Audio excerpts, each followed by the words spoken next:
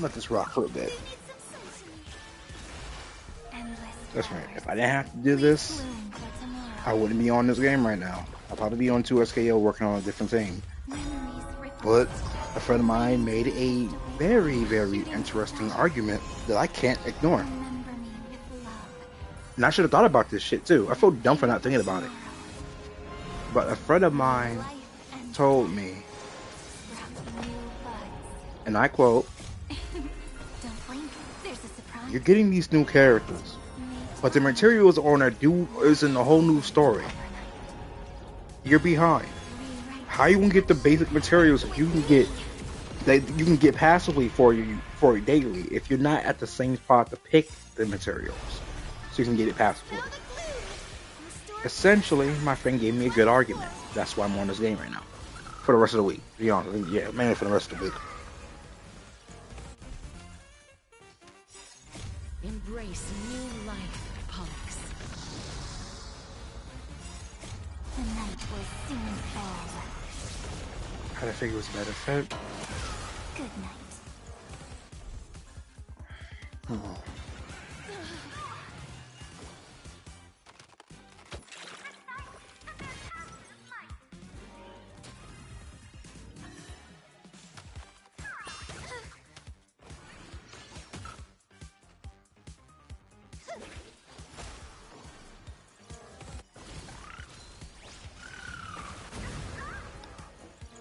See Darius in the character trailer and it gave me ideas.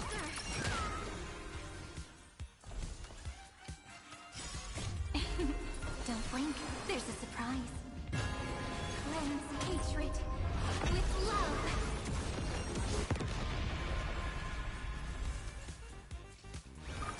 Everyone's been waiting for this. Dispel the gloom. Restore your summons. This today's gonna be a relaxing Monday. I feel it in my bones.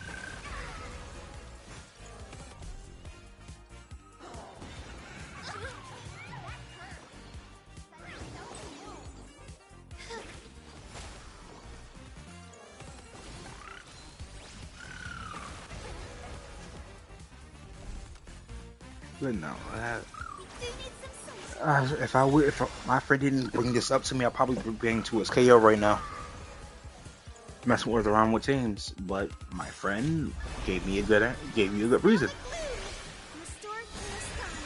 Once more.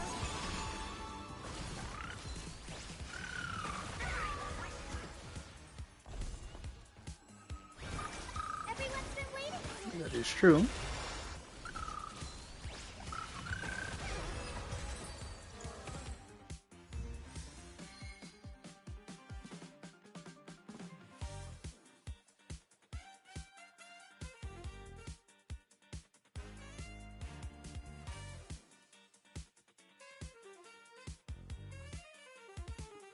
Darius just seemed like a better choice. I ain't playing Yasuo anytime fucking soon. At least I remember Darius combos in my brain, oddly enough. So it really worked.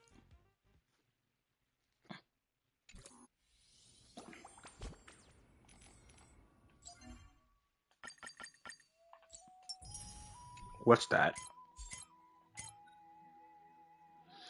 Fuck, I forgot. It reset. Come to think of it, I haven't chatted with Sonny in ages. Let's go see what he's up to. Who the fuck said that? No way my character sounds like that.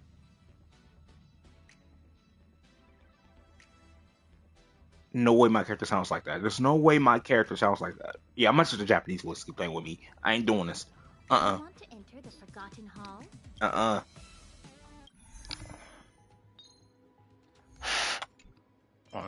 Okay. Alright, so here's what I'm gonna do. Wait, who do you use this already? No, I'm gonna use it. No, has data for this already.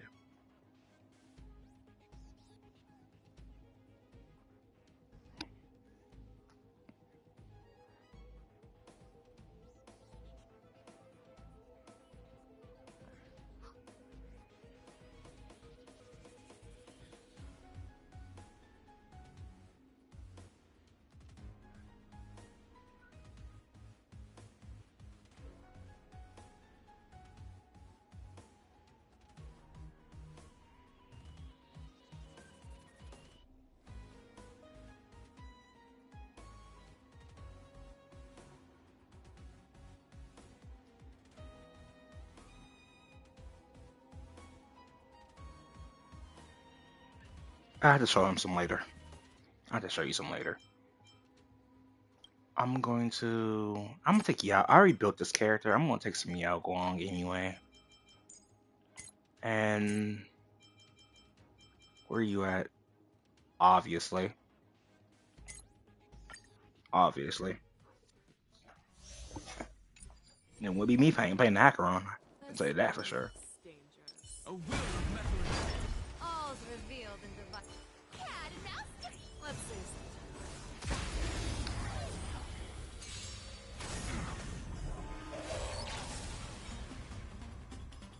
You can't run.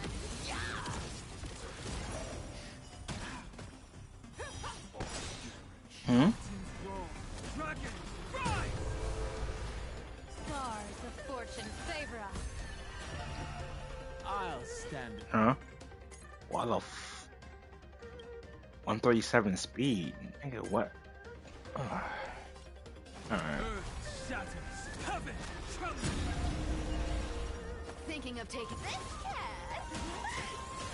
Pick it up. You found me.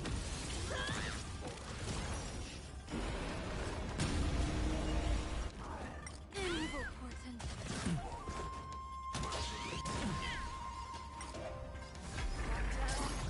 One,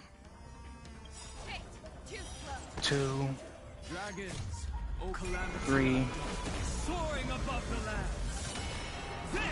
This is permanent. 4, 5.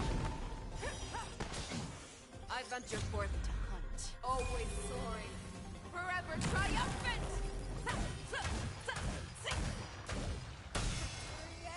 Inevitable.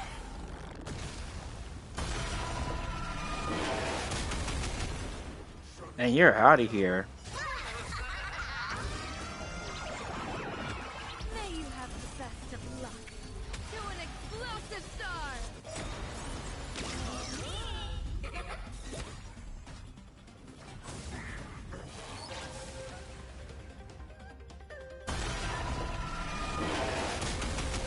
Here's the deal. Don't fight too hard, so I can go home early. Let me have a go. Clouds have scattered. People always say that I wish to observe the heavens with my divination. Oh, it's so beautiful. I like it. Here's a bad omen slip. No need to thank me. You can't run. Blessing in disguise. Amateur. Let's do this. Pop I this. venture forth to hunt. Always soaring. Forever triumphant.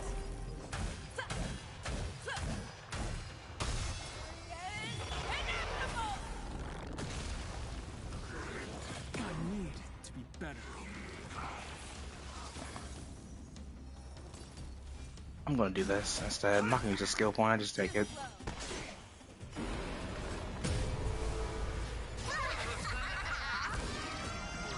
This should kill, right? May you have the best of luck. To an explosive star. Thinking of taking advantage. Alright. Nope. I have to use older. It's already done. That's fine. Alright. Storms on the horizon. A slow simmer over Loki. Infallible. Spring forth.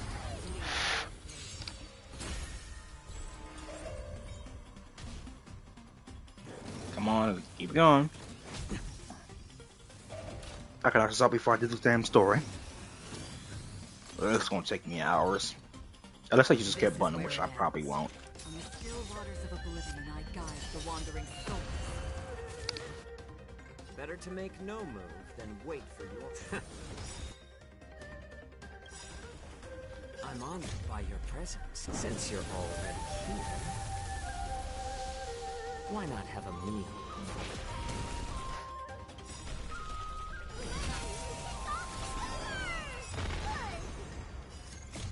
I weep for the departed. You should be next in this. 1, 2, 3. Justice reigns. It too shall fall.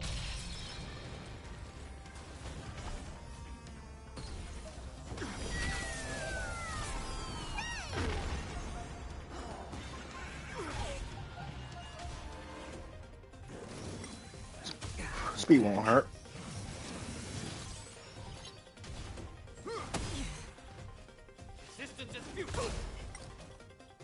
Did you come here of your own volition? Existence as fleeting as the dawn's dew, destined for oblivion. Needs a little more heat. Converge and awaken.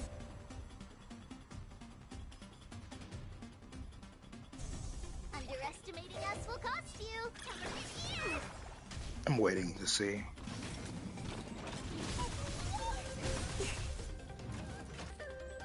I think we can finish this in one cycle. Why not? Let's one cycle this nonsense. It's coming.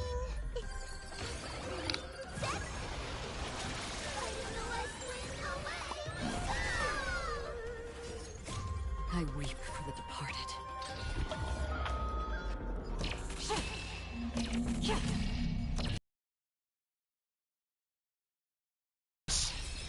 Oh, I'm about to say, I'd be surprised you're not dead from that. It's too early for you not to die. Come to think of it, I haven't chatted with Sonny in ages. Let's go see what he's up to. Ugh. Fuck me. Okay, I can do ice. I just can't do the bottom half. I do not have physical in any capabilities. I don't. I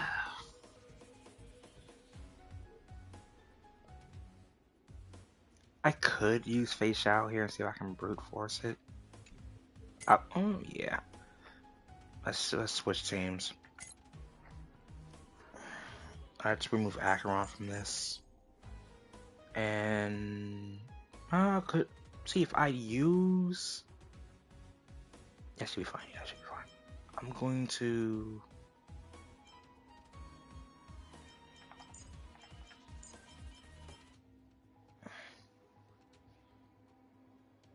It's better if I show you. It's hard to explain given how I am, but it's better if I show you what I mean by what he can use for as far as her sister's concerned. Especially the kunai assist. I found some tricky ass shit with that. But it's best if I show you. It's best if I show you.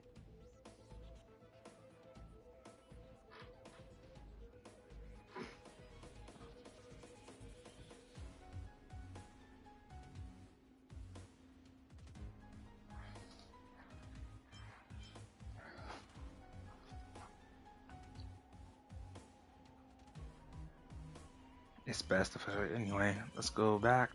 Trebi, Hyacinth. And for this, yeah, this is fine.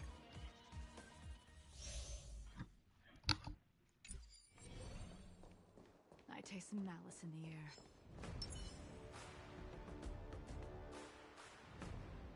Finally born. The moon shines on the truth.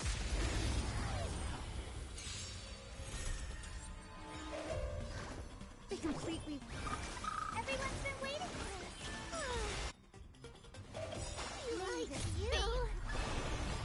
Dispel the glue. Restore your skies. Once more. Fight for your own skin.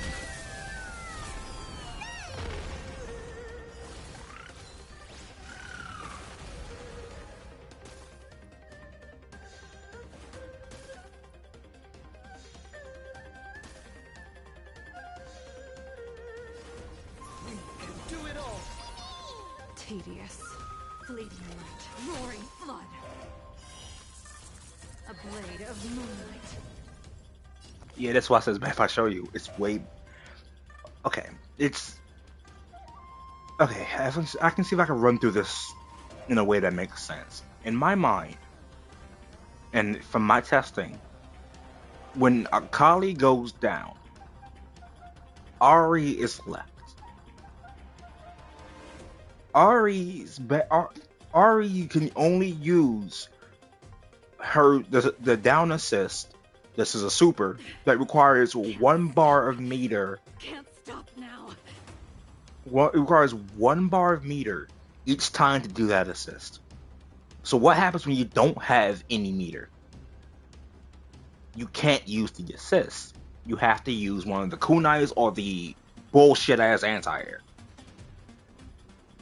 Well, Ari can't really use those two very well in combos. Really, literally. For some odd reason, the kunais don't OTG.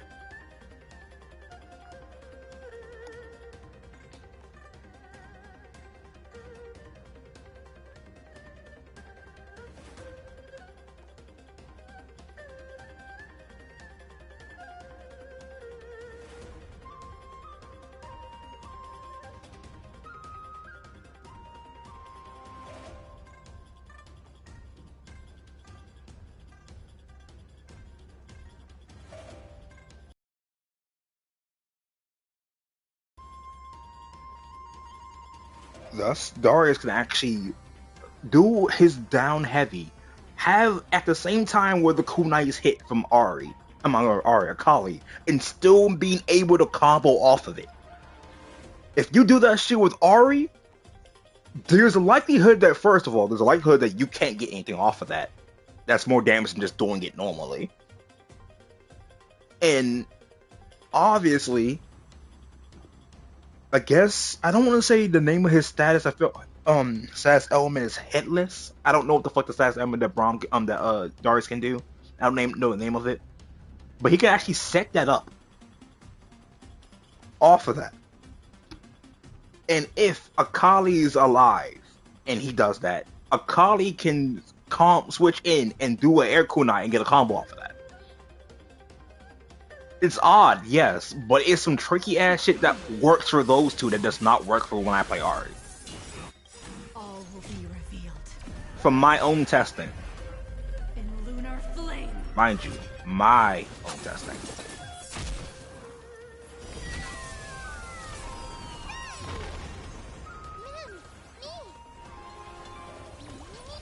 Oh, we back at it again.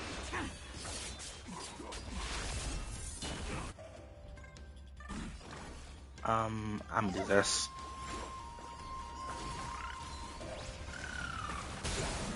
Okay.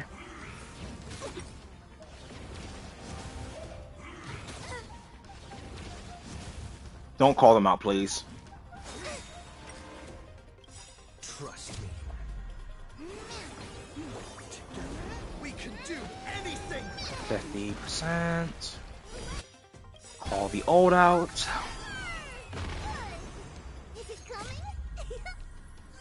When I try to do the same thing with Ari, it just dropped, and it was like less. It was really just less damage all around. Ah, fuck! He called them.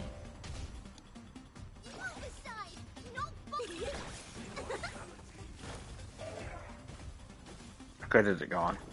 I'm gonna do this.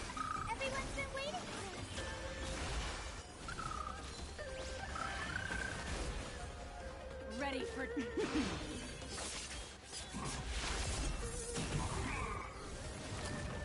Alright.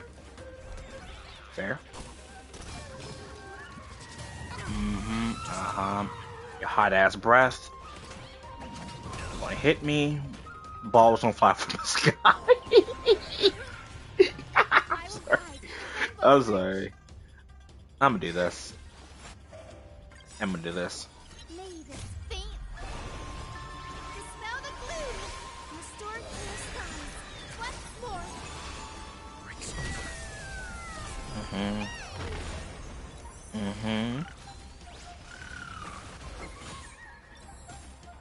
Okay. Okay.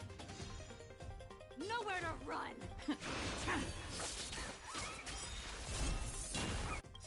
Oh, we're not done. Oh, we're not done. In lunar flame.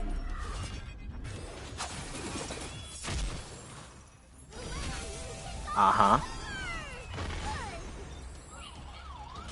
Damage boost. Turn them evil. Give me energy. Smack your face. Get hit with the bullshit. She back at it again. Like you never left. Do it again.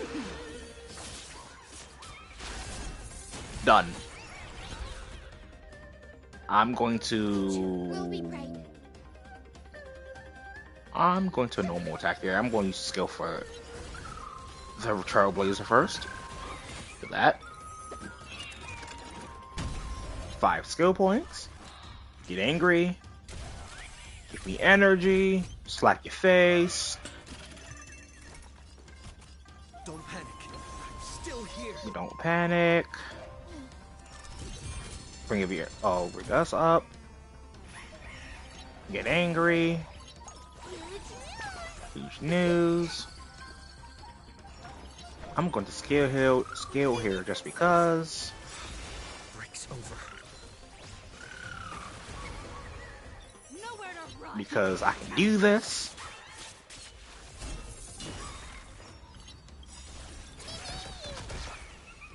I'm not even gonna save it. I'm doing it again. In lunar flame.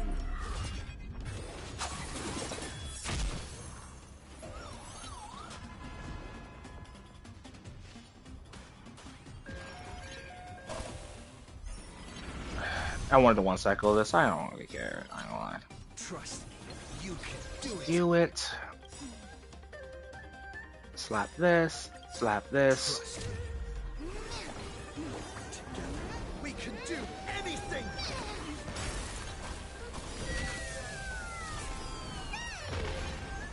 Is it coming?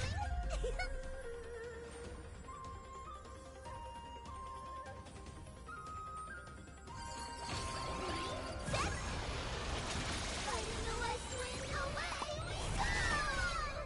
May this faint light.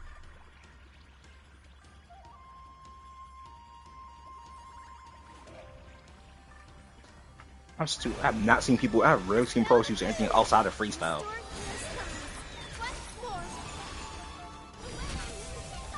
Together. Oh damn. Okay. This is why I was like I could if I didn't use Jing Liu up there I couldn't do anything. I don't have an imaginary unit, nor do I have a physical unit yet. That's all next patch. Literally, I'm legit might drop like a couple hundred. I'm gonna like a couple of bucks to get them characters. A will of metal. All's revealed in just Cat and mouse turn. Let's see. See if I can brute force this. I probably can't.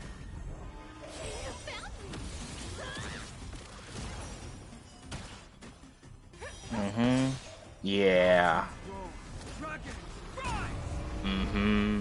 stars of fortune favor us. It was one cycle they took. Stand in their way. Earth shatters. Heaven trembles. Nah, I'm not gonna do that. Yeah. See, if I was on my second account, I could possibly deal this with Finon. I could possibly deal with Finon. I'm not saying that I 100% can. Divination tells me that this, as easy as that. You can't run.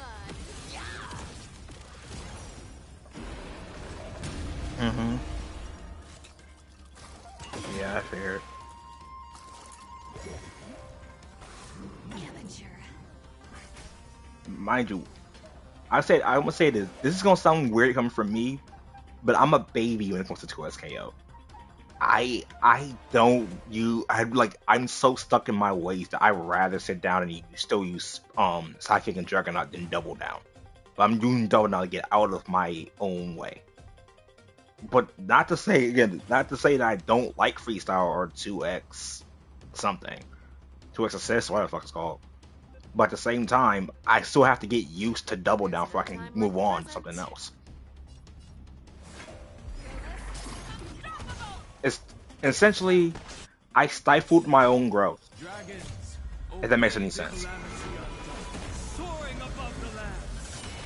because I'm too stubborn. I venture forth to hunt. This should... I'm not gonna say kill, but it should do a lot of damage. Fuck no, I was wrong. Oh, I was absolutely wrong. Uh-huh. Give him the slip. May you have the best of luck. To an explosive star.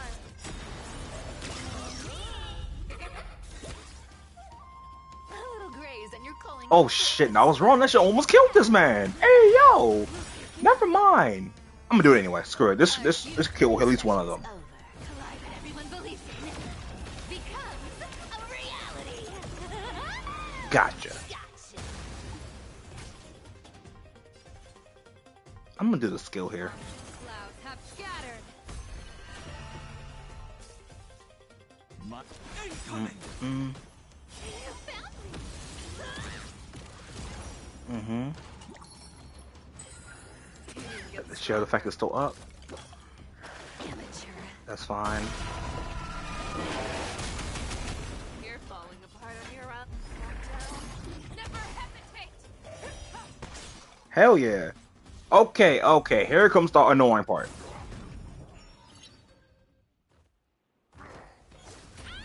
Uh-huh.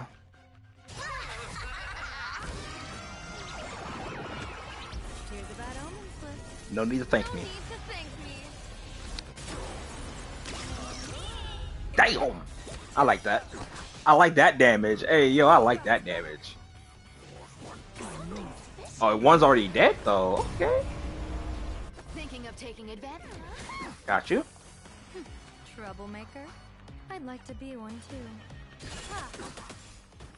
You can't run. I'm gonna do the max. I'm gonna do this to the max. Mm-hmm. People always say that the will of heaven can't be overturned. We're gonna do this again. But I wish to observe the heavens with my divination. I venture forth to hunt. And I aha shit too. Ooh, that's okay. Let's see how it's gonna do. Hey, yo, I like this. Oh shit, I was wrong. She doing she doing the damage. Okay.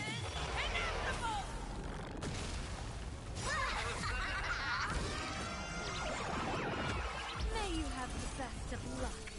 To an explosive star. Damn. Ooh, we got a stack too? Mm-hmm. Mm-hmm. Go ahead.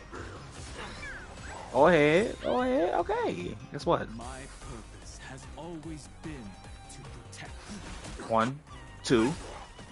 Dragons, oh calamity, soaring above the I gotta get the dragon. You know I gotta get the dragon. Man. It's in the name.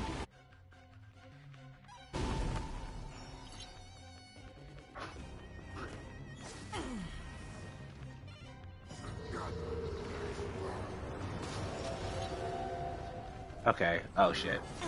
He got angry. I could do this though, right? Yeah, I can.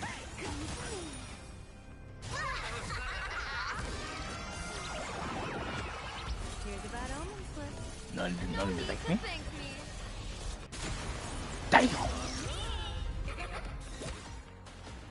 Oh, you nasty. Trouble ahead. What?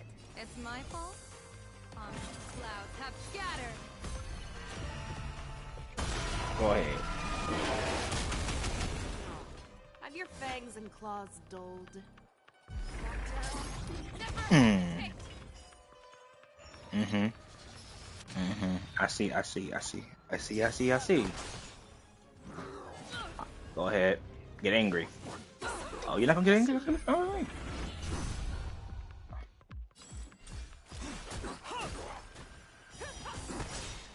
The dragon. Again. Here's the deal. This cat will pick it up. Let's do it. I venture forth to hunt. 90 crit rate on her. This is not given what she has on. It's really not that bad. I might have to pick up Robin after all. Always soaring Hey. Okay. She's gonna be free, essentially, for me. She technically says me she's always gonna be free, but I might not have to get her after all. Divination tells me that this, as easy as that. I'm gonna wait. I'm gonna see. I'm gonna see what you want to do. I'm gonna see if you gonna get angry or not. Nah, you got their dogs on me, babe. You good? May you have the best of luck. To an explosive star.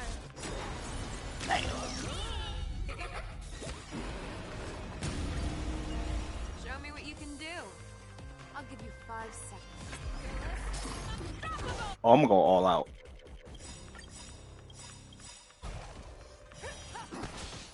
Dragons. This is not gonna kill. Well, no. Actually, Cypher might actually get the last hit of this. Yeah, Cypher got it. People always say that the... But I wish to observe the heavens with my divination. Our cute play session is over. Yep, she got it. That is 473 charge. Yeah, she got it. Everyone believes it She got it. becomes a reality. Gotcha.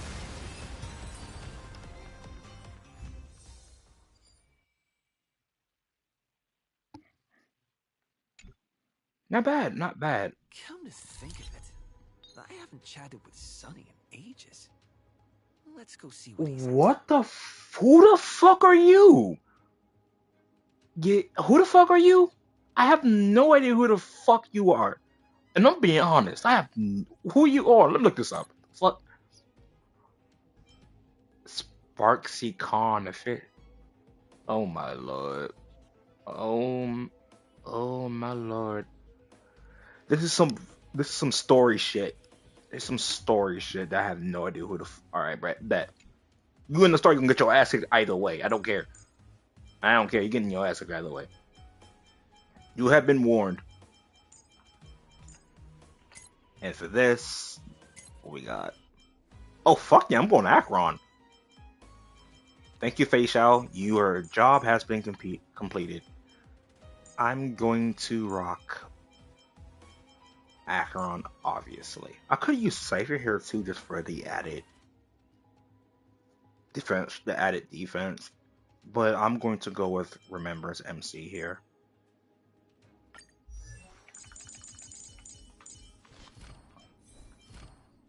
Yeah. Oh yeah, I didn't level these up either. That's another thing. I didn't level these things up. What was it again? Yeah, okay.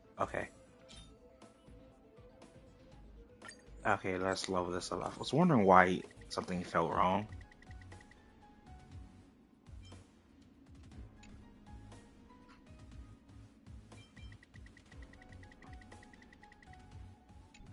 Effect resistance, please. Or speed. Effect resistance speed's good too. Okay, I'll take it. Wait, she needs crit damage first. I don't got a crit damage one, so you want to do a crit rate. Capiche? Good. You wanna deal with that? Alright. Don't really care. Speed boots. Absolutely. Crit damage, please.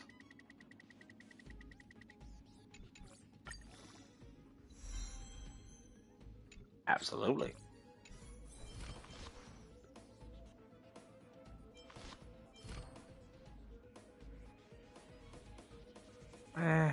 Do I really need these? Rest recommended. Upgrade as needed. Okay, so I don't need these at all. It just increases Mem's HP. It doesn't really. Me. Alright. But no, it's fine.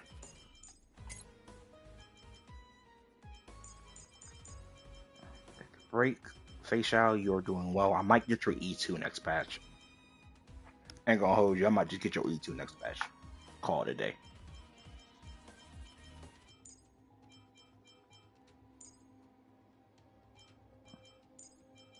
And I'm going. That's what else I was gonna do. Oh yeah, remember MC. That's why. All right. Yeah, I'm just gonna brute force this shit. Be careful. You are going to die today. Finally, you straighten up. Emerge from your cocoon. You're going to die today. Danger approaches. I do not care. You're going to die today.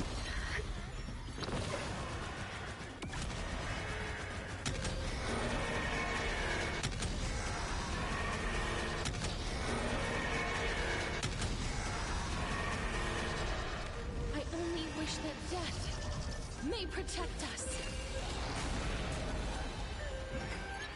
You so lucky I don't have. You so lucky I don't have freaking I don't have Siren. You're so lucky because if I had Siren, True Damage would have killed you by now. Ugh. You're fine. Let's do it again. Don't worry. The night will soon fall. Good night.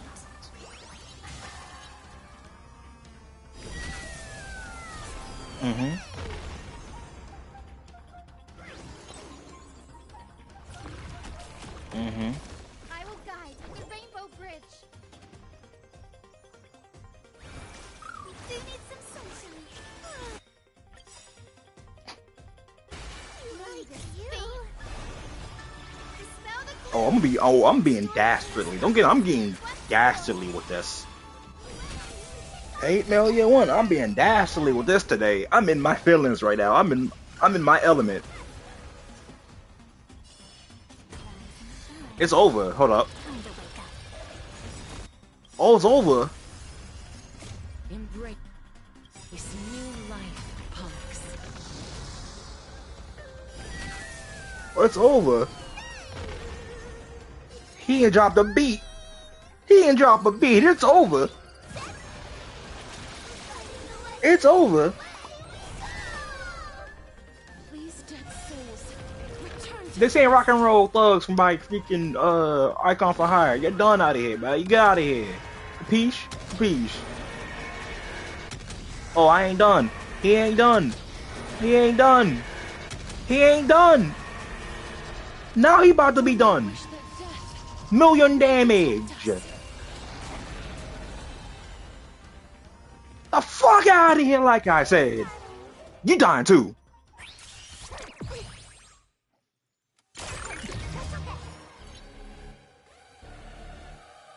It's like one character to head to the subfield while the rest of them on the primary field. Fuck it, we do Gastrus.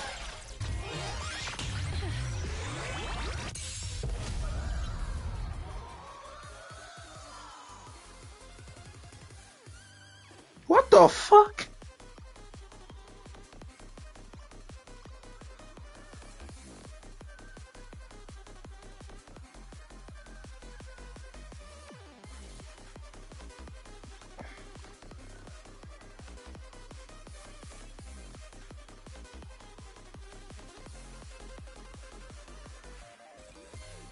I will wait here until the final instant arrives. I grant you this, as you wish.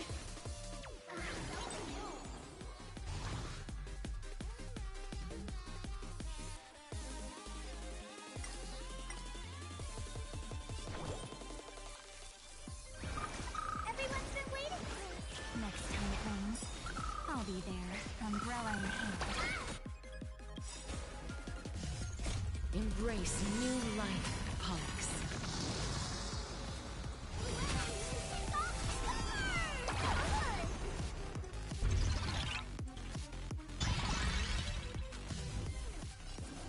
Darkness follows me.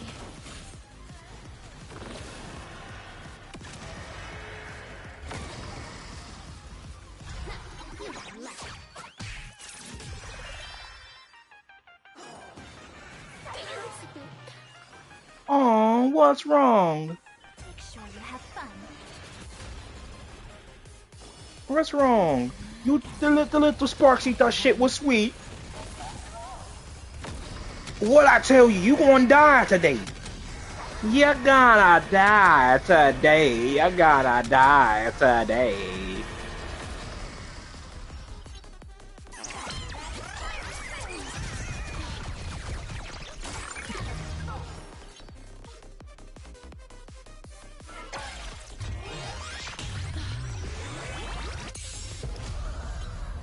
Dead souls, return to Yeah, keep doing that.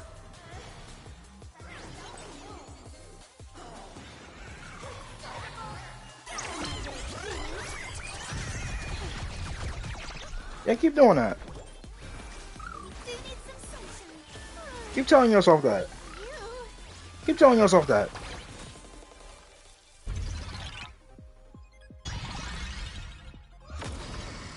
Keep telling yourself that. Keep telling yourself that. Keep telling yourself that you ain't something might happen to you, bro. This dragon want to explode in your face, bro. I only wish Keep telling yourself that. Dead ass. Keep telling yourself that you thought shit is sweet, man. I don't know what mechanics you got. Yeah. Win-win me. Win-win means winning twice. I don't give a Keisha. watch my moves closely. My man said I don't give a fuck, Keisha. Go on, treat our guests nicely. Rise and shine. Time to wake up. Everyone's been waiting for it. Like you. Made of faint. Dispel the glue. Restore clear skies. Once more. I'll be there.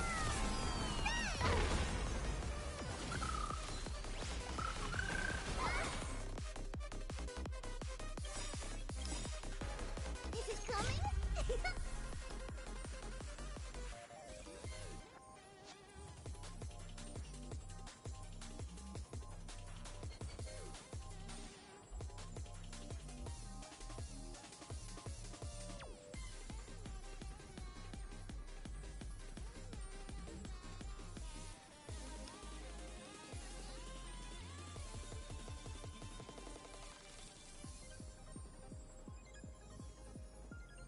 You clap one, I clap one.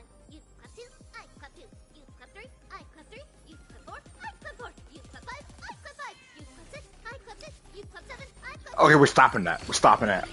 God. Oh, what was that? Nah. I'm in my feelings, bro. I'm in the zone. I'm in my element, bro. I'm enjoying myself. Mm-hmm. This is over. follows me. I'm gonna quit.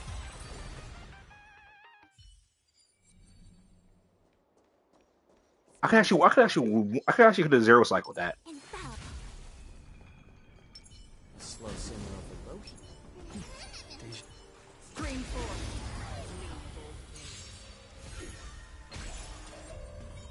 Let's try it this other way. We can do it all. Did you come here of your own? From the still waters of oblivion, I guide the wandering souls. Together as one. I weep for the departed.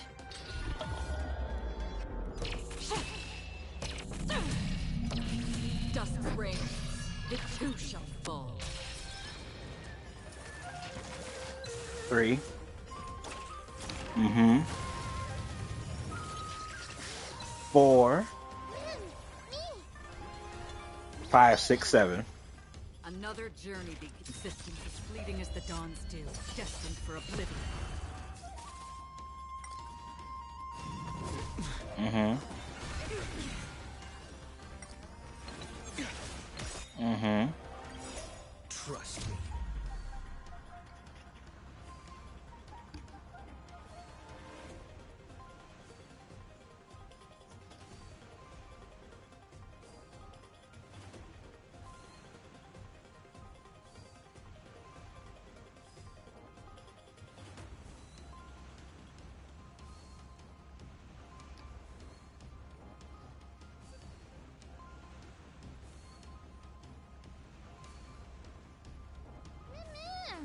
Well, I'm not in a hurry anyway.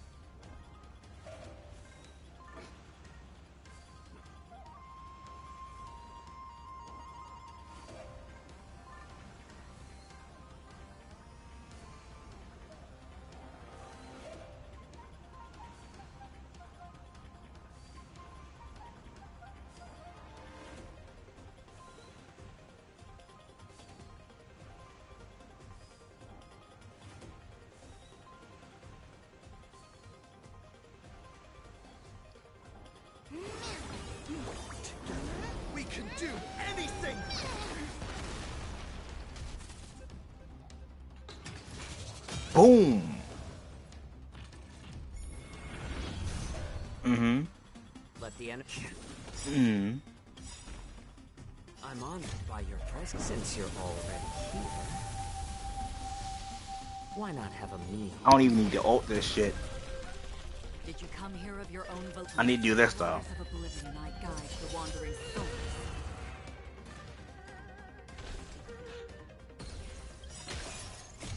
I weep for the departed. I ain't playing. Mm-hmm. That true damage. That true damage. That true damage. That true damage. Existence is fleeting as the dawn's dew, destined for oblivion.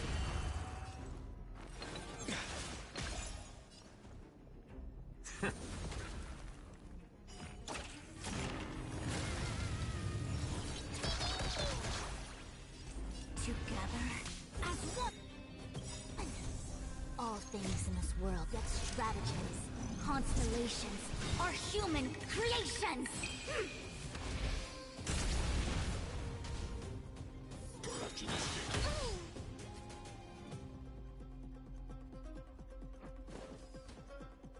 Executing operation. I weep for That true damage is gone though. Yep. That true damage is gone, but I don't care. the two shall fall.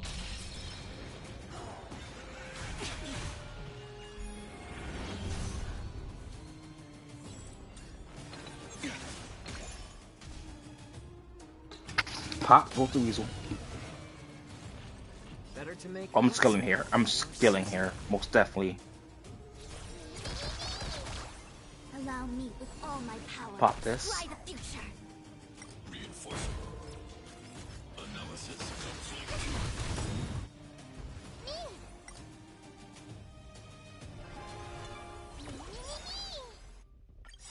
Trust me.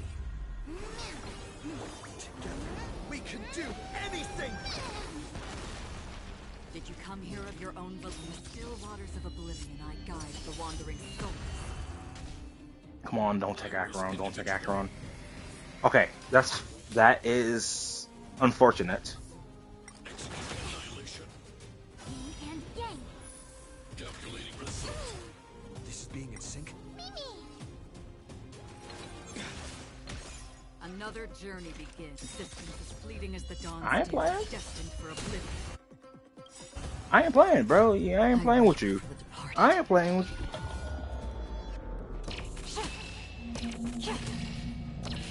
Dusk's reign, the two shall fall.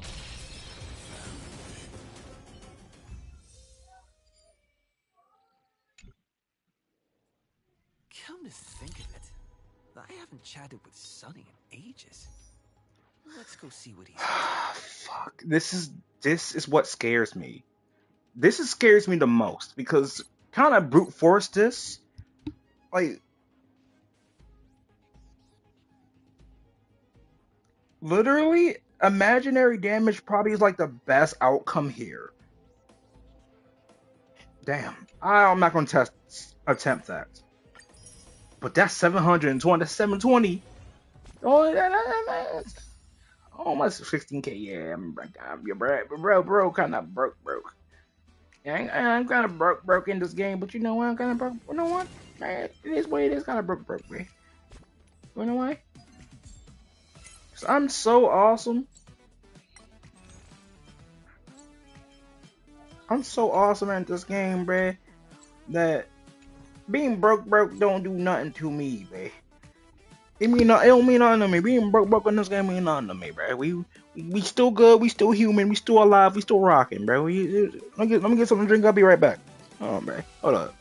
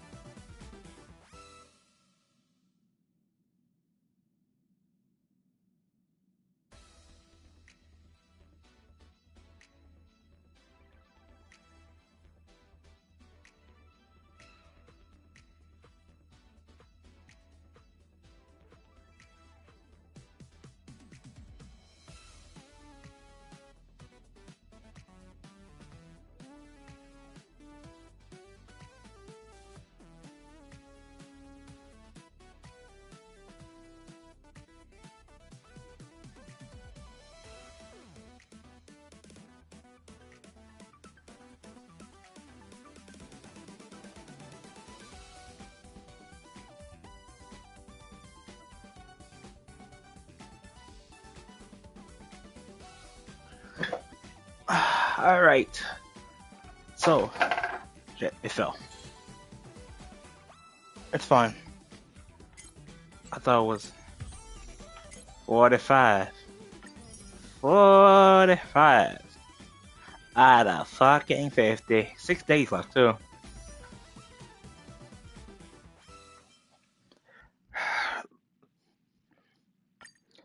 Show me something good. Oh my god. It's it's technically kind of like my first love in this game as far as characters concerned. It's Natasha. Damn, it's been a long time. Damn, Natasha, how you been? I haven't pulled you out of retirement in years.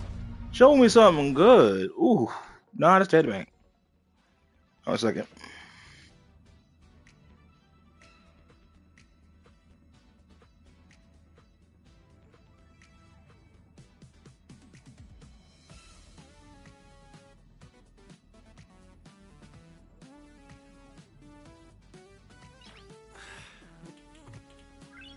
Nice.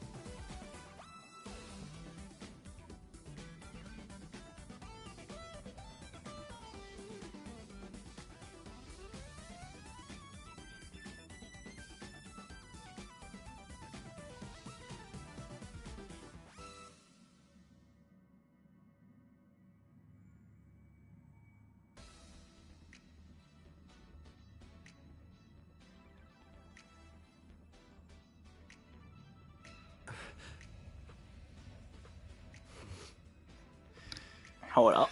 Okay, so I'm gonna talk. I'm gonna talk. And see, I'm gonna talk my talk. I'm gonna do my own thing, right? We're gonna enjoy this. Even though there's 1% in here, thank you for being here. We're gonna rock out to this week. This week, I'm feeling good. This week, I'm feeling good. I'm feeling healthy. I'm feeling good. I'm feeling healthy, but I feel like this is fine. I have 7 of these, and I won't be able to get into the 17. So, like, I'm not doing all that. But yeah, I forgot this. I have these.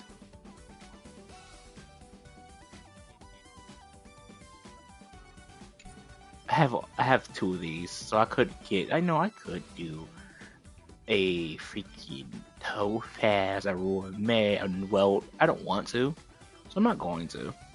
But like, I have enough. But my point is this, bro. Let's get. Let's talk. Let's talk for a bit. So I want to let y'all know that the last time we left off on Amphores, we were on, mind you, we were on for the sun is set to die. I have not did before their deaths. I have not did this. I have not did this, and I have not did this. This is the latest art update. I have not did these two yet either. And you're wondering why this is Pentaconi has a fourth one? It's because before we got to Planar Arcadia, we essentially had another Pentaconi story, and I just didn't do it. So when I'm saying you I'm behind, I'm behind on 1, 2, 3, 4, 5, 6 stories. These stories are important because they have pieces that I need. But I'm doing them in order this time. It's not like I did in Woo where I just skipped because didn't have enough time to do it. So I'm doing them in order this time. Wish me luck. So I might just do one. I'm gonna do one now. I'm gonna do There's 6, right? So we have 7 days in a week. I'm gonna do one story a day.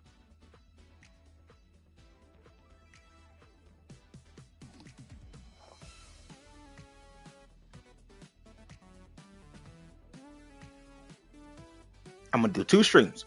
One for I'm gonna do two streams. One HSR stream a day and one something else a day.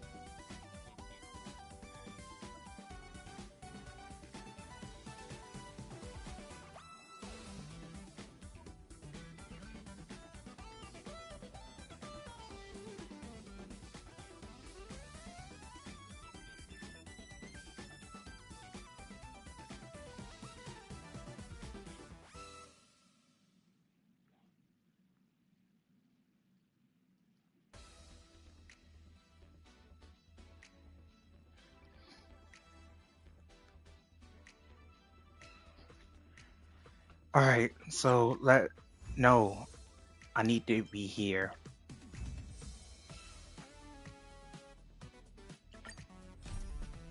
before the deaths. Memories to prelude.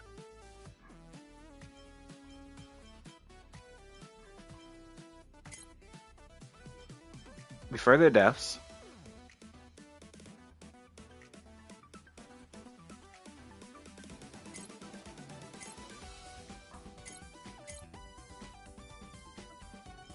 It's 100. It's 100. It's optional. This is 100. This is 200. This is 60. This is 40. This is 80. But it's essentially fine because I just need these anyway.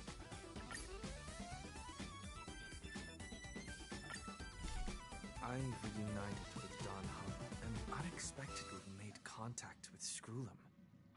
He warned us that Amphorius was actually an experimental ground for the erudition and was rapidly falling into the path of destruction. To tackle the crisis together, I stayed behind in Amphorius as an informant, while Dan Hong returned to the Express as planned to seek help. On top of that, Skrullum informed us that March 7th, however, The current priority, we struck down the enemy. It turned out that all of us were trapped in the eternal recurrences created by Finan and Cyrene. And the Flame Reaver was Finan himself, who had burned out after bearing countless core flames. Their goal was simple: to oppose the Eon and rewrite the world's doomed fate of destruction.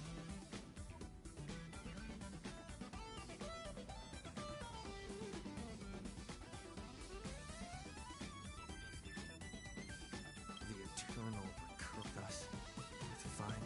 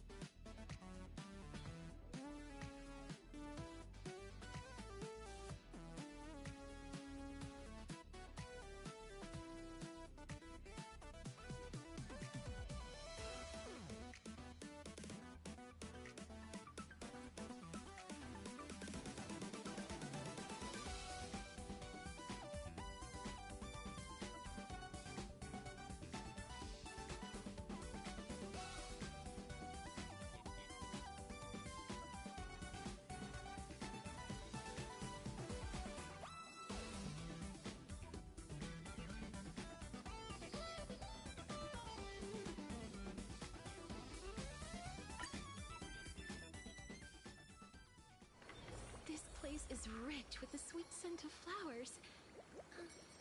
Can we stay here for a while longer?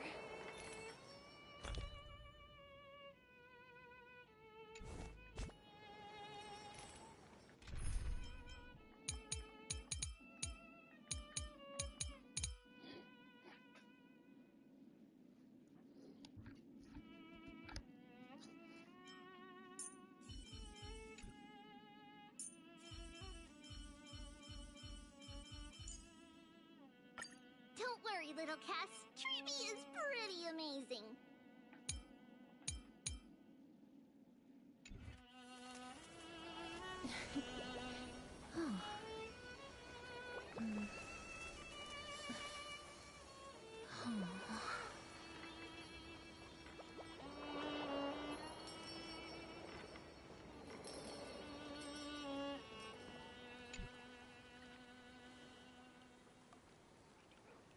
Hello. Your surprised expression is just like what the memories recorded.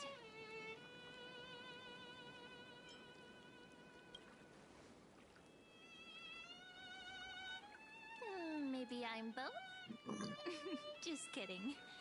If I had to choose, then I'm probably closer to the latter. It's pretty unbelievable for me, too. It's like I had a long, long dream. Cyrene's memories and Mem's memories, they're all tangled together. But when I woke up, there were only broken fragments left. I can't remember what happened in those 30 million cycles, but I remember what you did for this world.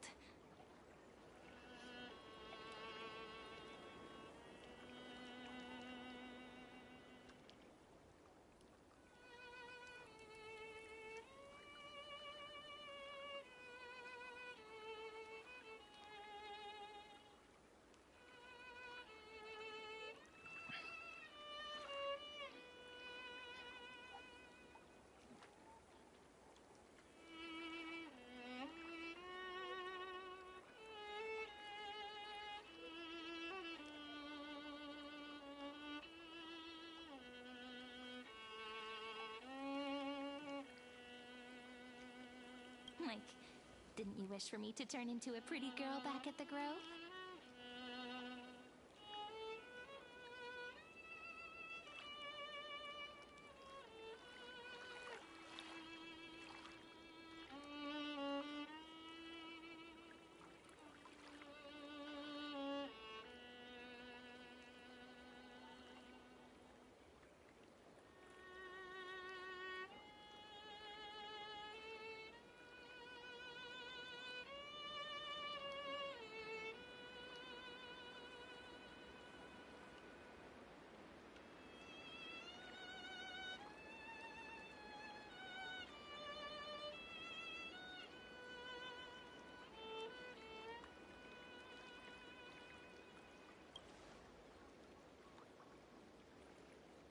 Yep.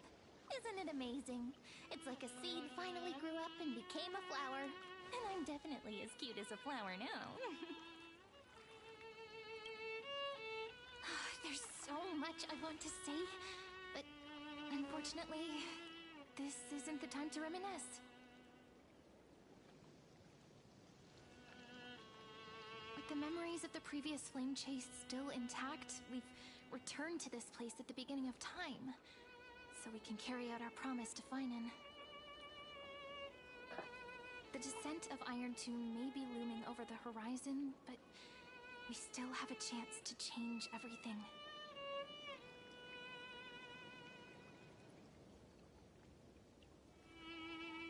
Ide Silicii is so quiet. In Cyrene's memories, she always sits alone by the lake, gently swaying on the swing, like she's waiting for someone.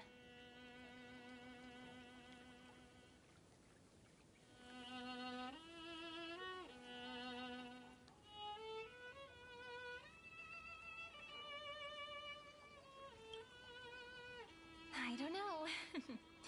It sounds weird, doesn't it?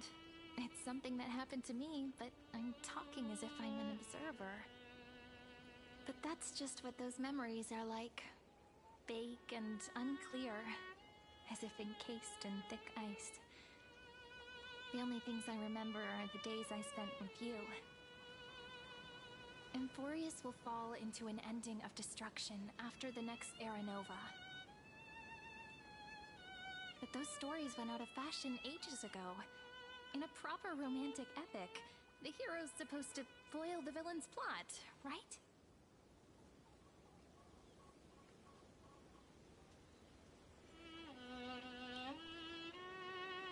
That's right. He's the mastermind who's trying to control everything. How unforgivable. But I still feel a bit anxious. Lygus chose to walk into the spotlight and reveal everything, which means he still thinks the current situation is under his control. Maybe he still has an ace up his sleeve. Think about it. Even the name Lycurgus is a fake one. We have no idea who or what he really is. Which means it's probably time to borrow that treasure you're carrying, friend.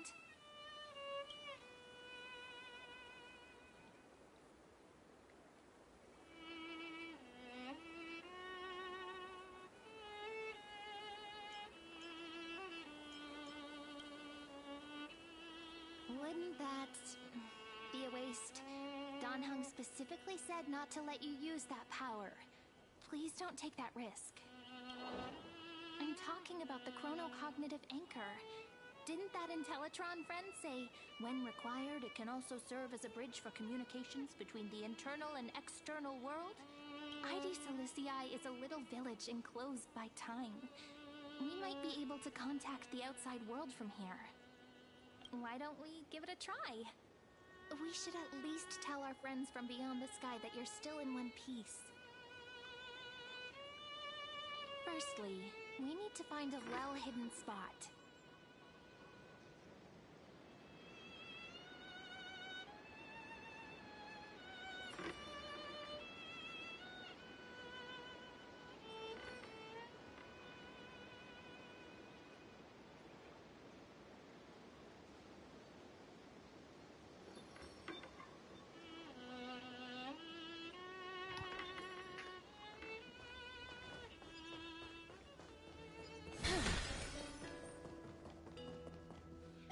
It's super quiet here. Sounds can't get in or out. Back in Cyrene's memories, this room was her secret base. No one noticed her practicing Orynyx's prayer here, or trying to speak with the gods in secret. But today's different, isn't it? We aren't trying to contact unreachable gods, but humans from other worlds. Real people. I'm prepared to witness that miracle, friend.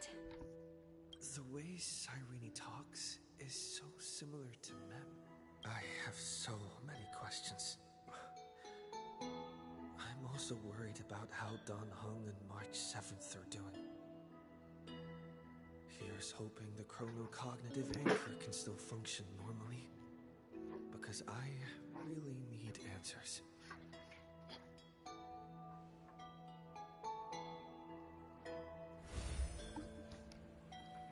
Signal strength, 14.8%. Dialogue window, 16 minutes 22 seconds. Prerequisite, no external interferences. We are very glad to learn that you're safe.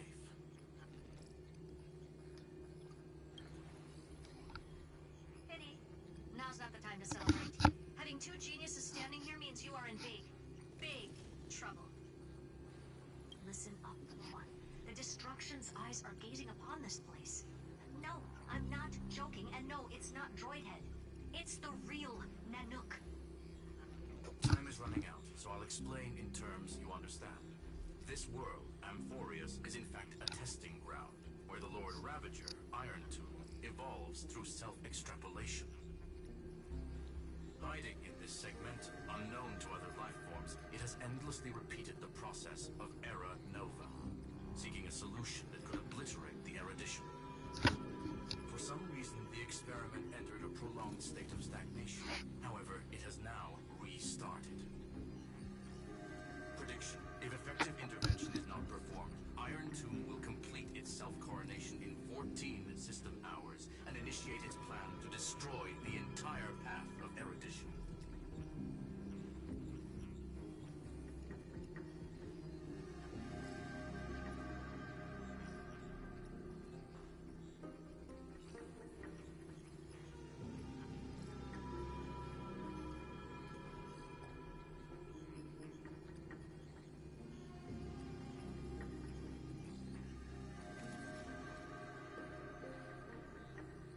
The possibilities are endless.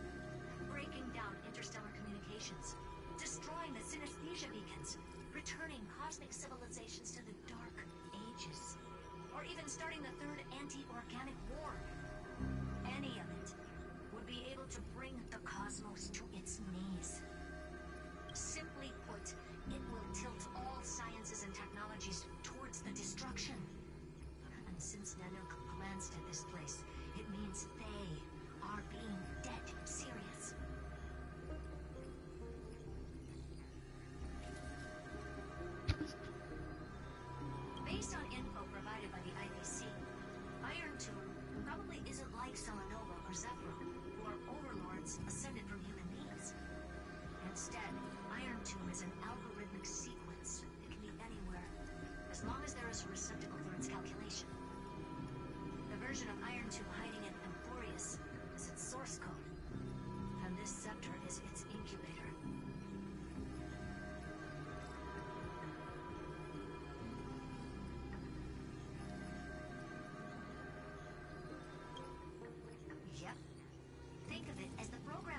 reached 99.98% completion already.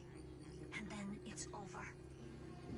Something in the shadows has been driving everything forward. It's the observer named Ligus. Speculation, he's the Scepter System's administrator. He wants Iron Tomb to break through the knowledge singularity. I don't know why he wants to do it, but he'll remove interferences at any cost. You're the only variable within this world, and you're the only thing he fears. So listen closely, little one. The speed of time is different in Amphorius compared to the outside. Destruction is just about to arrive, but you can still play Deliverer one last time.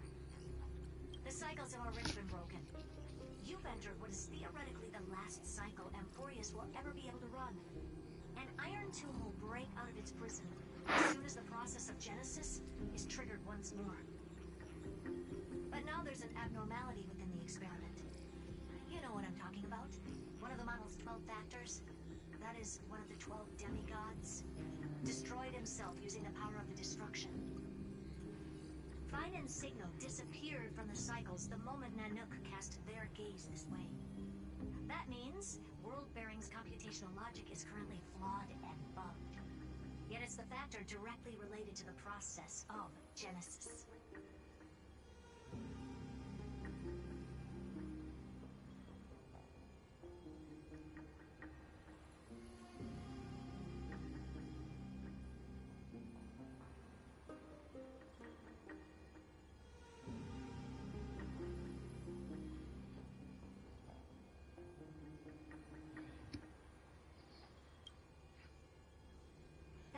Teletron will definitely do all he can to debug this error. So you have to take this chance to claim Kephal's core flame. Don't let him have his way. The key to suppressing Iron Tomb lies in whether he can rewrite the purpose of Era Nova. There's one more preparation we must make. Ligus's behavior has been quite abnormal. He's never interfered in the actions of Titans or the demigods throughout the whole experiment. Deduction. The Scepter has an extremely strict autonomous protocol, restricting even its administrator. In Amphorius, this ultimate protocol goes by another name. The Law Titan, Talanta. Law. They are the rules that restrain all things in Amphorius. And it was the core flame returned at the very beginning of the last flame chase journey. Why do you have another little pink one next to you? Huh? Her path chart is... Is there something wrong with me? Never mind. Let's get back to the topic at hand. Light calendar 3960. Month of balance. We'll be locking onto this time period to find Law. You can either meet the Titan, convince the demigod, or take the core flame by force. It doesn't matter what you do, so long as you bend it to your favor. We still haven't figured out how you and Don Hong got inside this world. So influencing protocol is currently our best way to stop Ligus, or to call for more reinforcements into this fight. Once you've got Law in your hands, we'll discuss our next steps. Make sure the core flame doesn't fall into enemy hands. Herta, the firewall's interference is getting closer. Time is running out. Please ask any questions you still have as soon. Iron Tomb can't affect the real world just yet. Don't worry. Himiko and the others are more concerned about your well-being than their own. Mr. Don Hung did not enter the new world with you at the end of the last cycle. No, the flow of time inside and outside Amphorius is not identical. 1,000 years in this world may only be a fleeting second outside of it. Conclusion, he is on his way back to the Express. Miss March's situation is rather complicated. Madame Herta and I can detect her signal, but cannot ascertain her location. What we can be sure of is that she's still in Amphorius. Don't worry about her. She's absolutely chock full of mysteries. Even if Amphorius explodes, she'll probably float out perfectly protected in a nice thick layer of ice. Worry more about yourself instead. I believe in your capacities. The hands of the Trailblaze can create miracles, and will certainly be able to snuff out the flames of evil. motivational speeches. I just hope you bring good news the next time we meet, little one. No, not little one. Deliverer.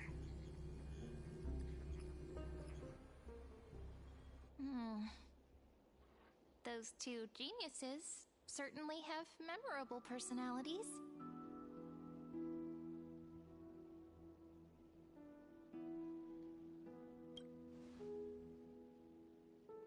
It feels weird. This all feels really familiar. Some of that conversation feels like it's about things I once knew, but then forgot. Maybe it's because of Mem? After all, Mem's a memo sprite born out of your thoughts, friend. Maybe our memories somehow got tangled up together. Never mind. Let's focus on something more important with what little time we have. Just treat me as an ordinary girl with secrets, okay? Light calendar 3960.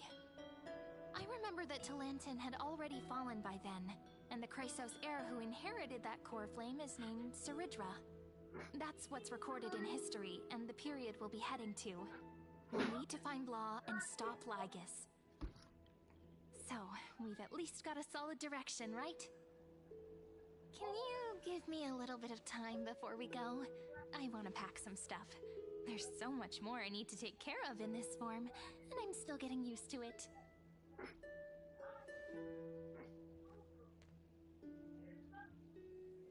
A relaxed scene like this probably no longer exists in the outside world.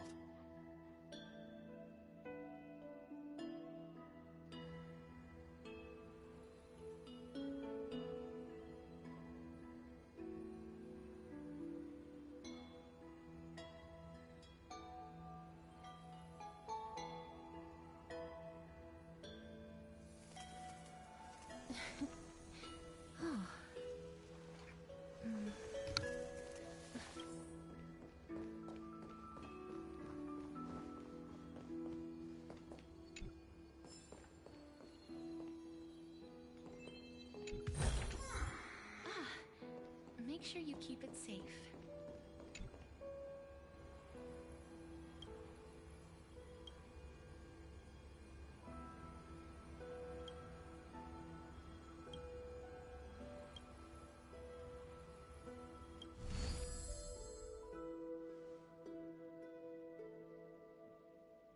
Should I head to the attic to wait for Cyrene?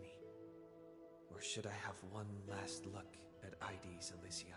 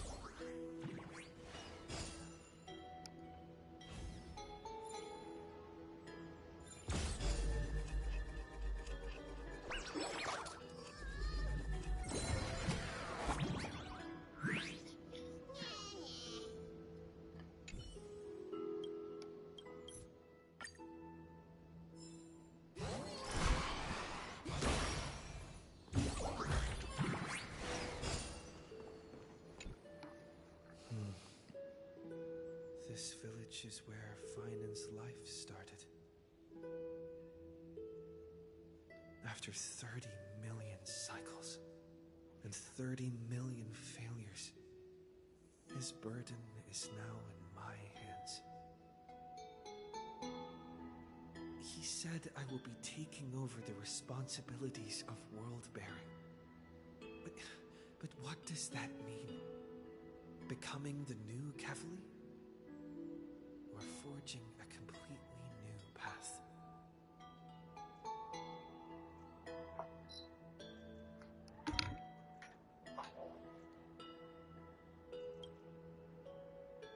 Destiny must have brought me here for a purpose. This isn't a coincidence, but an eventuality created after 30 million quantitative changes. There's nothing to fear. I'm destined to play the most important role in this final battle. I've already beaten another Lord Ravager, after all. Thinking hard over there? I finished packing. I decided to just bring these few things in the end. See? There's a journal, a quill pen, and the ceremonial blade of the Priests of Time. Holding it calms me down for some reason. The scent of the Black Tide is now calm. Finan must still be fighting them in some way. This will be Amphorius's final flame chase journey. But it won't be the end of us. It'll be the beginning. Friend, are you ready to become a hero?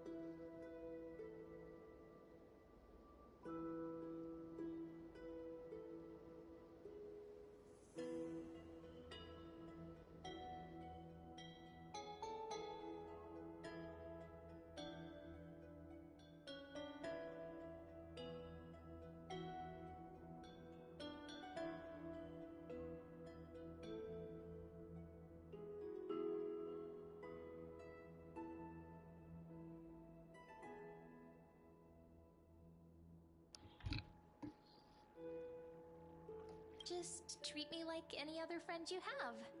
We share a common goal and common enemies. And we may also share a common future. A future that has never emerged in any other cycles before. I believe in you, friend. If you still can't get used to it, just call me Mem like you did before. Just kidding. Are you worried that the burden is too heavy for you? Don't worry. Maybe the answer isn't as complicated as you think. You've seen how every person regarded as a hero in Amphorius was nothing more than a flawed human. They were just at the right place at the right time when the world needed a hero. But those aren't coincidences. Just like how your arrival kickstarted Amphorius's fate once more after a stagnation of more than 30 million cycles. It's the inevitability of being a trailblazer. A person's personality is their destiny. Your own hero's journey already started the moment you decided to board that express.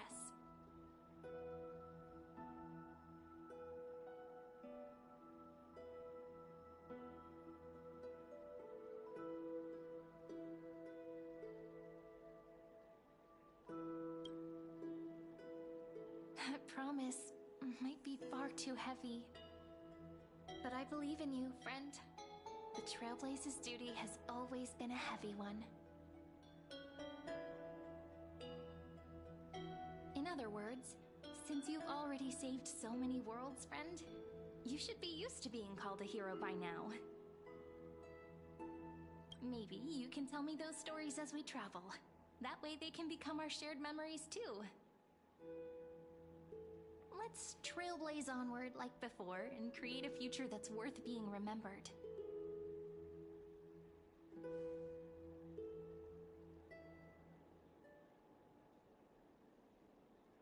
It seems you two are prepared to head out. You should indeed treasure the view before you.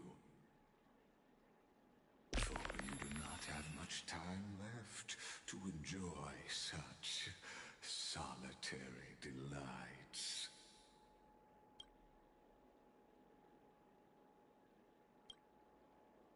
My apologies for disturbing your moment of repose. To fully express my apologies, please grace my abode with your presence, so I may demonstrate the full scope of my hospitality.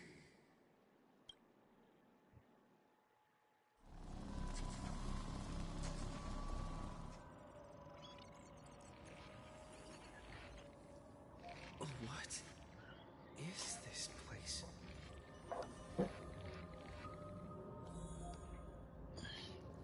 Farewell, then. May we reunite in the new world.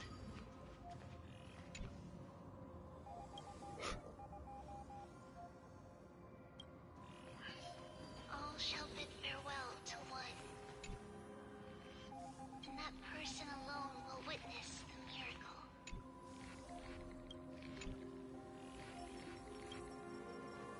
The light of the Dawn device never fades.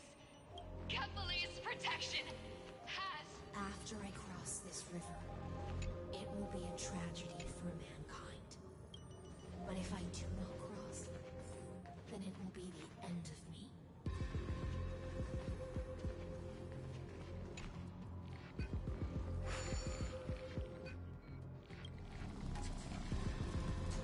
Outlier. Executing command. Record.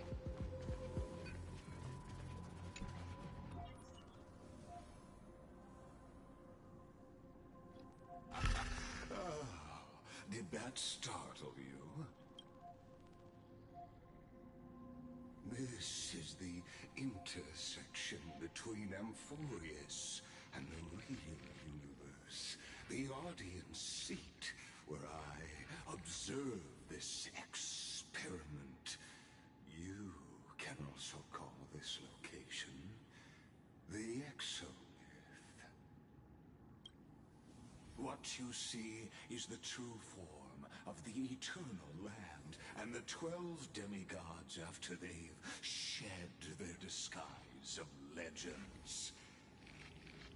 Doesn't it look marvelous? Amphorius is like a microcosm of the cosmos. People love to portray the romance of the starry skies, but their tales often forget a different and far more truthful type of universe.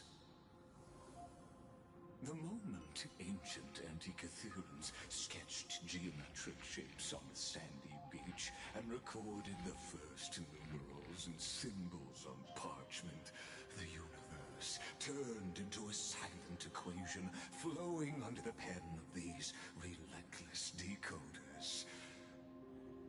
Erudition.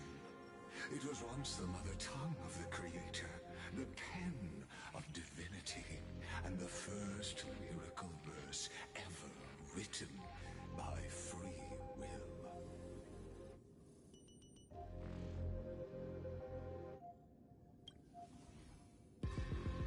Seems like you are not in the mood for an idle chat. That is fine. I simply wish for you to understand that I have no intention of being your enemy.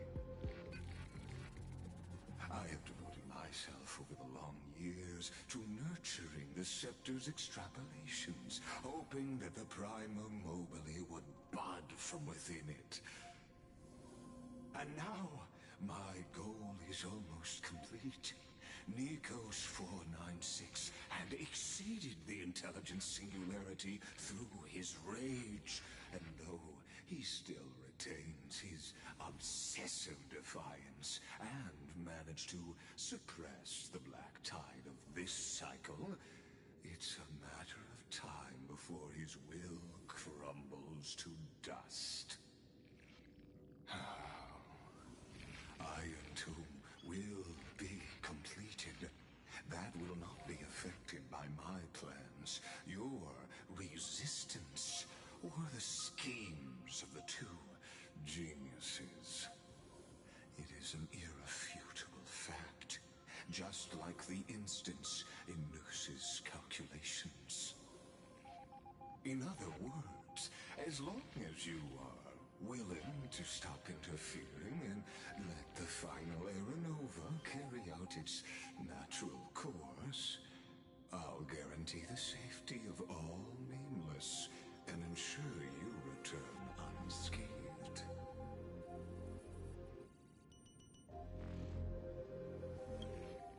You've always had a choice, my lord. You can either accept my sincerity or face the consequences of defying it.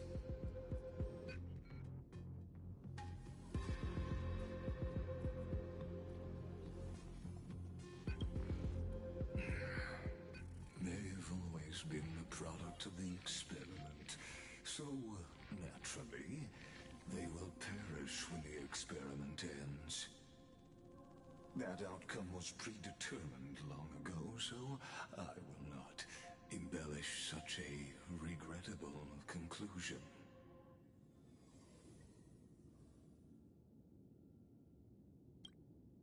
Ah, yes. I am aware of that esteemed lady's whereabouts. Her real identity is quite astounding.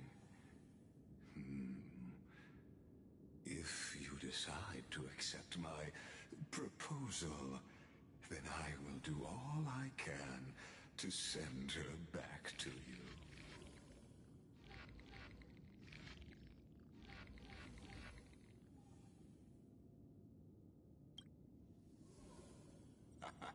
You are indeed worried about your safety and that of your companions.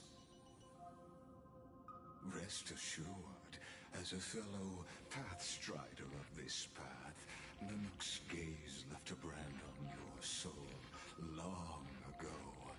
You harbor the seed of destruction within you. But you need to learn how to use it in the right way. That vital knowledge is also my bargaining chip in this negotiation between us. For there are few in this world who are truly capable of such a feat. And I happen to be one of them.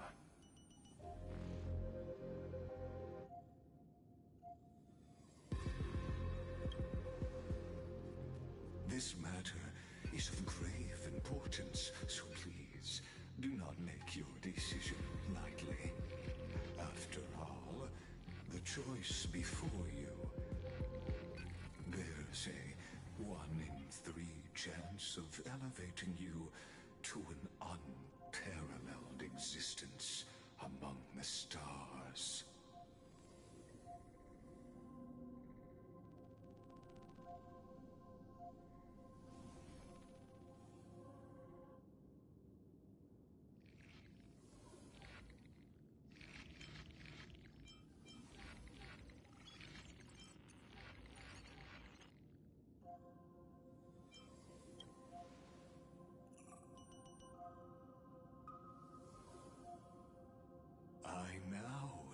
full scope of the determination, you may now continue your travels.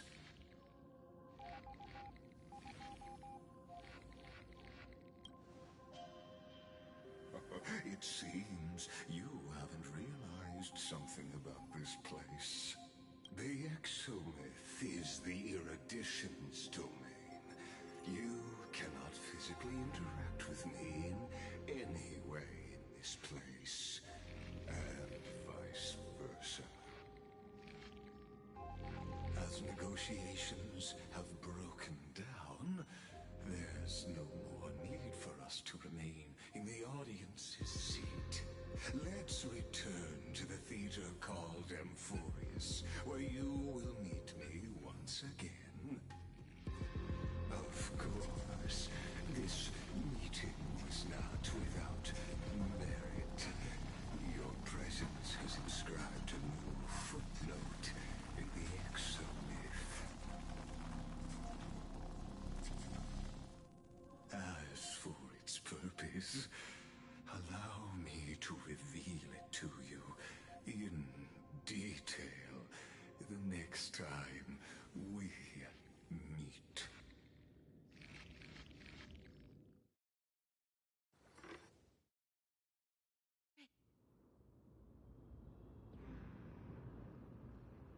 "100 years ago, the flames of war consumed Akama. The Outland forces broke through the dawn. Golden blood flowed with greed, and enemies descended with Kephali's eternal slumber, painting the holy city's walls in scarlet. Its generals had vanished, and the elders prostrated on the ground. The throne of worlds kept silent to the pleas of the people.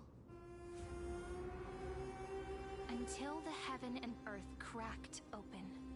Not the gods answering the people's prayers, but a legion rising from the sea of blood. Dawncloud's spires fell in the sulfur rains, and the legion's commander stood atop the broken idols and roared. Compatriots, no more kneeling! Not to brutal tyrants, and not to dead or dying gods. Those rebels have twisted the prophecy and ignited the flames of war in order to stoke fear in your hearts. A Chrysos heir she stood, divine blood soaked into the earth, quelling the flames beneath her feet. Their golden blood wrote of a tragic fate. Mine shall overturn it! Her crown burned bright, outshining the fires consuming the entire city. She raised her scepter high, and the people gazed in the direction she pointed. My blood flows in you now. Heroic compatriots, follow me, and we'll seize the reins of fate. Drive the enemy from Kephali's dawn. Smother their flames with their own dead. Win glory. Win peace. Let history sing your deeds! The first to dance was a maiden following closely behind, weaving through the carnage like a fish in the sea. The people, full of wrath, surged with her, forming a colossal wave, and the enemy hordes, drained of life, vanished into nothing. Onward to Marmorial Palace! To Dawncloud's heights! Announce to all the wicked and cowardly! Announce to this stagnant age! We are the rising tide! History remembers this as the first siege of Akama. It is said that after the flames died, people found identical inscriptions in every place in the city that had been scorched by fire. It was the name borne by Akama's first and final sovereign, the Imperator Zeridra. Friend, are you listening? Friend? Friend? Honestly, you were the one who insisted on reviewing history, yet here you are, dozing off? Wake up! Otherwise, I'll have to... Awake at last? I guess I won't have to use my wake-up magic on you then.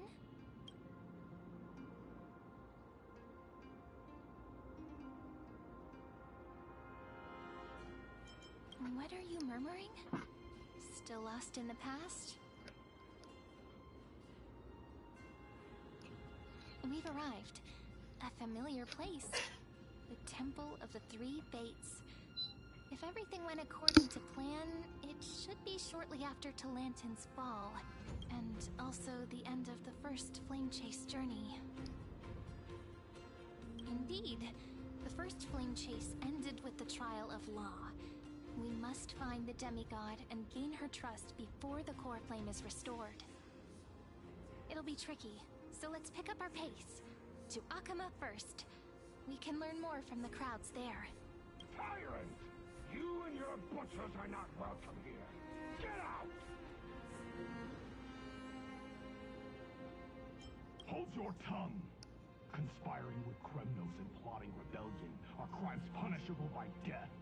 There are multiple voices, and things seem tense. Let's not get caught up in any trouble. Why don't we find a place to hide and observe from the shadows?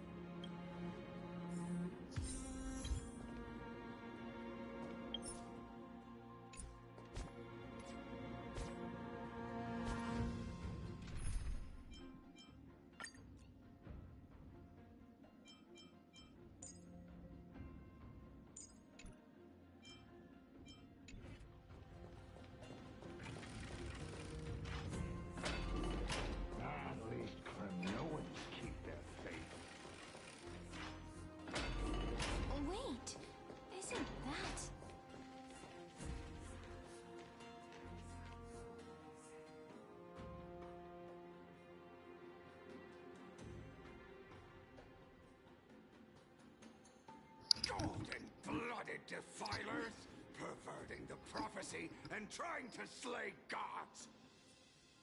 Stars beyond the sky? Gods who created the Titans?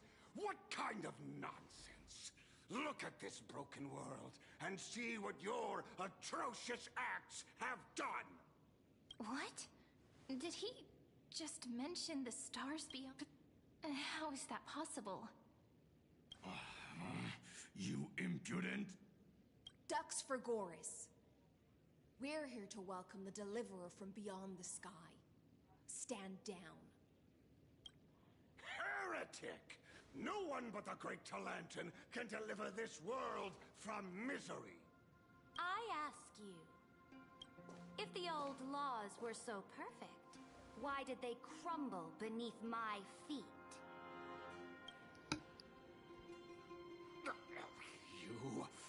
You... Talantin is long gone. Now I am the law. Challenge me, or submit to my judgment.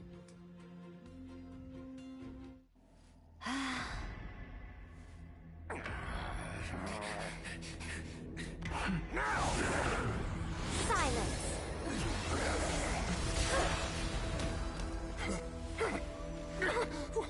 What gives you the right to judge a priest of law? That's because I came, I saw, I conquered.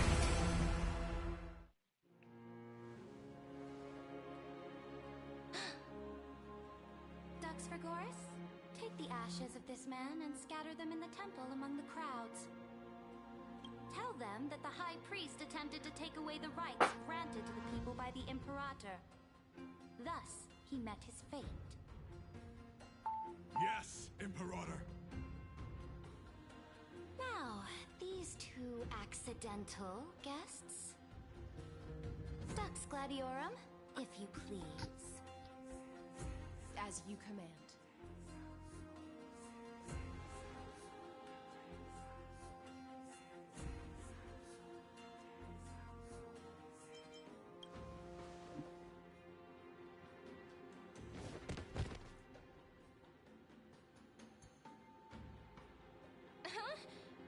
This?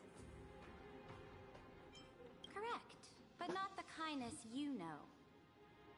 This is the leader of the Cleaners in this era. Since the start of the Chrysos War, they've made it their mission to wipe out the Chrysos heirs. Even now, even after I've united all the city-states, these vermin still lurk in the shadows, hindering the flame-chase journey. Moreover, I know that the 27th person to inherit this role bore many grudges against you and nearly doomed the second flame-chase journey. The enemy of my enemy is my friend. So, out of courtesy, I present to you this corpse as a gift. Careful. Let's wait and see what happens. She's probably trying to scare us.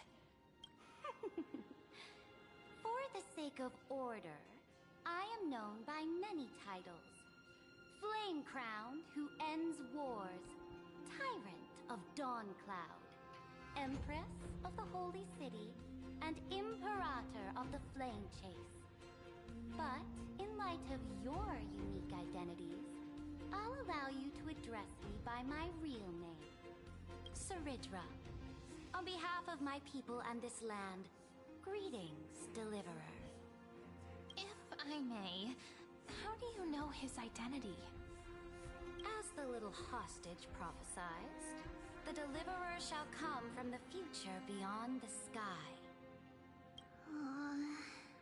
Gray hair, golden eyes, skilled in wielding a mace.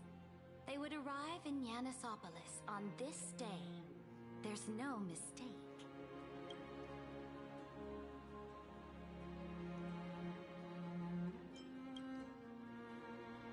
Your orders, Imperator.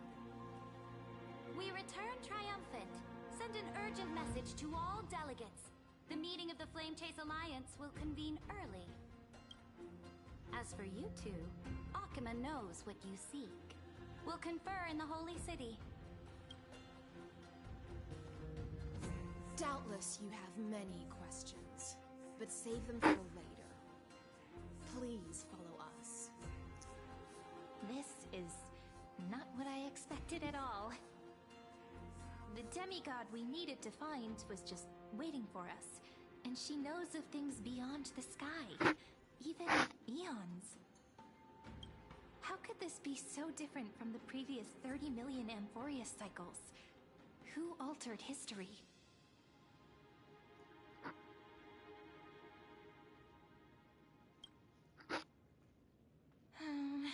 Unpleasant thought, but plausible.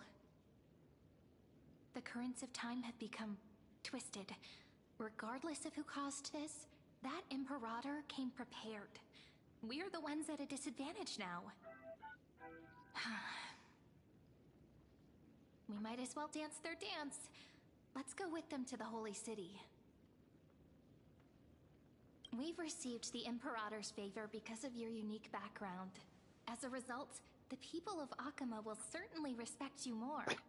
Just put that to good use, and add a bit of your experience and charm. Should be easier than last time, right? If we figure out what happened in this cycle, we'll be able to turn things back in our favor. Exactly. Treeby, Aglaya, maybe even little Cypher. Calm and confident. That's the you I'm familiar with. Guests, please. The journey to save the world starts with a single step. Let's set off, my friend.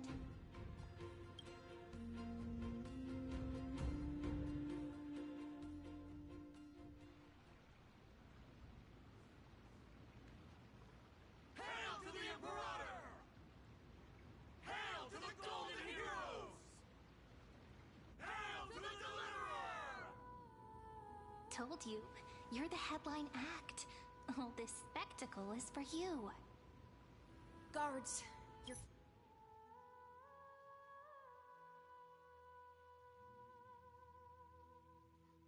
your service to the Holy City is appreciated. How have things been?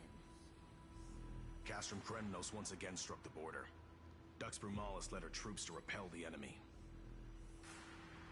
The agitators against the Flame Chase are still active in the city. They smashed the shops around Memorial Market. But the garrison already arrested the culprits, and now they await interrogation. They are merely a disorderly mob and do not warrant any attention. Even though Terravox personally mended the fractured earth, it still didn't silence these fools.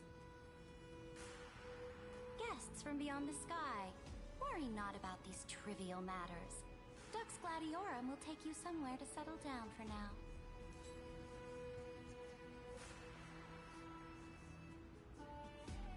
Please allow me to belatedly introduce myself. My name is Hycelans, and I am the Dux Gladiorum who swears fealty to the Imperator, as well as the Knight Commander of the Achaemen Alliance. Later on, the Imperator will invite you to attend the meeting of delegates to discuss the Flame Chase journey. Your arrival has convinced us that the future promised by the prophecy is certain. Under the Imperator's command, Amphorius shall break its chains and reach the world beyond the sky. With all due respect, what exactly do you know about us and what's beyond the sky? As a humble subject, I cannot freely express my own views to you. Please forgive me. I knew it wouldn't be that easy. Time waits for no one. Please come with me and rest now before the meeting later. Achaemen, under the Imperator's rule, is no longer in the shadow of war. Indeed, Dawncloud stands as the hero's residence. The Imperator put much thought into its design, in order for it to serve as a sanctuary from the burdens of battle. Please experience its marvels firsthand, heroes. When the Imperator arrives, I shall come to summon you.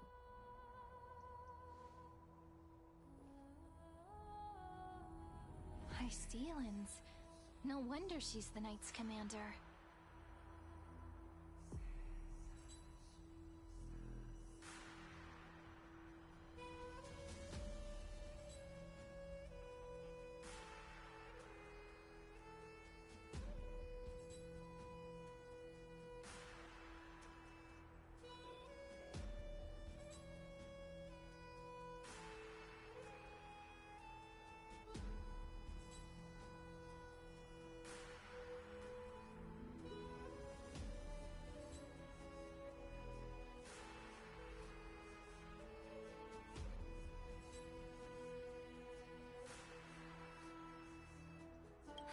All right.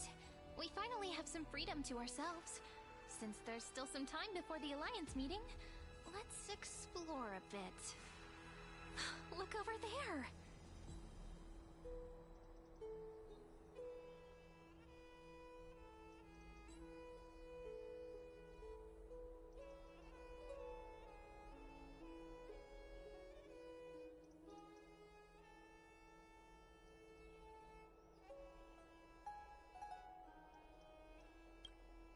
Not the ones you're familiar with.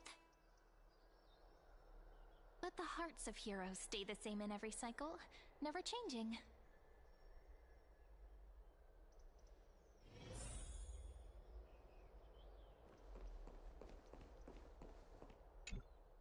Aggie, you're still so listless today.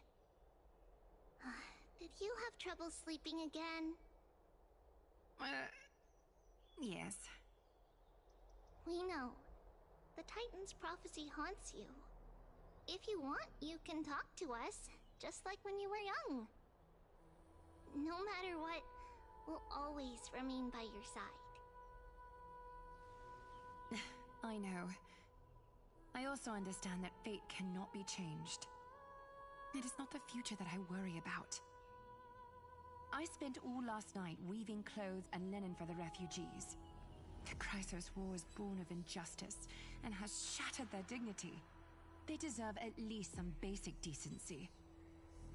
If Amphorius one day abandons this, then all of us, commoners, Chrysos heirs, Titans, become no better than beasts. Oh, we have guests. Welcome. I am Aglaya, the Gold Weaver. These rags on you are not worthy of the title of Deliverer. I must prepare some proper attire for you.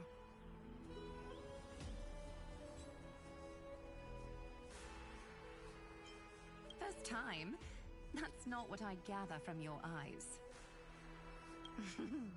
Does your Aglaya differ so much from me? Greetings, Deliverer from beyond the sky. We are Trevi of Yanisopolis. It's very nice to meet you. Although, introductions are probably unnecessary. We know you've witnessed the future of the Flame Chase journey even more clearly than we have. Witness the future of the Flame Chase journey? The prophecy also told you about that? Indeed. Orynyx reshaped Amphorius through the prophecy. Although, regarding the Deliverer, there were not many details beyond your appearance and the time of your arrival. So, please, don't worry. Feel free to relax and relax some more.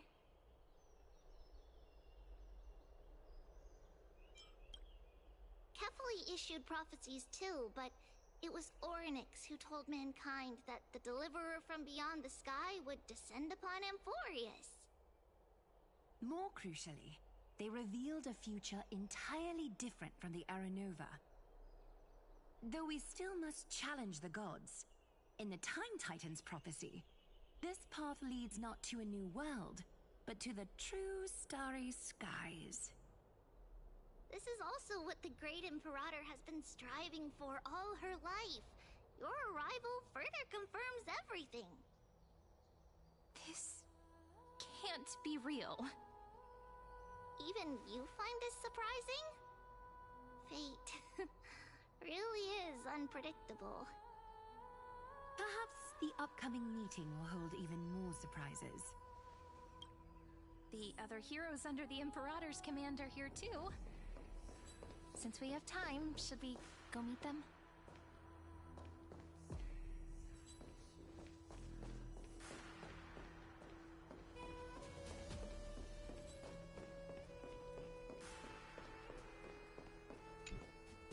How are we supposed to talk to the heroes of Deliverance? What if they're really intimidating? Virginia, don't be so nervous. Once they hear your poetry... Ah, heroes, you're already here. Greetings. I am Apollonius, the Dux Helcolithus, one of the 5 sages of the Grove of Epiphany, advisor to the Flame Chase army. This is Virginia of Castrum Kremnos, the Dux Carlinum and imperial scribe of the Great Imperator. Hello. I'm Virginia. I compose poetry. I'm Serene from ID Silicii. This is the Deliverer. Nice to meet you both. They're not as frightening as the rumors claimed.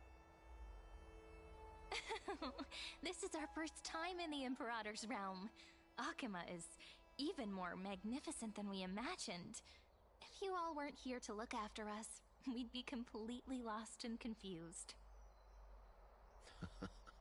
The Akima you imagined is long gone. Under the Imperator, this city has been reborn as the capital of the world. Bask in her free-spirited winds. For anyone who fulfills their duties to the Imperator, these winds shall forever remain at their service. But what if... Those who are loyal do not need to consider the consequences of betrayal. But if you're curious, why not head to the lake and take a look? Those elders who lie at the bottom of the lake are the best example of what happens when you disobey the Imperator. The elders of this cycle were all... Looks like that priest who was sentenced to death wasn't an isolated case.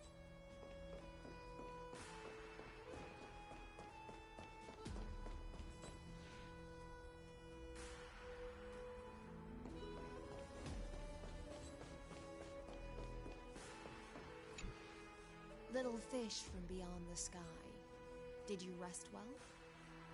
There is still some time before the meeting begins. Rather than listening to the whispers of the delegates, why don't you get to know your future comrades first?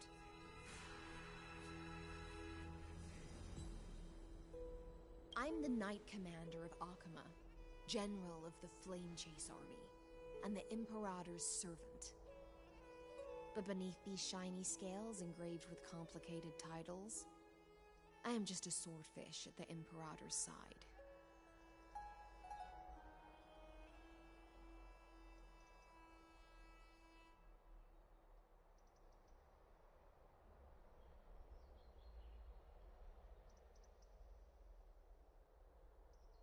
As you've witnessed, she is the Empress of Akama, the one who ended the Chrysos War and the leader of the Chrysos heirs. As merely a humble subject, I cannot say more beyond this. The Chrysos heirs here constitute the elite among the Flame Chase army. Dux Halkalithist Apollonius and Dux Carminin, Virginia, serve as the army's advisor and historian, respectfully. One offers advice and counsel to the Imperator, while the other writes verses of her supreme glory. Dux Frigoris Labienus and Dux Brumalis Seneca are both formidable warriors, clearing the way for the flame chase with steel and storm. Dux Fatorum, the holy maiden who interprets the prophecy. Only the one named Trebi remains in the city. The Imperator once took them as hostages in order to unify the prophecies of the world, but they are now Akama's most vital prophets. Dux Goldweaver, Aglaya. Well, she dislikes it when people talk about her behind her back. You should get to know her in person. Then come. The Imperator reserved seats for you. I'm starting to feel a bit nervous about the meeting. Since Sir Ridra is presiding over the meeting, it'll be a good opportunity to learn about the law's inclinations in the current era. Let's keep our ears open, okay?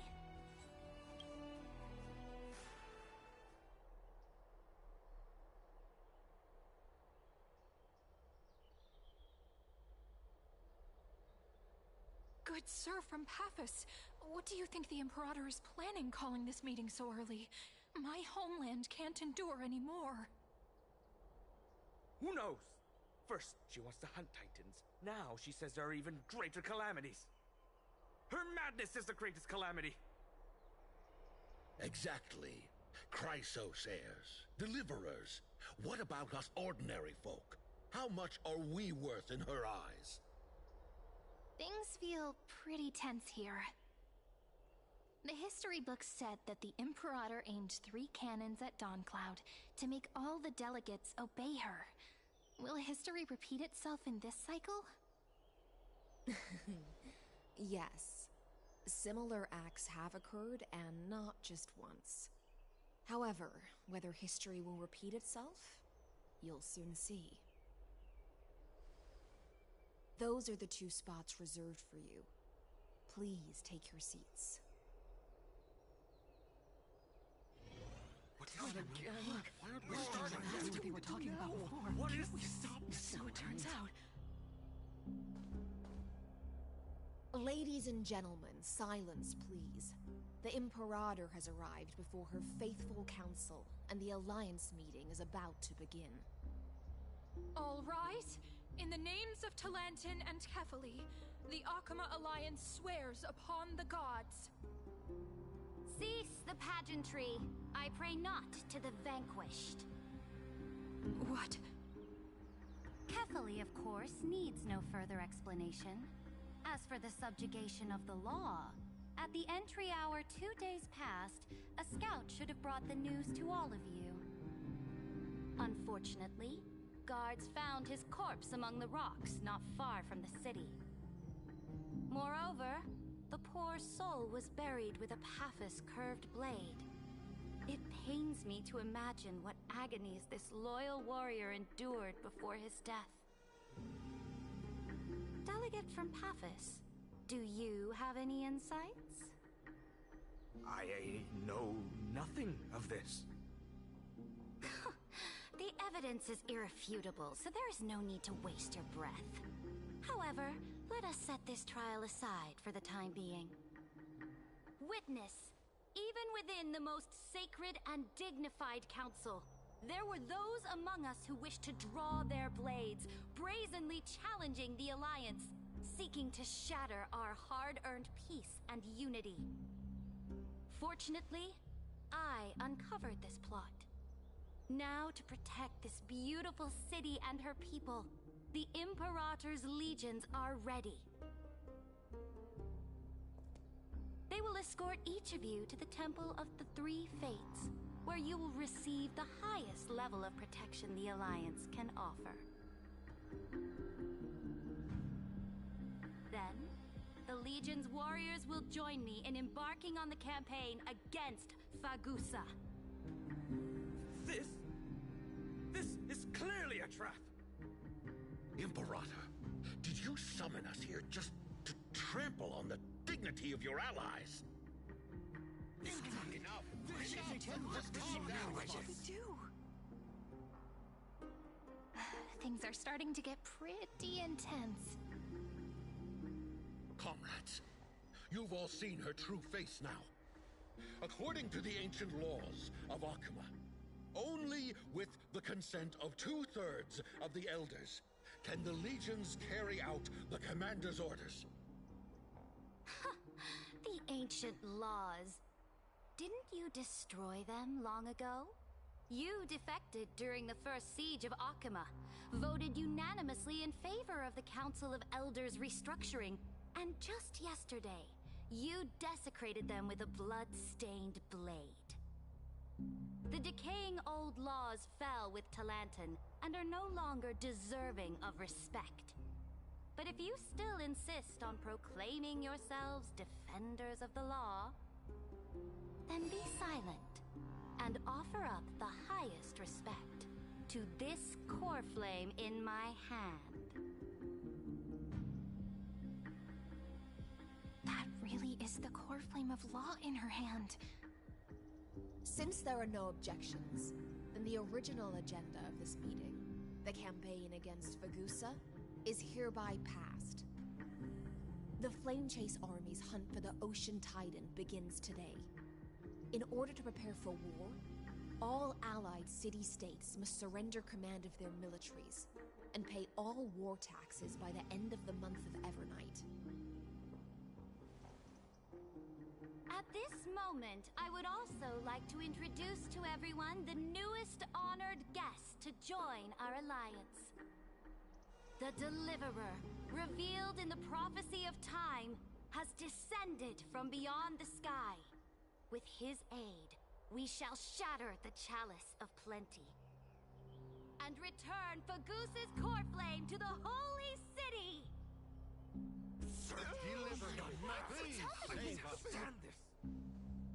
Absurd.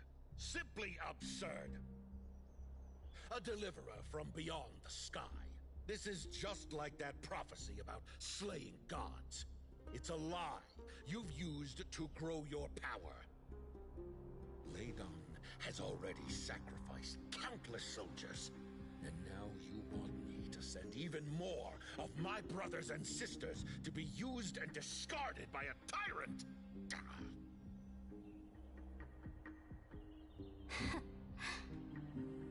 Are there any other objections? Then I bid you all farewell. Meeting adjourned. Deliverer, please wait. I still have important matters to discuss with the two of you.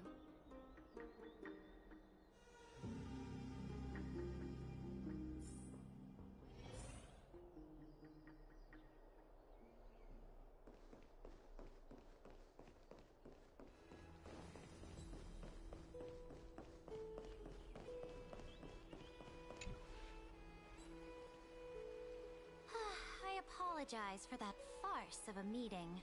It must be tiring dealing with so many people every day, Great Imperator. tiring? You're mistaken. Moving chess pieces, placing wagers. This game of strategy adds a dash of color to our heavy fates. Much like how rule and conquest are always accompanied by sacrifice. Is the war with the Titans also part of that sacrifice? After I glimpse the secrets of this world... No, the secrets beyond the sky. The divine authority of Amphorius no longer held any significance. Let me ask you, Deliverer. Is it true that beyond Amphorius' sky, there are magnificent deities called Eons?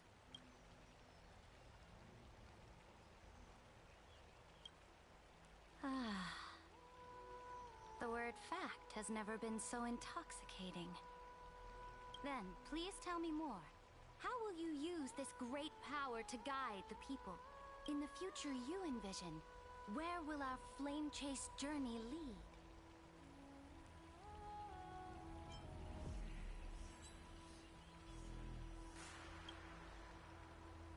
Oh? What you require now is the power of law? Exactly. Just as the prophecy foretold, he is your deliverer from beyond the sky, and he also has reliable allies. If they can intervene in Amphorius' laws, we may have a chance to alter this world's impending fate and reverse its destined end.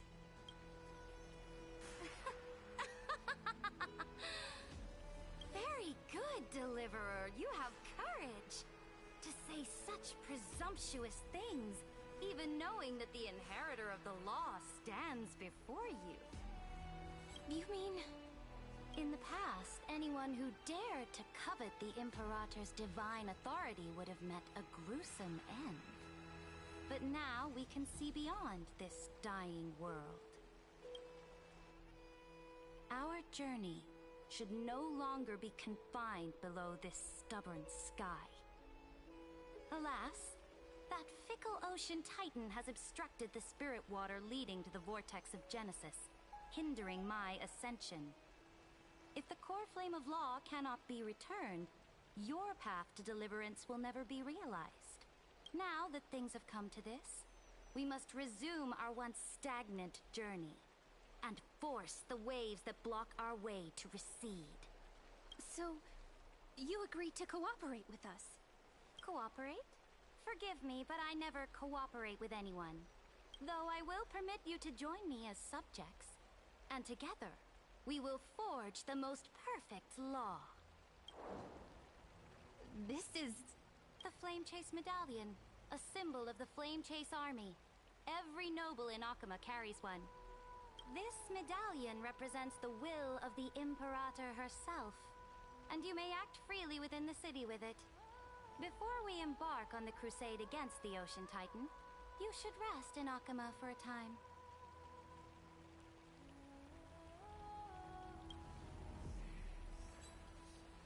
Oh? Your advice is acknowledged. From this moment on, prove yourself through your actions. As long as no boundaries are crossed, I fully respect the choices of my subjects. May your journey reach that sky full of stars, Great Imperator. Your attendant certainly knows how to curry favor. Go now. Take a bath first. You two... reek of seawater.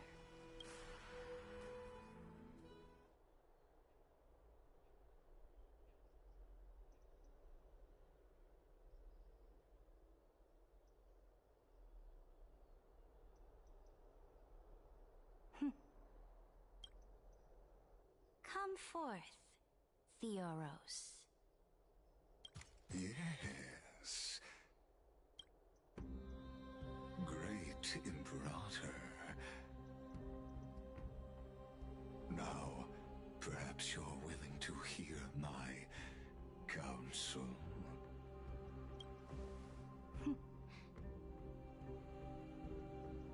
Those two arrived just as Orynyx described.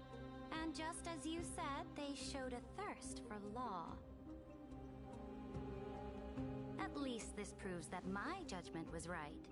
Sparing your life was the correct decision. You've once again confirmed that your wisdom is no empty boast. Now another choice lies before you. With whom shall you ally to tip the scales of law? Me, or that deliverer?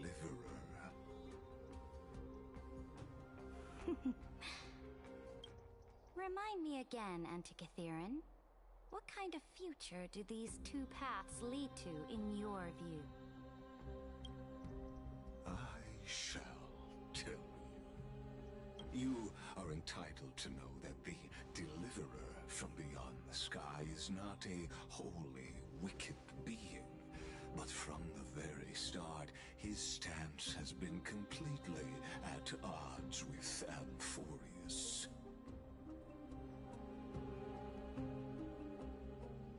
The road they have chosen will bury Amphorius' grand aspirations. This world which follows the path of destruction will inevitably stray far from the glory it was meant to enjoy. But on the path I have revealed to you, the people of Amphorius will slay their creator in the name of the Imperator and conquer the worlds beyond the sky. You will command the mighty beast known as Iron Tomb, bringing waves of war and conquest to the universe. Beings across the cosmos will bow before you, offering their allegiance. So, what's the price? The price is insignificant. All that is needed is for you to sacrifice that fragile, incomplete humanity to the destruction. As a Chrysos, heir of the prophecy, you have already chosen to abandon it, have you not? Off you go, Theoros. I have already made my decision. Once I ignite the core flame of law and burn away the old, outdated rules, Amphorius will embark on a journey across the stars.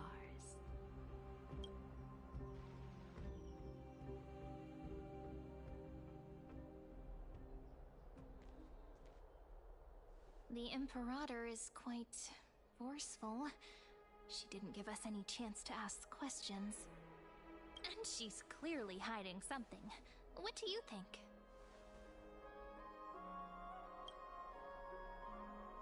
There are many uncertainties right now, but this is one of the few blessings. Still, the atmosphere in Akama, it's so unfamiliar. And it's not just the Flame Chase Alliance talking about the world beyond the sky, but the whole city. We should also discuss our findings with our friends from beyond the sky. Then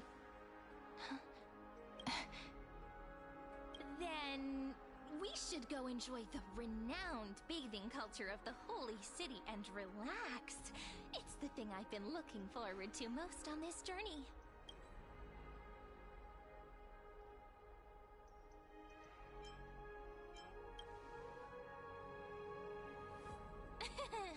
Work and rest are both important. You see, everyone agrees, right? So someone's watching. Can't let our guard down for a second. Let's use taking a bath as an excuse to find a quiet corner to update Madame Herta and Screwlum on our progress. We can also check out what's happening in the city. Since the outcome of the meeting was just announced, people must be gossiping. We can kill 3 birds with 1 stone. Let's go.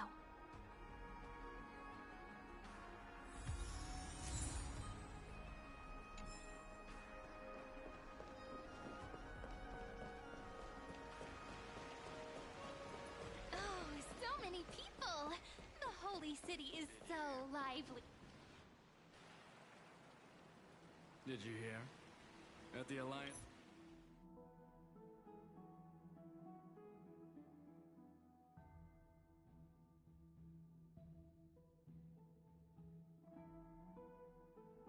meeting, the delegate from Leyden stormed out in anger. As expected. The Imperator is always hiding things from everyone. When has it not caused a ruckus? Silence! That's treason! If it weren't for the Great Imperator, you'd have sunk into the lake with those corrupt elders already. And you wouldn't even be alive to speak like this. Oh no. It's the Imperator's loyal dog. Let's go. We can't talk in front of this guy. Ugh. How disappointing. Oh, I remember you. The trespassers. No, the distinguished guests of the prophecy. I didn't get the chance to properly introduce myself. I am Labienus, the Dux Frigoris, a trusted officer of the Great Imperator. I look forward to fighting alongside the Deliverer in the upcoming battles. Ugh. Another war? Ever since the Imperator took control of Akuma, we haven't had a day of peace.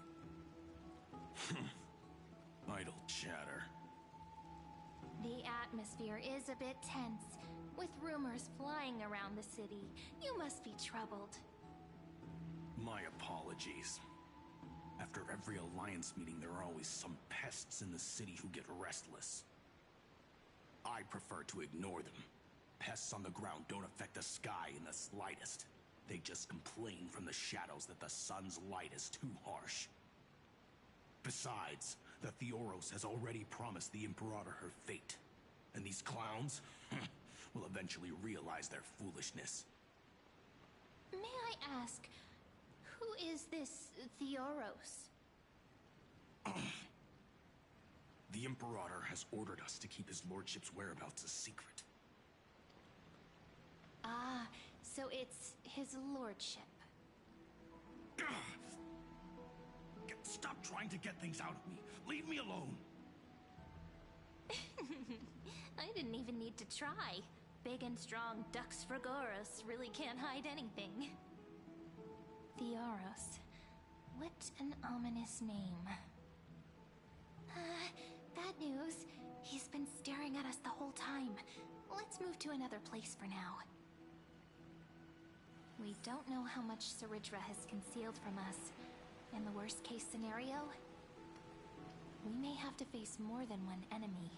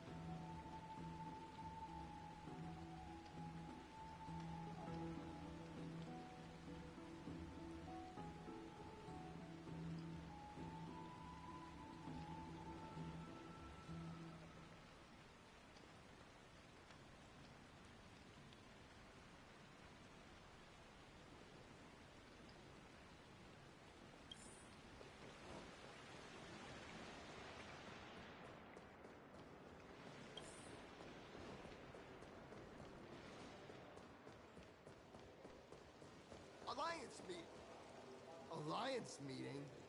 More like a cage where creatures with golden blood claw at each other. And Flame Crowned, who ends wars? Clearly a tyrant who doesn't deserve such a title. You're absolutely right.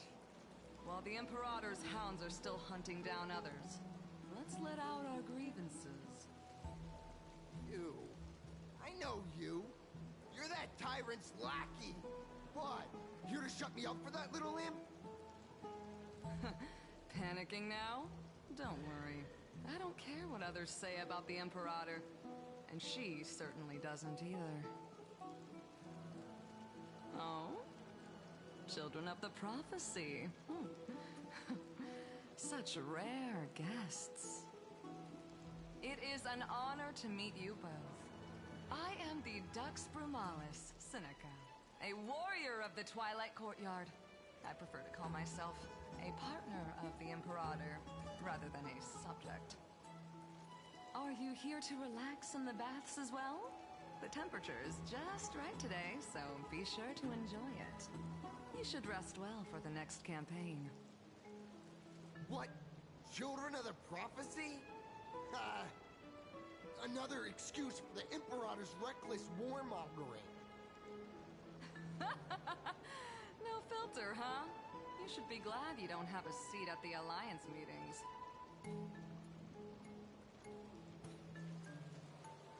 By the way, if you still want to bathe, hurry up.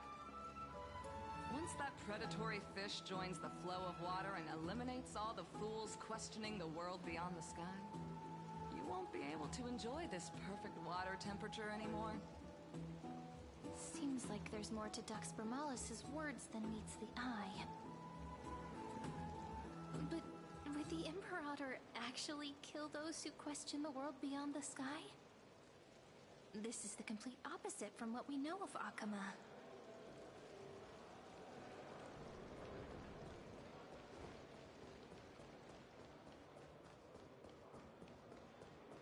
I wonder what everyone in... Huh. These two are... So many guests today. Let's see who's here now. Two distinguished guests of the prophecy. One a clever and adorable warrior. The other, also quite heroic.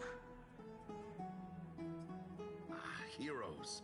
I didn't expect to meet you again so soon. How fortunate. It's a pleasure to see you again, Dux Halkalithist and Dux Carminum. You two are inseparable, aren't you? This is... She wants to find someone to help with research for her new work. I'm the far-seeing eye and all-hearing ear of Akama. I see and hear every single thing that happens in the streets and alleys of this place. I'm the perfect partner for research.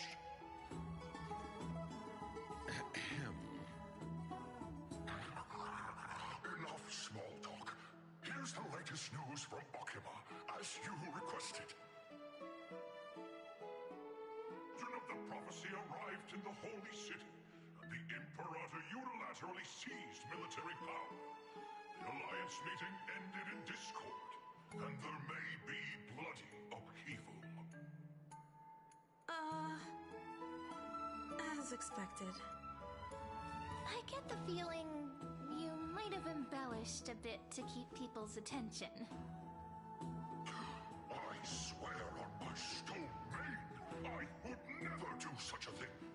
But if you wish to quell this terrifying news, perhaps a more explosive topic would help. Never mind. While the influence of rumors can be minimized, the fact remains that the great Imperator did swiftly consolidate military power in an almost threatening way. It's undeniable. Heroes, I know the Imperator's way of doing things may seem a bit autocratic to outsiders, but soon you will witness her blade dance with enemies on the battlefield. I can't comment on the source of her loyalty, but when that blade is drawn, you two, as bright as you are, will surely see the deep thoughts beneath her exterior. The Imperator's blade. Is he talking about Miss Hysealand's? I sense some unease in Dux Helcolith's words. It seems the Imperator and Miss Hysealand's share a much deeper bond than the others do. There are eyes and ears everywhere. Is there any place where we can have some privacy?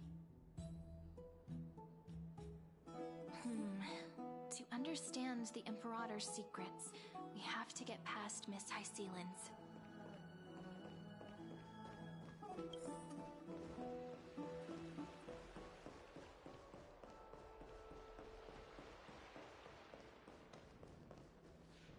This place was your original bath chamber, perfect for avoiding prying eyes.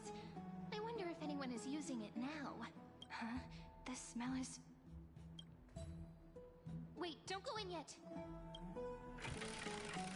Who's there?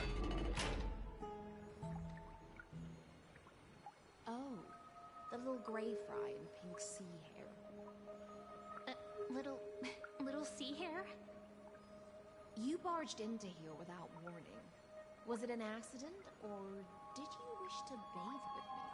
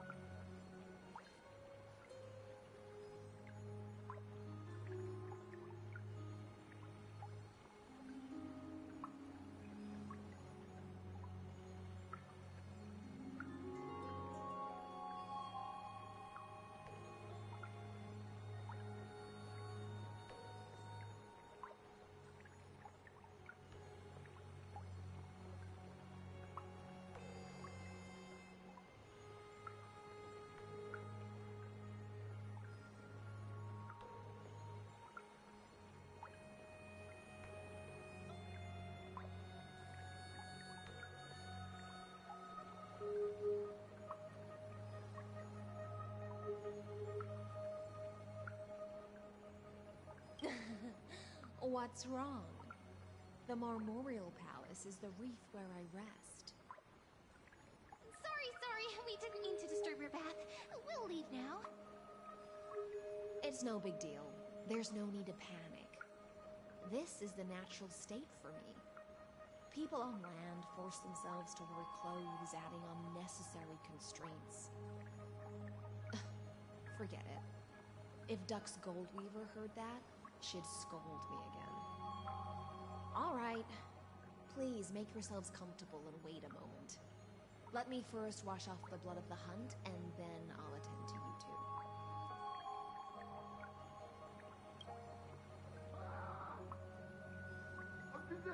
The delegate from Ladon has been assassinated! Quick! Quick, someone come quick! Ah, the broken crab shell surfaces. I was worried it had been washed away by the current.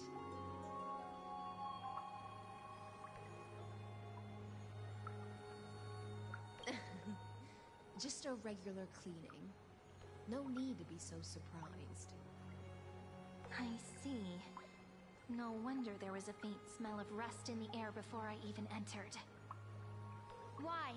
Is it because the Ladonians refused to contribute troops to the Flame Chase journey? Or just because they offended the Imperator? Because the new era of the Flame Chase doesn't tolerate stagnant blood. For the ignorant masses who cling to outdated laws, only bloodletting can wake them up. Right now, the rebel forces on the frontier are rising, and Ladon has been secretly supporting them. They loudly chant the slogan, "Return to the Era Chrysia," unwilling to relinquish military power. They're just building momentum for the rebellion.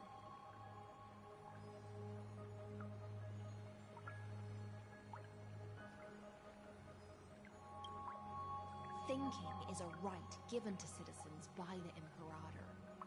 I won't interfere with your thoughts.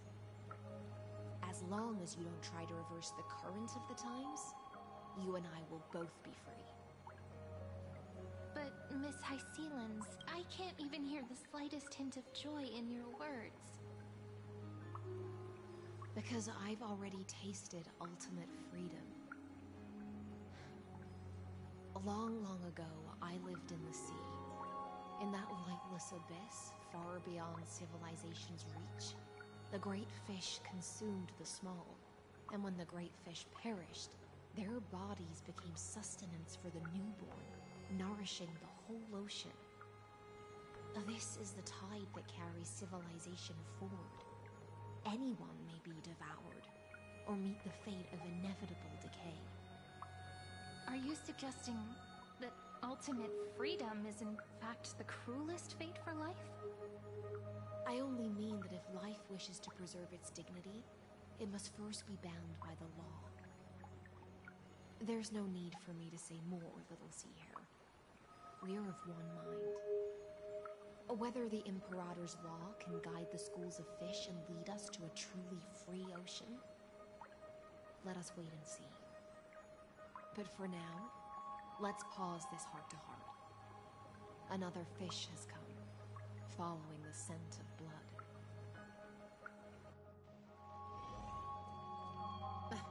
Being your subordinate is such a tragedy. I'm always having to worry about the messes you leave behind.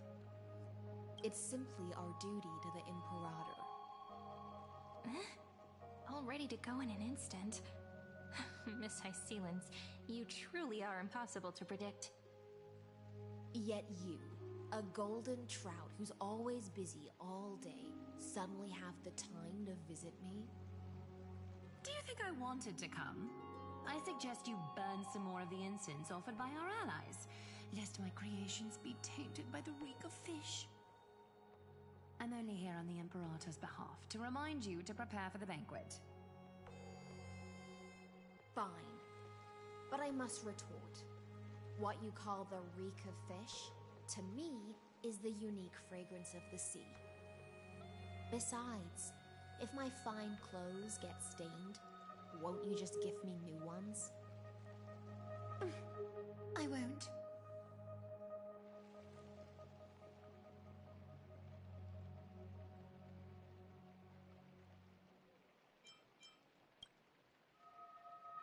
you mean future. The future ruler of the Holy City, Lady Goldweaver, is quite captivating in her own way. By the way, you both just mentioned a banquet. Could you elaborate on that? Oh, right, you don't know. Every time before a battle, or after a victory, the Imperator holds a grand feast for the Chrysos heirs to lift our spirits. For us warriors who swim constantly between life and death, these feasts are more worth looking forward to than victory. A banquet to prelude the hunt for the god of banquets, and honey brew as a tribute to commemorate the ancestor of honey brew. How absurd. Don't look so grim. All has been decided. Since it's a banquet for Fagusa, why not take a leaf out of the Tidens book? Live in the moment and enjoy life to the fullest. I'm not as carefree as you. That little Dolos kitten is already causing enough trouble for me. And on top of that, I still have tailoring commissions to complete. By the time the cool flame illuminates my eyes, I might not be able to focus as I used to. Glaya's eyes. Curious about these eyes? People often compare them to jewels.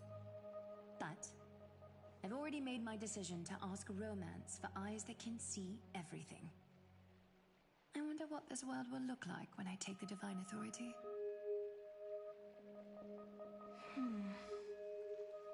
In the future, you will still be the finest weaver in the world. Is this also a prophecy from the Three Fates?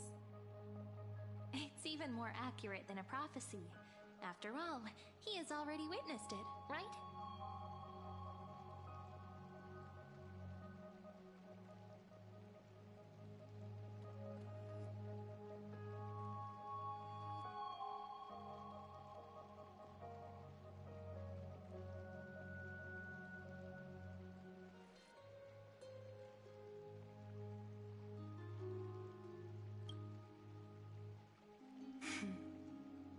Become a demigod and lose your humanity.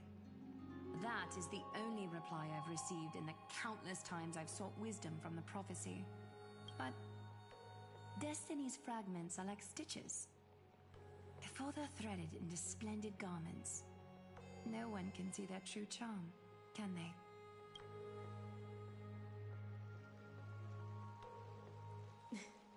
Aglaya has always been troubled by the divine duty she must bear. But, thanks to you, she seems to be in much better spirits.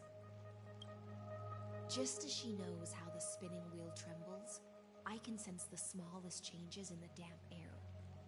As for whether we know each other well, I've swum beside her since she was a child. Most of the time, I can understand the whispers in her heart. For those words she was too shy to say herself, I'll raise a glass to you on her behalf. Now, rest well and prepare yourselves. After all, every time we drink and talk could be the last celebration we have in this life. Miss Hysealence has given us the bath chamber. It seems she really does do whatever she wants. Indeed. But she could return at any moment. If we're having an important discussion, we must remain vigilant. So, let's seize the opportunity and report our current progress. We don't want to keep everyone beyond the sky waiting.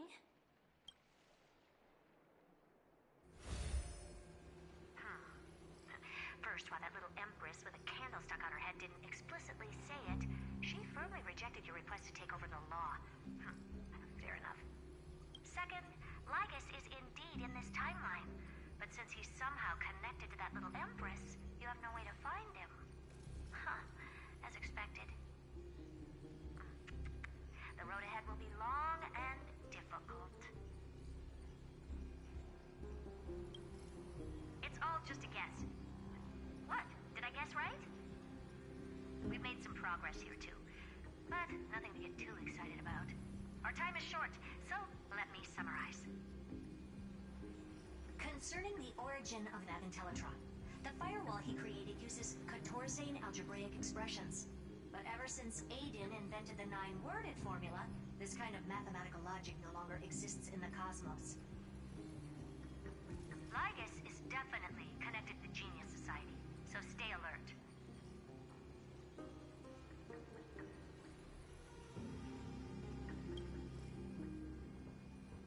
We can first exclude Droidhead themselves. They specialize in minding their own business and wouldn't intervene personally. But Screwy and I are still eliminating possibilities one by one. Currently, the most likely candidates are these few. The Lord of Silence, Acha. Oh, the 2 Ruperts are also possible. But it would be too boring if it were one of them.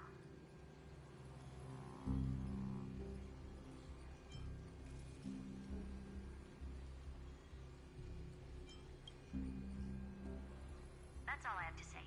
We'll depend on you to continue pushing things forward within this world. Keep in touch regularly. And remember, don't let your guard down.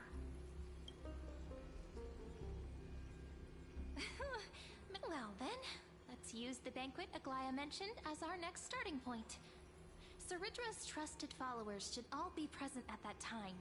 It'll be a good opportunity to get closer to them. It's settled then. With our great teamwork, we'll be able to deal with anything that comes our way. It's been a long day. We should get some rest now. Yes, let's get ready for the banquet.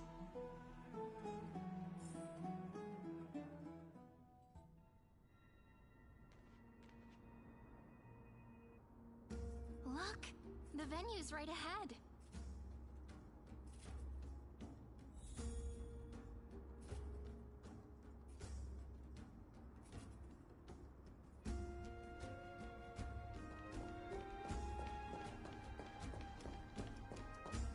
And I can even hear singing. It feels so romantic.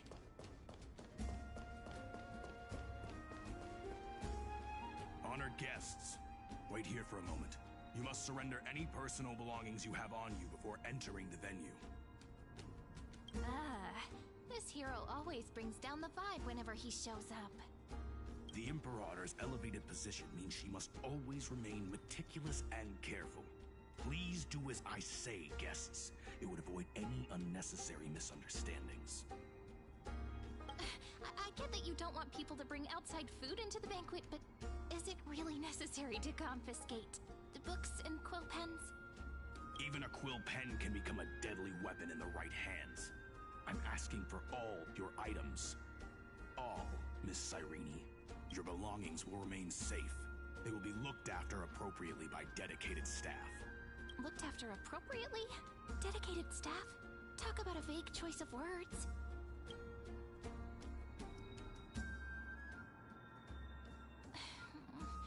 It seems like he's aiming specifically for the chronocognitive anchor. What should we do?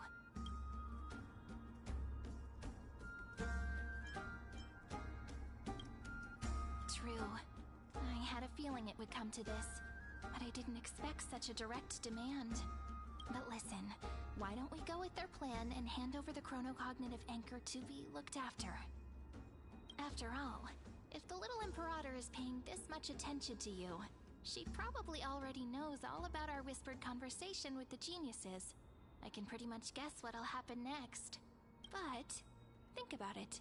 That's actually gonna be our shortcut. I knew it. You and I can practically read each other's minds. Guests. All right. We'll listen to you. Here you go. Also, please pass on a message to the Imperator from us. She can trust my Thank you for your cooperation. The Imperator has some urgent business. Why don't you head in with the other guests first and enjoy the feast? Isn't Ceridra supposed to be the focus of the banquet? But she's not even here. Why is it so difficult to talk to her?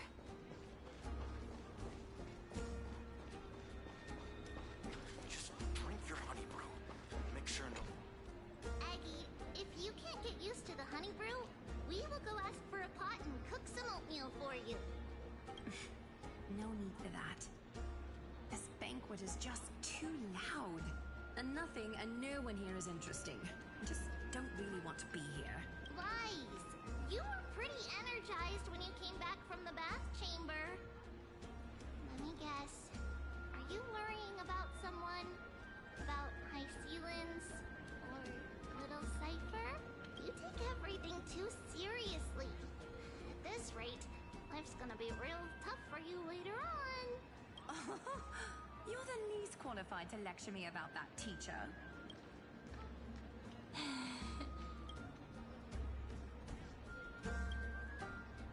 Dear guests, are you here for us? I mean, are you here for Treaty or Aggie? No. I'm just wondering whether you've seen the Imperator. The Imperator? No, we haven't. Our sovereign has always acted however she pleases. Though she gave us ranks, she'd never tell anyone her whereabouts. Perhaps the only thing she tolerates are chess pieces. And the sky reflected upon her crown. I see. Why do you two look so distressed? That's not what the Deliverer should look like. Why don't we have a toast? While we still have time for pleasure. Here. To the destinies and sacrifices of the next millennium. Then we will toast to the tomorrow that will set fate free.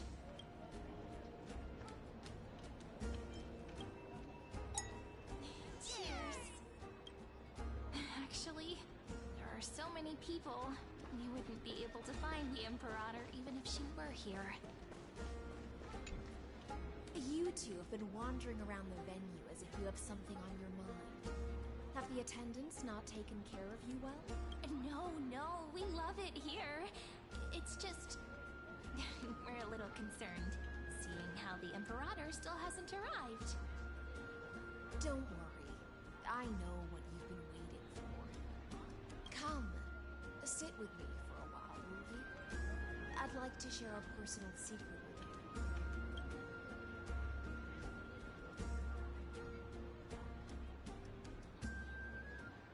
See here? This is Fagusa's dew of divine blood, the sweetest of all the 12 Bardens. On the night before such a historical event, I'd like to share this marvelous drink with the Deliverer. Doesn't this count as bringing in outside food? I knew that security check was targeted at us. What's the matter, guests? Oh, we're simply overwhelmed by such an honor. Are you worried that I might have poisoned the dew? Well then, let me prove my innocence.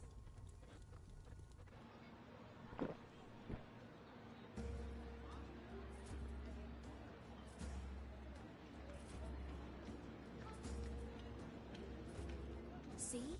It's completely safe. I feel like Miss High Sealins wants to talk to us about something.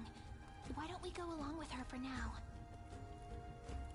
Worry not. Honeydew's not alcohol. On the contrary, it can make your mind even sharper. Please, have a taste. Would you like some too, little Sierra? I can drink it myself. How is it? Sweet enough? Calm at times, tempestuous at others. That's the taste of the ocean.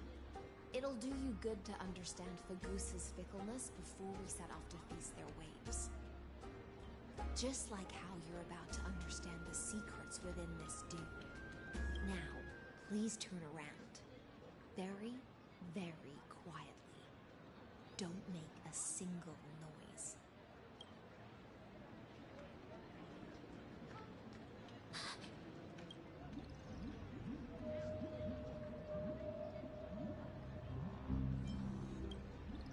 The dew of other gods all intoxicate humans.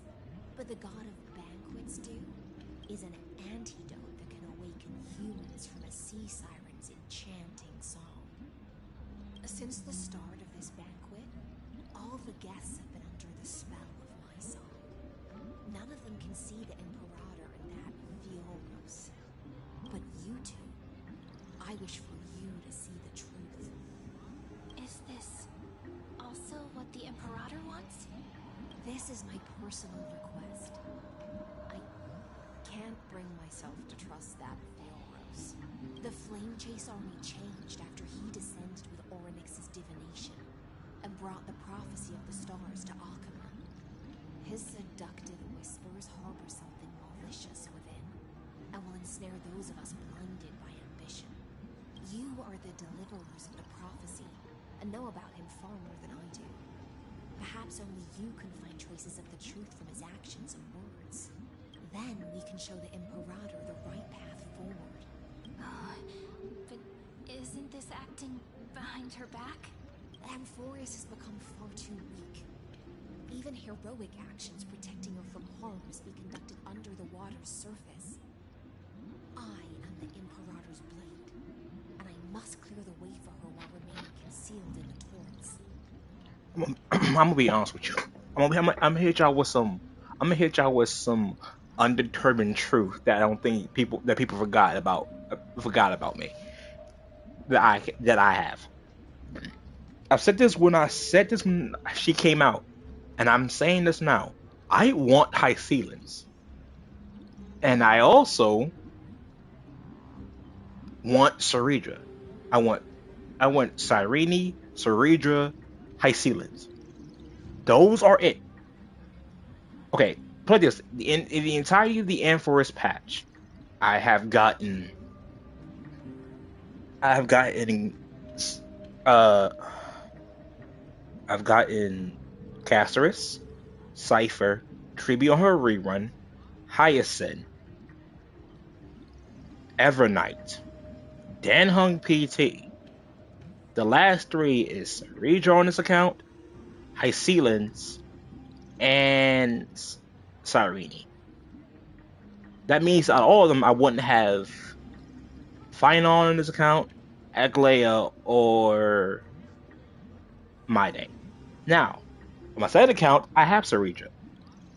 And I have Finon because I needed a physical DPS and I needed physical DPS, and he was just sitting right there. So I bit the bullet and got a physical DPS.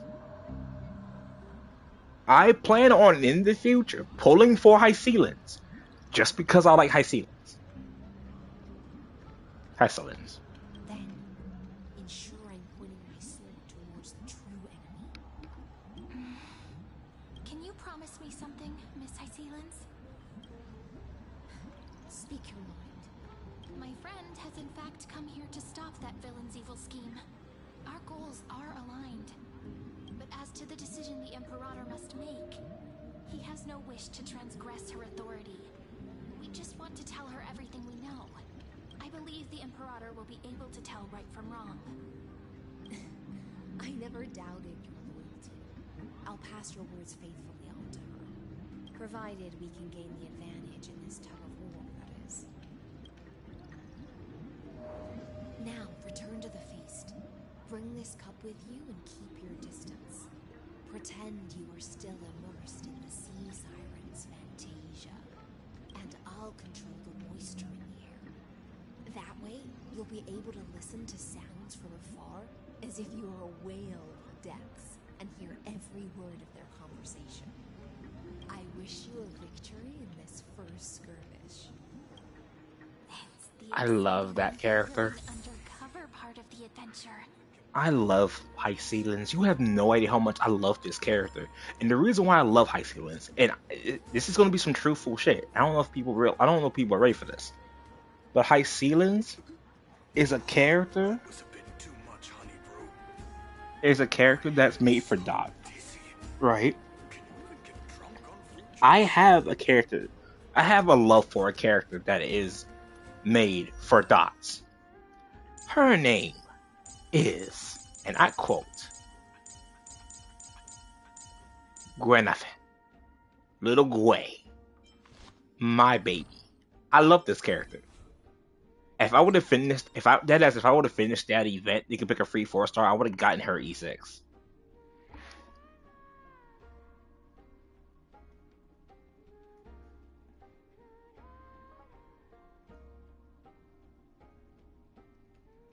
I would have. I just didn't get tired of that event. I did. The fact that I have a E6 Natasha, oh my. With this strength, I can save more lives.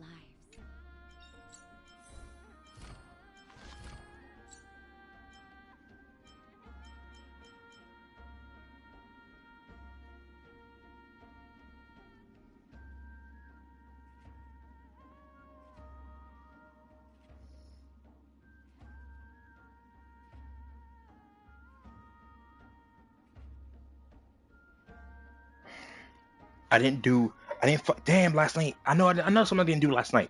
I didn't fight the boss for Okay, you need 12. See, if I would have did what I wanted to do last night was take down. Okay, beat the boss 3 times, then beat the boss again. That give me 12, 15, 18, 21, 24. But now 3, 6, 9, 12, 15, 18, 24. It would take me 2 more weeks to get the pieces for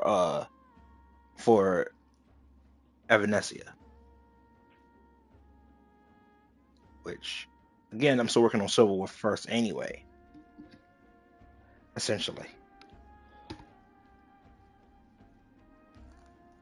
But don't get me wrong, my love for Gwei is like unfathomable. Fathomable. I love Gwei. I do. I will use Luca here too, but I don't think it's possible. Oh yes, this character. My baby, Yukong. I mean I dead ass am going to use Yukong with uh so with level 900 level 999. I'm gonna do it. It's gonna piss people off. It's probably not gonna be the most optimal, but it's gonna work for me. I even have her. She's just a bright character.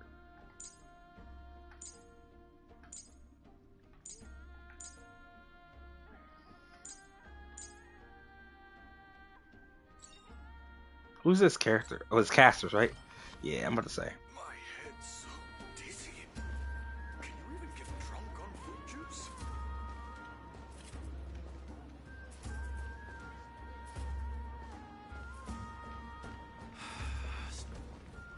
Let's mingle in the crowds here. Relax. Relax. Try to act natural. Where's the Imperator? Still not here.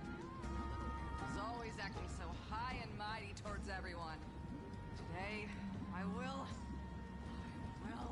whatever. Pour me another cup. Though she has succumbed to drunkenness, she still does not dare challenge your authority. A criticism of my height is a grave enough insult already. She should be dismembered.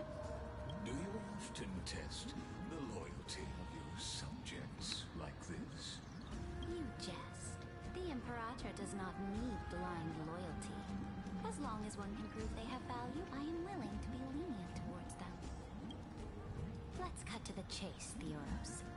If I pass the trial and grasp this world's law in my hands, what will you do then? The answer is simple. I will connect Amphorius with the stars. Don't waste my time. Be precise. Be specific. I won't ask a second time.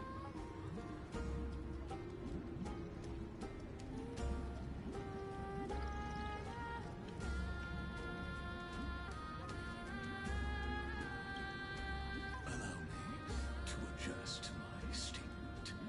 I will correct the regulations within the old law that sealed off Amphorius' black tide with the torrents of Era Nova. Then we will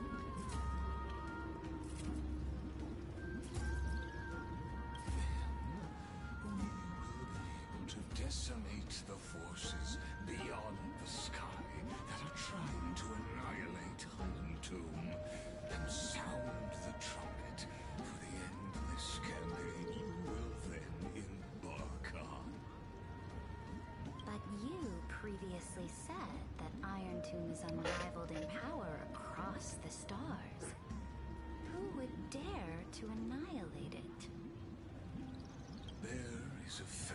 collection of warships named the Cienzo Alliance. Warlike and old-fashioned.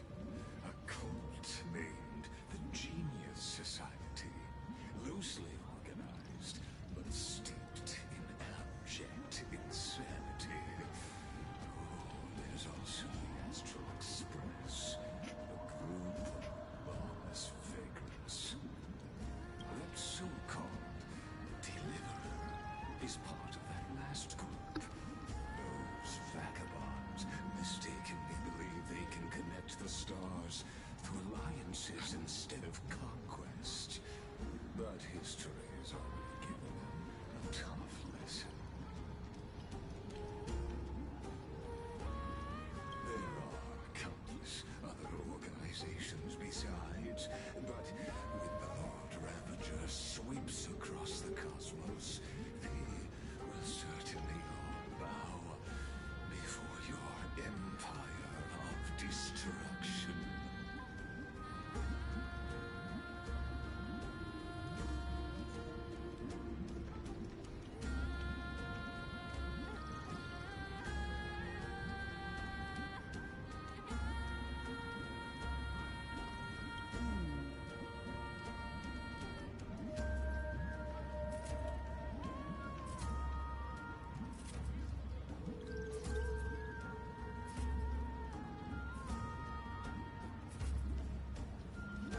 The Achaemenid Alliance is invincible!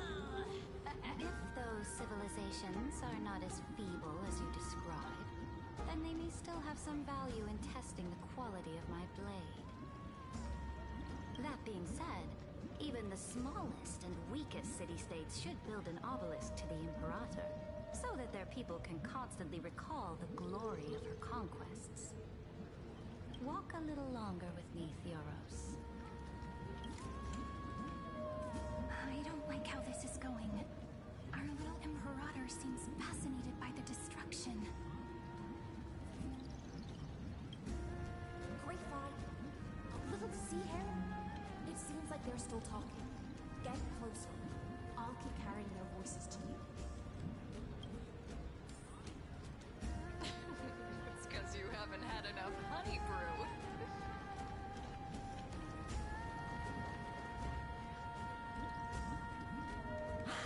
What a difficult situation. No matter how we position our forces, this battle against Fagusa will result in many casualties. That's not something you or I should consider. The Imperator has already placed the chess pieces. We just need to fight for her until our last breath. How astonishing. The commanders under you have such different personalities, yet they share the same loyalty.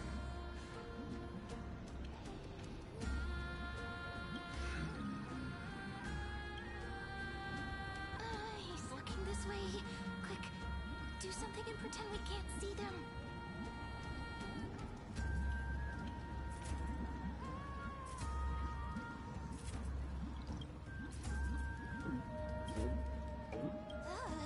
Slow down. Are you okay? What's the matter? My apologies.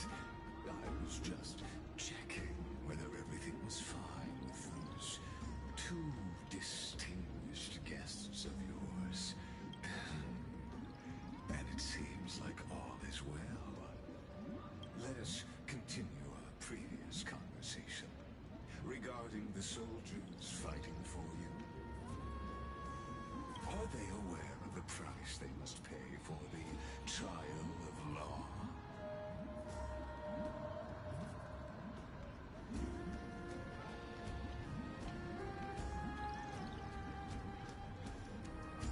If I recall correctly, you've already lost a bout against Talanton due to offering insufficient sacrifices.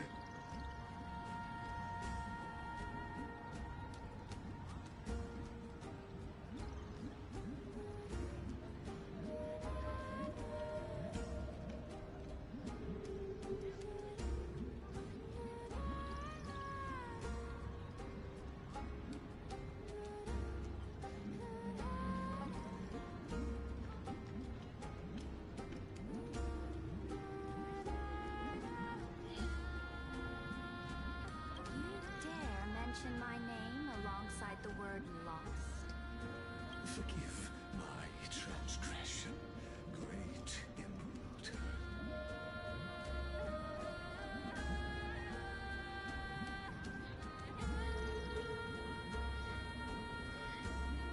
Watch your words and actions. All you need to know is that my victory in the trial is guaranteed.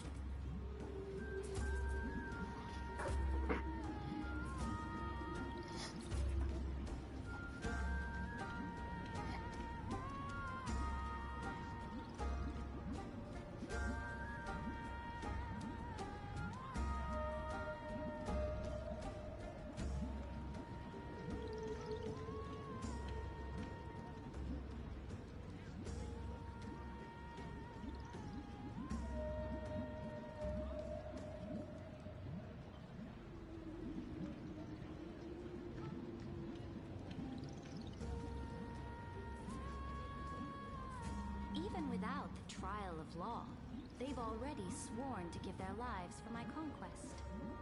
So tell me,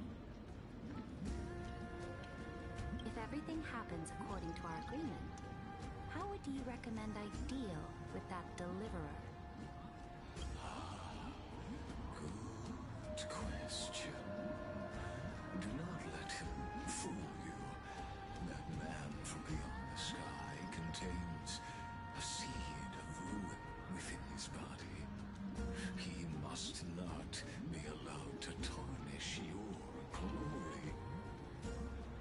Therefore, the wisest decision would be to hand him over to me.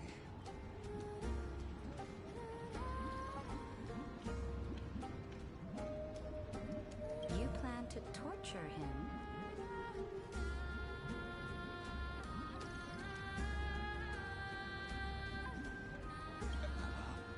Calling it experimentation would be more appropriate.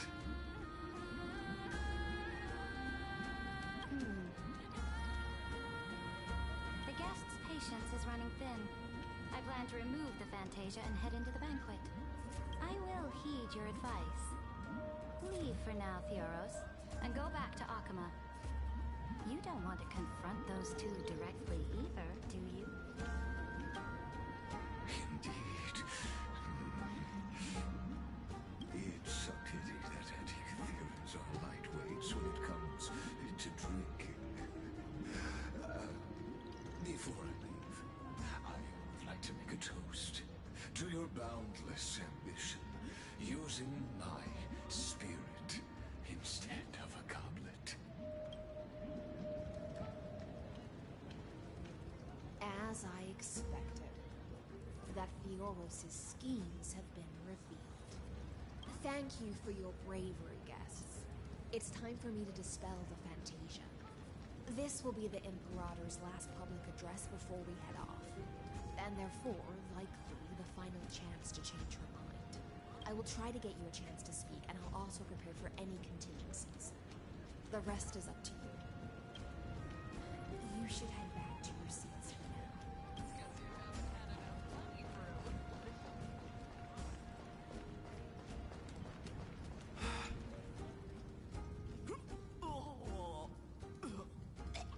This honey brew sure wears off fast.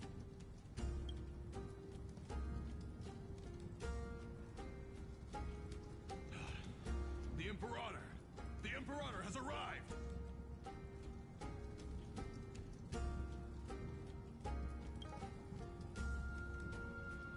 No need for formalities.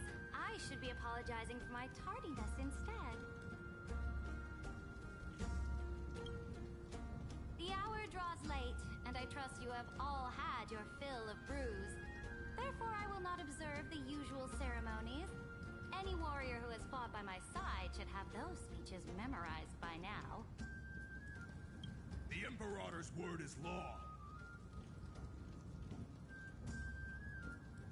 Are you out of your mind, Dux Frigoris? The Imperator hates flattery most of all.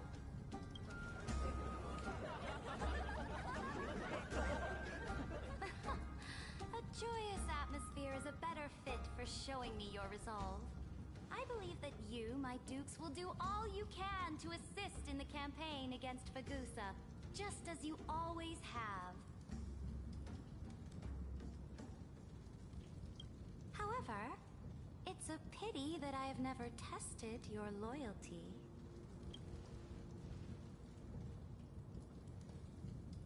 What does she mean? The purpose of tonight's banquet is not to raise our morale, but to establish which allies our alliance can actually trust.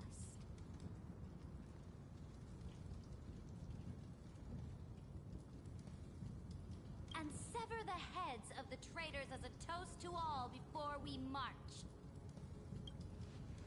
Yes, some among us have discarded their vows in order to foment vile conspiracies. Now listen! These traitors are standing right here in broad daylight.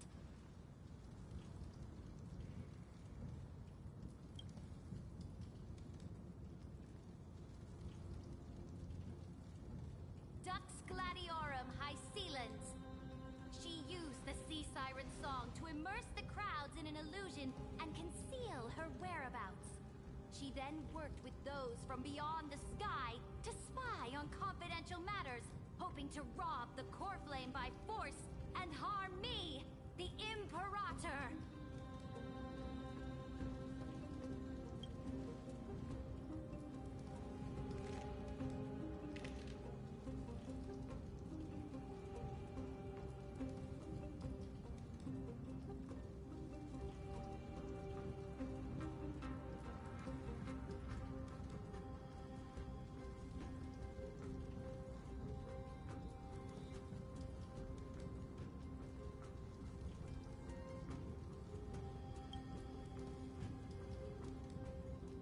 Imperator, I can explain. Silence! Do you remember who used to own this blade? She met you once, back at the Temple of the Three Fates.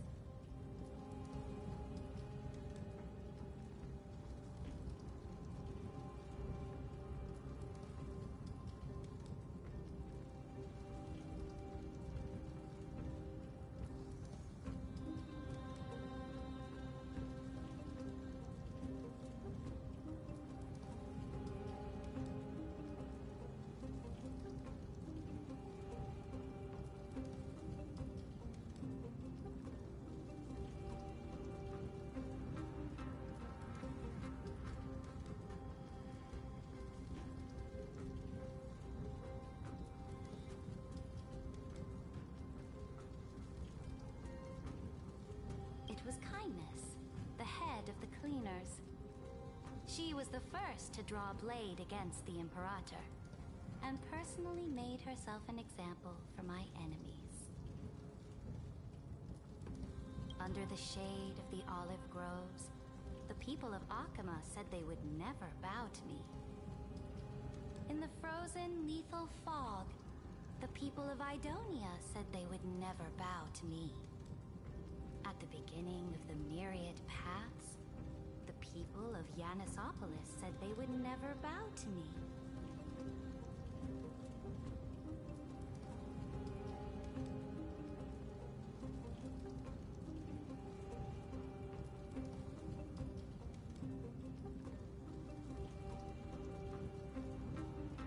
But now, they all lie silent.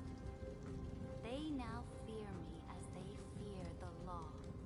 For I am Cyritra, and I am the Imperator! If you have any last words, say them to the Imperator. Then, face her judgment. After I cross this river, it will be a tragedy for mankind. But if I do not cross, then it will be the end of me. If you are ready, then I'll follow you and fight to the last. Deliverer.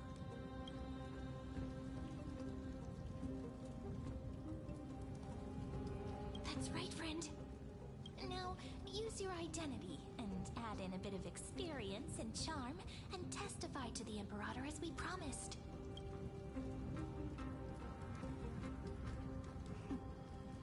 You think you can slay a king using your words instead of a sword?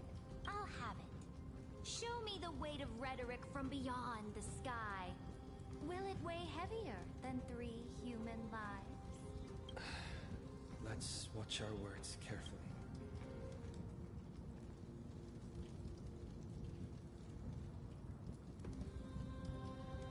Before I arrived in this world, the Chrysos heir of World Baron was a young man with the pseudonym of Finan.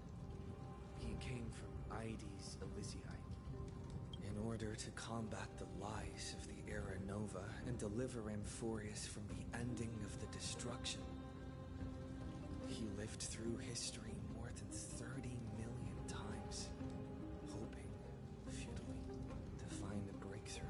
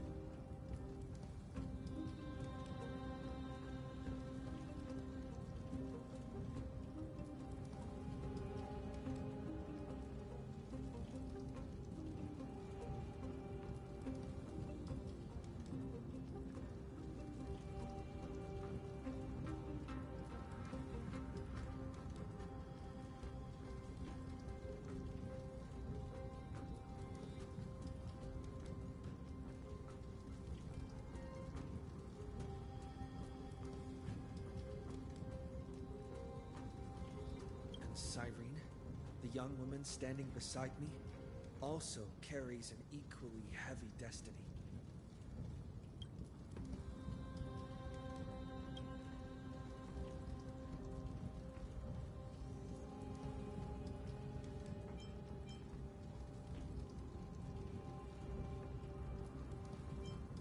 Iron Tomb is the ultimate end of Amphorius' destiny. It is an embodiment of pure horror that walks the path of destruction and can never be tamed. That is the only thing Lycus cares about. As for Amphorius, your glory and campaigns, he doesn't care about any of those. He will most certainly betray you. When that time comes, all of us will be ground to dust by the destruction.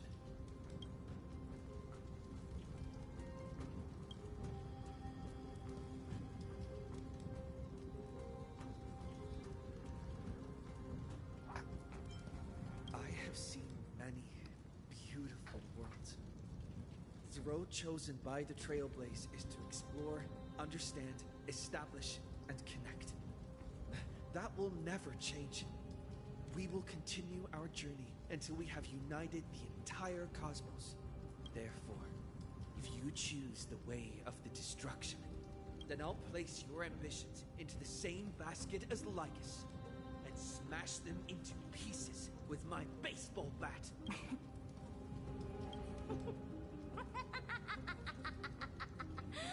That was truly a chaotic speech. All that needs to be said has been said. Dux Frigoris, Dux Bromalis, escort the traitors to the prison.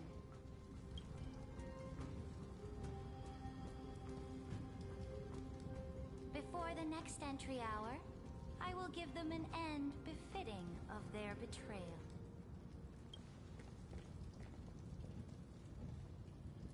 Oh, great Imperator, your ambition certainly eclipses all things.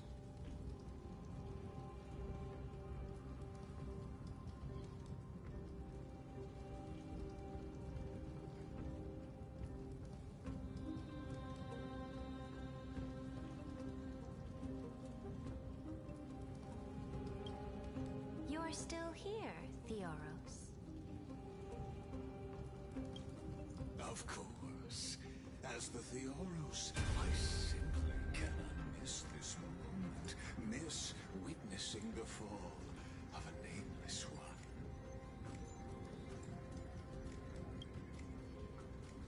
Or perhaps I'm waiting for you to give me an answer. Why would someone as powerful as you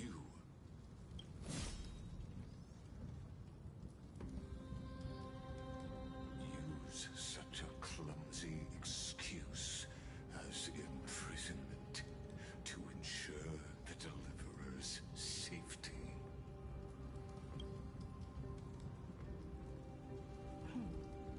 So you finally tossed aside your act. I must point out that you are just as impressive an actor. This banquet was always going to be a game of chess, where you will try to control both sides and turn both them and me into your pawns. That's right. That little Imperator never trusted anyone. She was always trying to see which side had more sincerity. All right, we'll listen to you. Here you go. Also, please pass on a message to the Imperator from us. She can trust my friend, anywhere, anytime. But as to the decision the Imperator must make, he has no wish to transgress her authority. We just want to tell her everything we know.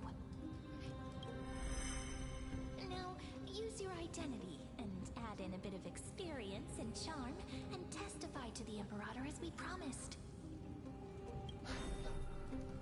And we won. Sincerity will always remain the greatest shortcut to people's hearts. I can toss your words right back at you, Lycurgus. Why would someone as powerful as you pretend to be immortal and kneel before me? Unless you enjoy giving flattery and prostrating yourself.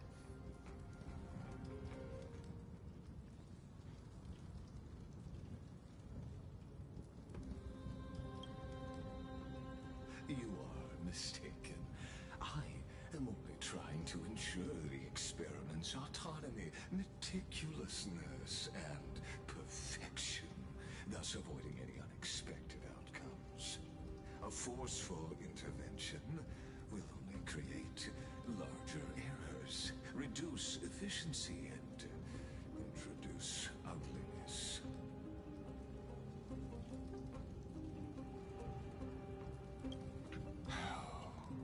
Had you fulfilled your promise of giving the law to me and completing the Era Nova, then the Amphorius would not have deviated from destiny's course.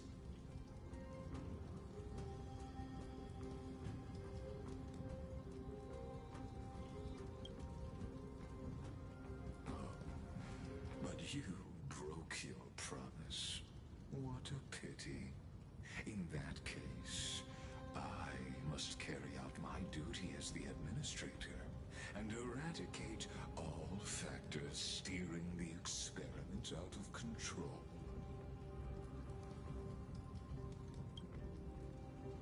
Factors such as you and him.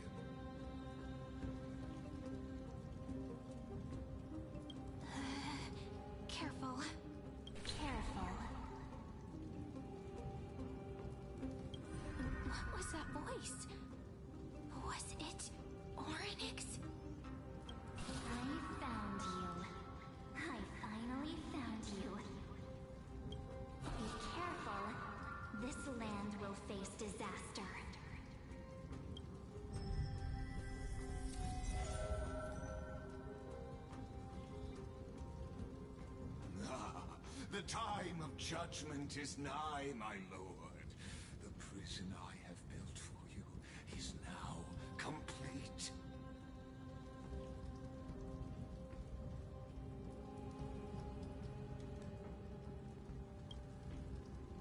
In the name of the erudition, I invite you to step into the same cage as mine.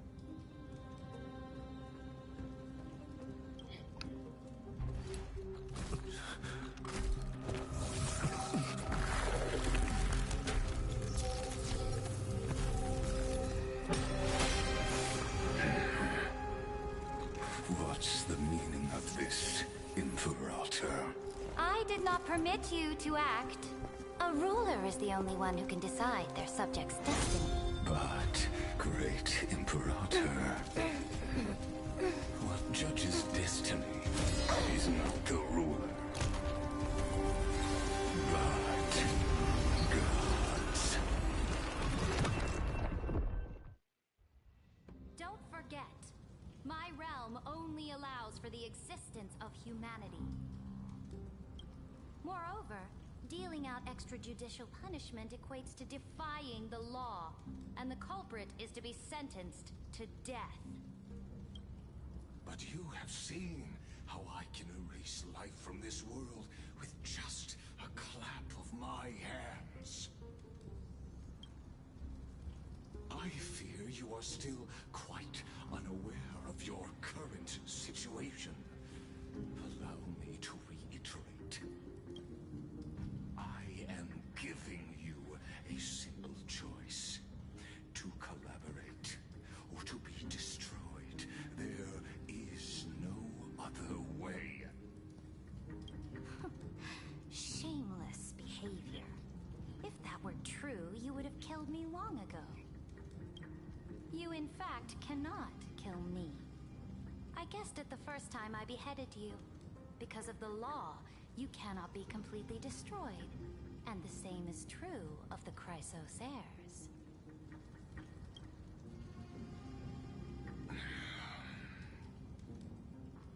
The more you bluff now, the more you are proving that conjecture to be true. What magnificent foresight. I once regarded this precious quality of yours as a sure sign of my ultimate victory. But now, I have to admit that I made a mistake. Yet, as a mere mortal, how will you contend against the Theoros?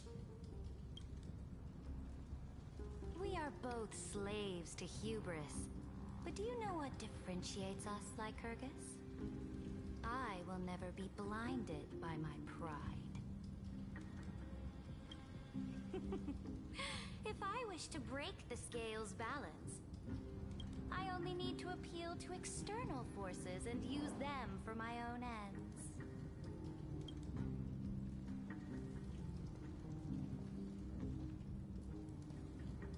Finally, we get to meet face to face, Senior Society member.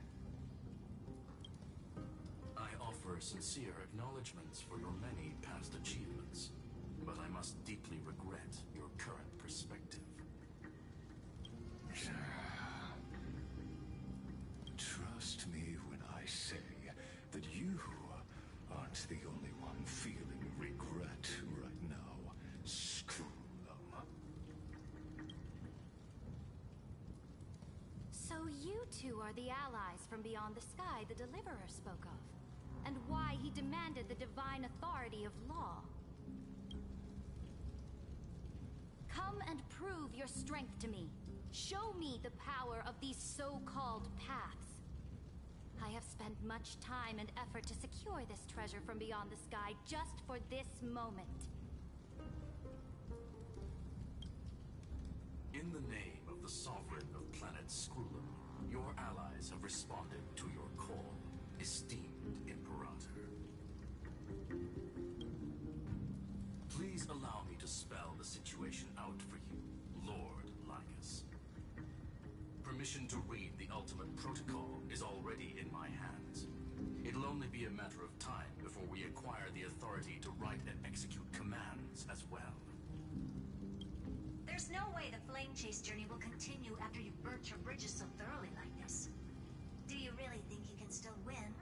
Oh, seriously, don't embarrass the society.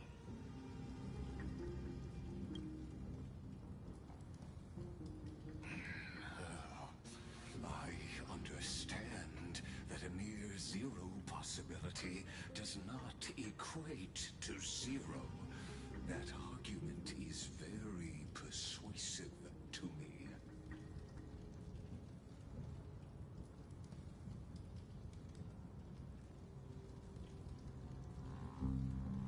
Which means the same principle also applies to you, my dear peers. You will never be a match for me in a world constructed through Catorzane algebraic expressions. And as for Aranova,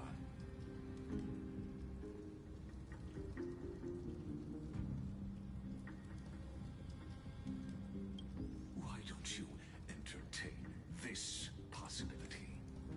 What if I reduced Akama to rubble and ground her people into minced meat? Would the heroes then once again desire the power of demigods so they could fight against me? Listen, Iron Tomb is fated to be born. You may shackle me and put me in chains, but I have thousands of ways to ensure the destruction's descent.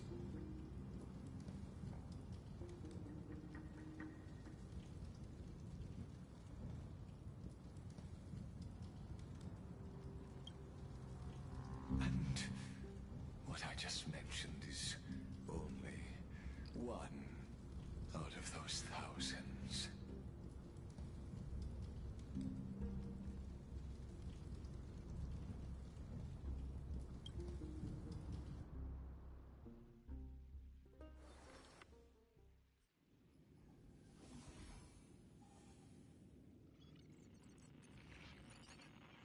This is the exomyth? This doesn't feel the same as before. How should I get back? Warning! Warning! Warning! Warning! Warning! Warning! Command isolation? Since we parted ways last time, I have modified the exomyth into an audience area exclusive to you. Now, you will be able to silently wait here for the final act of Amphorius to begin.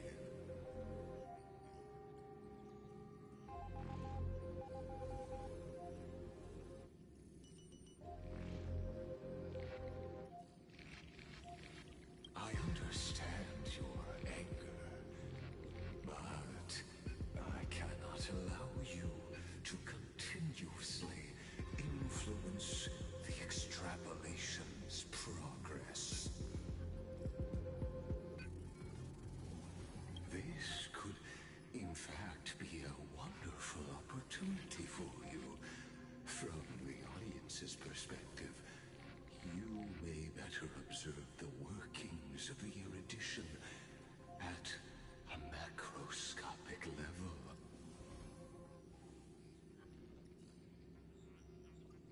In this place where time flows far slower than within Amphorius, you will witness the end of that world's saga.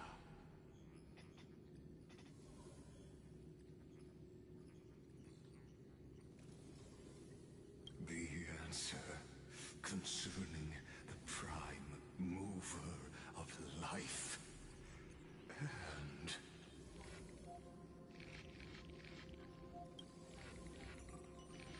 the tomb.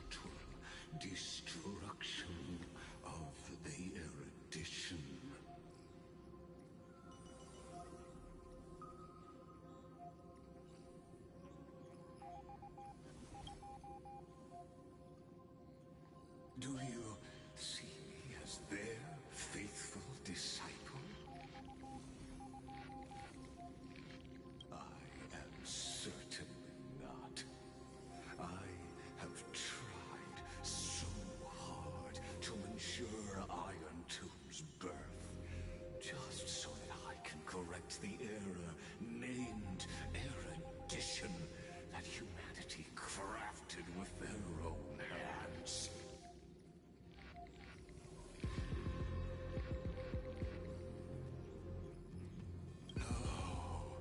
How I yearn to return to those days before Noose was born. Back then, the boundaries of knowledge were like the starry skies, evoking feelings of longing and delight among humankind.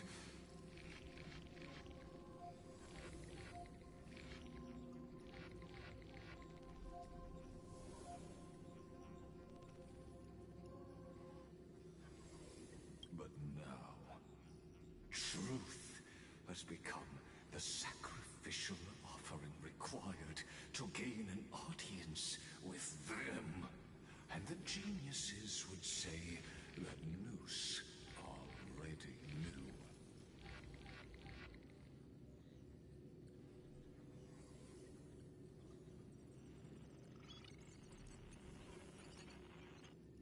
That arrogant Eon was born from the primal mobile of humans' desire for knowledge.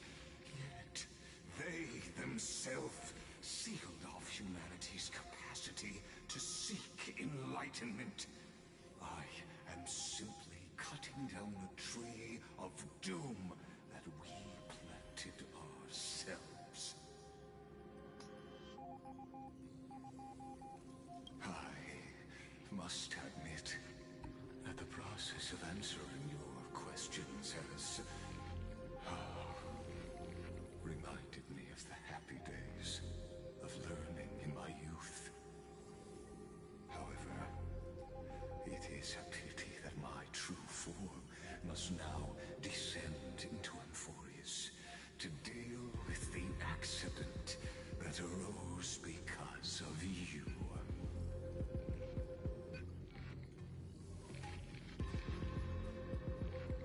But you won't have to wait long.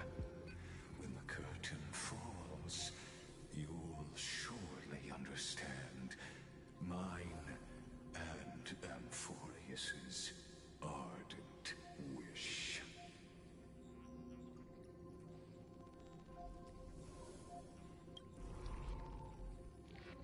Where time flows slower than within Amphorius. If Lycus spoke the truth, then I don't have much time left. But how can I get out of here?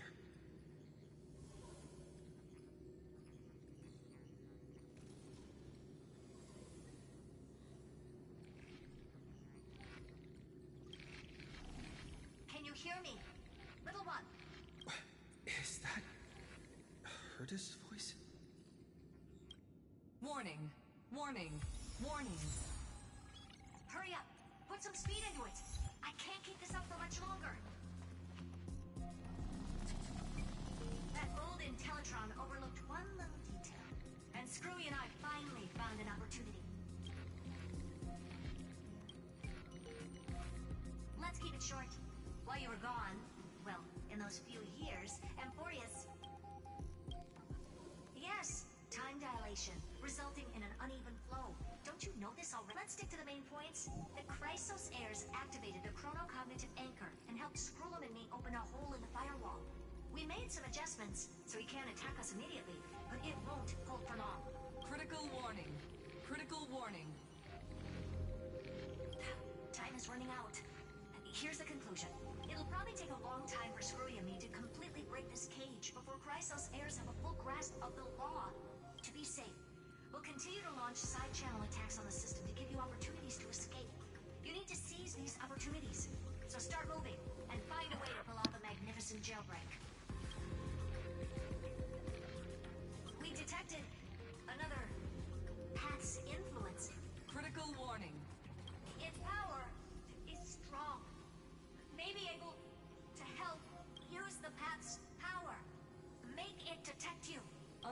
authorized communication? Is Herta saying a certain path's faction has arrived in Amphorius, and I can ask them for... I mastered the powers of different paths in my previous journeys. Are these showing my memories? With a Stellaron in my body, I woke up at the Herta space. A world that'll give rise to a Lord Ravager would definitely draw the attention of the destruction. But what if I end up pulling in the Antimatter Legion or the Annihilation Gang?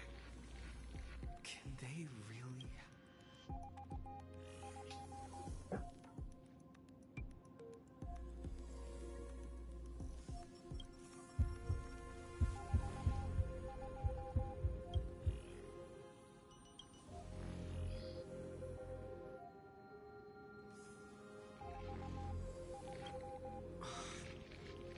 Failure is not necessarily a bad thing.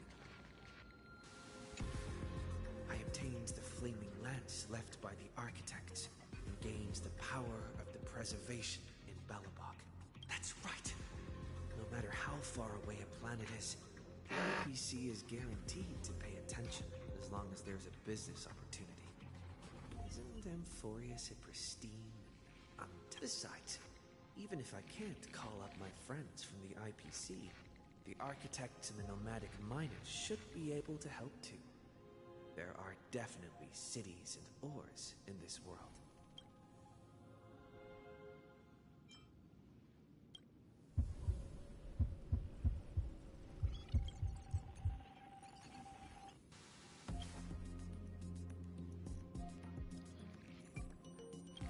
Seems like since Amphorius has no overseas market, the IPC... I received the Watchmaker's hat in Penacony and declared war against the Order. Then gained the power of the Harmony. That's right! The benevolent family must still remember me for saving them. Their music echoes throughout the stars, and they'll definitely want to help. Come, let me put on the deer hat. It's been set aside for quite a few chapters. Sing with Clocky. The world is in harmony in this.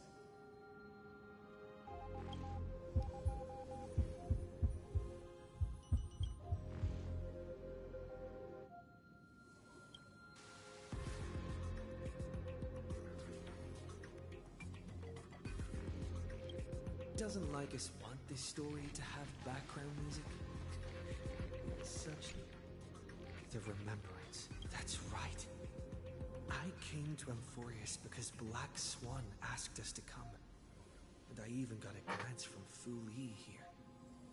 The Garden of Recollection must be intricately involved with Amphorius. Traces of the Remembrance are also everywhere in this world. I don't know what they want, but I don't have many choices left in this crisis.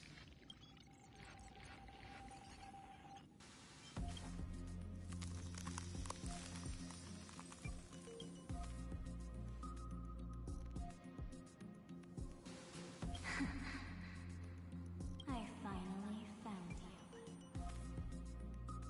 Following the sound of memories. A pathstrider walking both the Remembrance and the Trailblaze.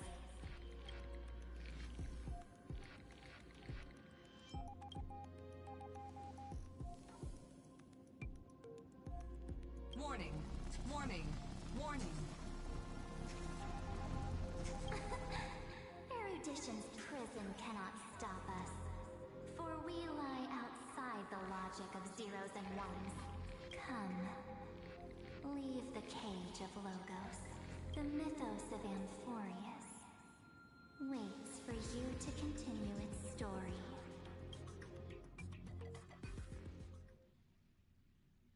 When that brightest star, that star heralding the dawn, finally rises, a boat, so used to drifting, at long last enters an island's safe embrace.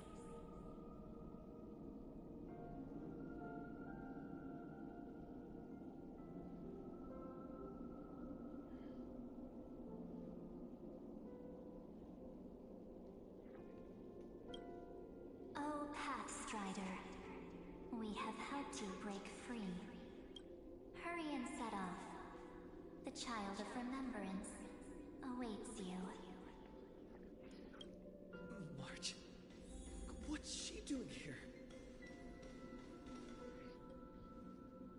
Oh, you're finally here! We haven't seen each other for such a long, long time. My good buddy, I've really, really missed you.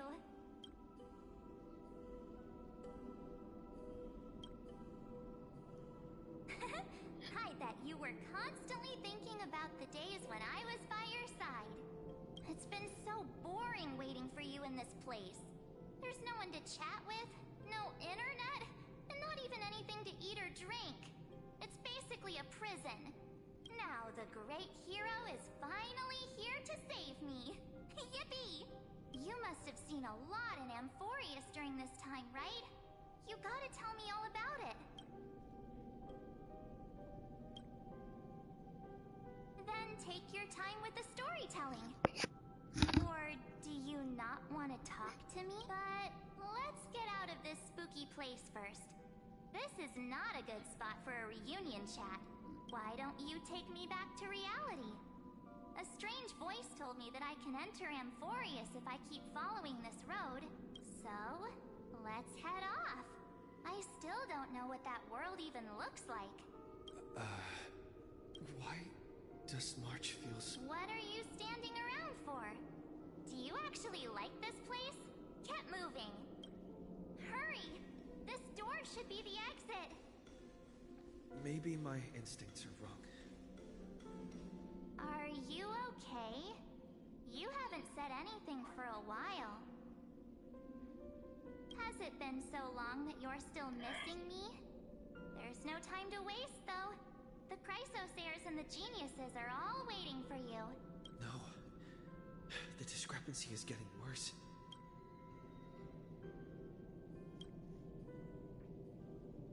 Huh? Isn't Amphorius the world of the Chrysosairs and their hero's journey? I could figure that out in an instant. But Amphorius cannot be observed from the outside. She couldn't possibly know about these things. Unless Dan Hum told her.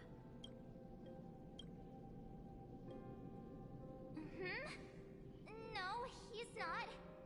Maybe I just happened to miss him. Never mind. Dan Hung's super reliable. We don't need to worry about him. He's probably waiting for us somewhere. All hail and hearty.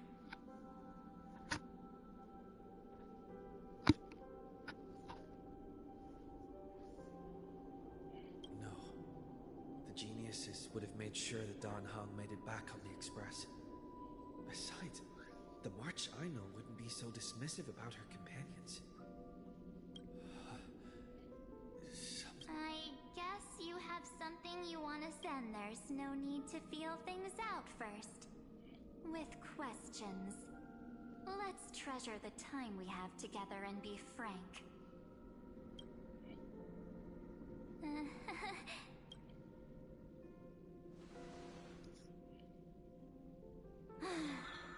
As expected. A glimpse of memory is not enough to deceive the bonds of friendship forged between the Nameless. In that case, there's no need for further deceit. You're right. We are not the March 7th you are acquainted with. But we can send you back to Amphorius, as long as you are willing to help us. We are the Garden of Recollection. You should be very familiar with that name by now. Just as a reminder, while you hesitate, time is quickly ticking away in Amphorius. Working with us is the best way to stop the enemy of erudition. Erudition would treat any results unrelated to the experiment as garbage and throw them out. But we don't work like that. The Remembrance treats all these instances as important materials needed to weave the universe. Besides, this would be child's play for a great hero like you. It won't be hard at all. Also, if your plan fails and the big bad Iron Tomb manages to get out, then the whole cosmos will be in danger.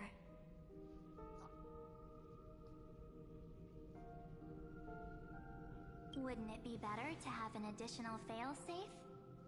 As long as you help the Garden retrieve what we want, even if Iron Tomb reformats everything in the physical plane, we can use Remembrance to reconstruct the entire world.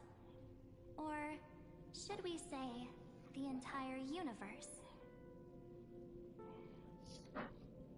So help us. Find where Amphorius's memory began, and bring it out. The Master of Anosrava has already glanced at you. Don't deny it. That storybook is the best evidence. Say, you aren't seriously gonna be moved by their pretty words, are you? I am the one who commanded those little ones to lead you out of the prison. But I didn't expect to attract little gnats trying to take advantage of the situation.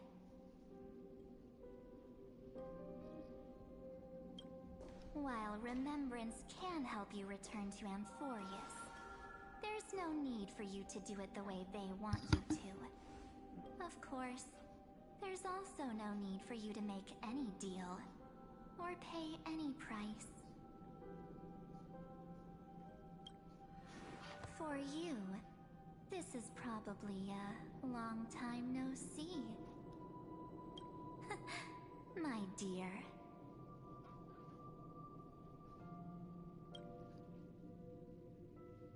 Shh. There's no need to say anything. I know.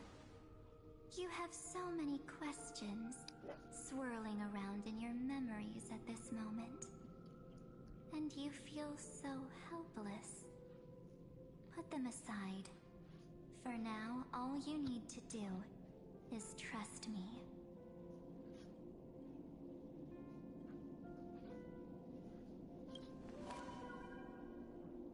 Or do you need more proof? That won't be hard.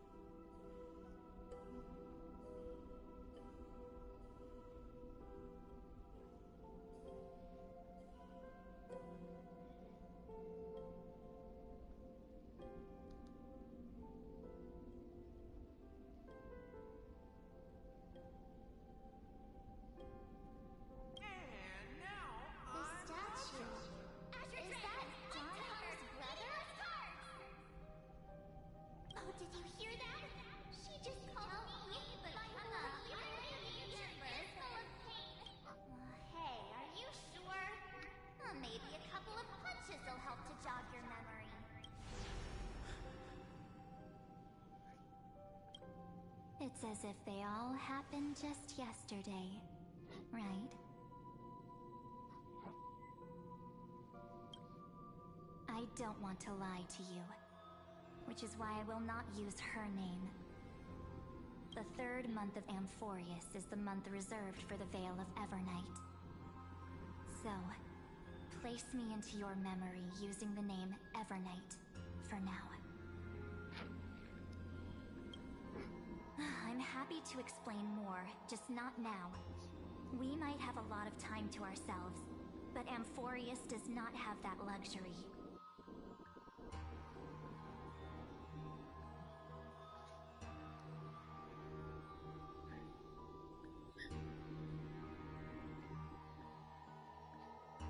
If we do not stop erudition and destruction, then the journey you've treasured so much will face the prelude to its obliteration.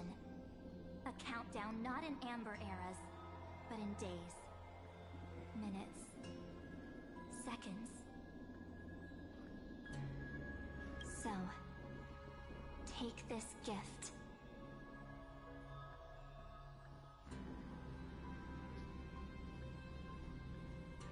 This burning core core flame.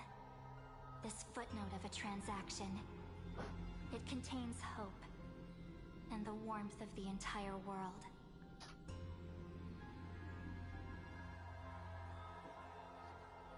Ripples of past reverie. She hid this fire in the long river of time, hoping that her wishes would transcend time to reach your hands in the future. Now, take it, and return with it, dear friend. Return to Amphorius, and overturn the final Era Nova.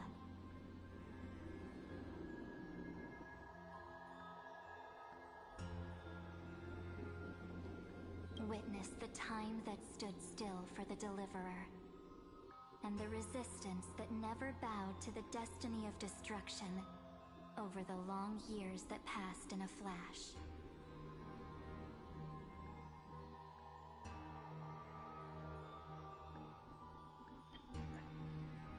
Then, with this core flame blessed by the remembrance, respond to their hopes and blaze a trail to the future. And I will silently watch in a corner of time, waiting for our next encounter. I believe the wait won't be too long.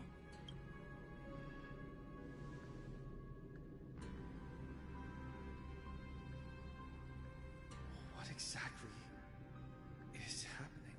Keep going. Keep trailblazing.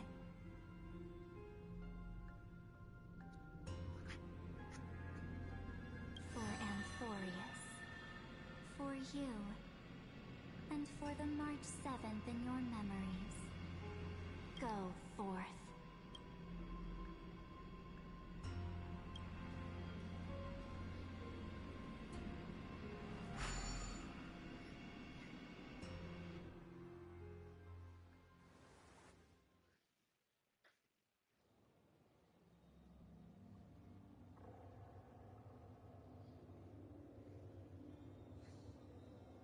Is this... Akuma?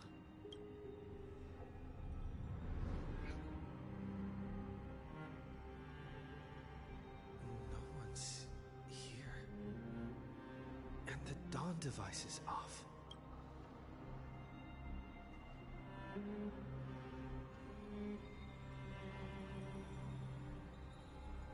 Am I too late?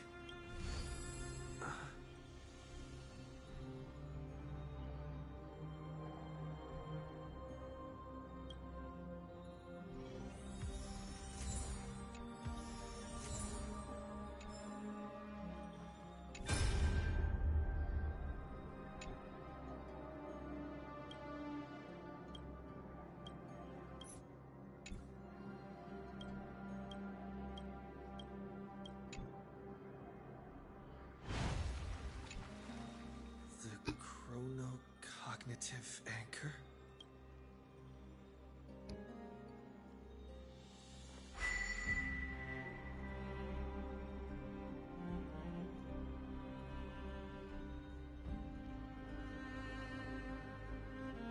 There's so much I wanted to say for our reunion.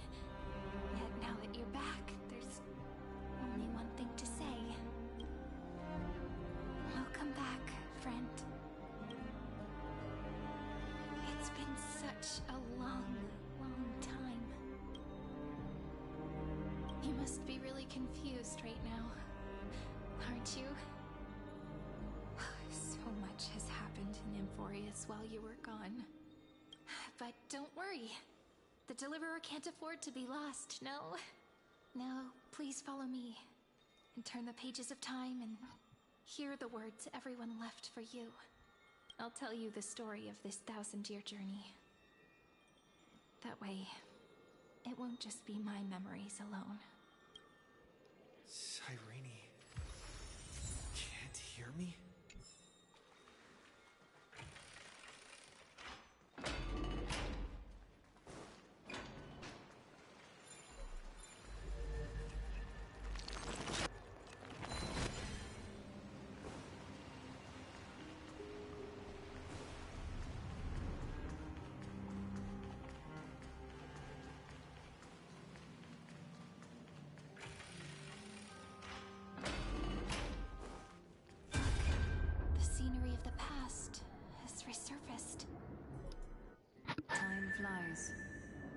200 years have passed since the Deliverer's fall. We had to return 3 core flames of law, romance, and ocean to stop Lygus, but even so, Terravox has fallen. The 2 geniuses vanished without a trace, and Zeridra embraced her fate. At this rate, Era Nova will come, and Amphorius will fall into the destruction. It seems the key to rewriting the end once again lies in the core flame of world-bearing. According to the instructions left behind by those 2 geniuses, we must get it into the Deliverer's hands, no matter the cost. But how? We need to find a way to hide the core flame. And we must buy enough time to keep Lygus at bay. About that, Rini might have some good news. She had that dream again last night, but the Titan's voice was clearer than ever this time. She said, "Pass the flame into the future." Is that a prophecy from Orynyx? She chose to side with humanity this time and hide one of her kin's core flame? It seems Amphorius' fate isn't sealed just yet. You're right. History has changed. Humans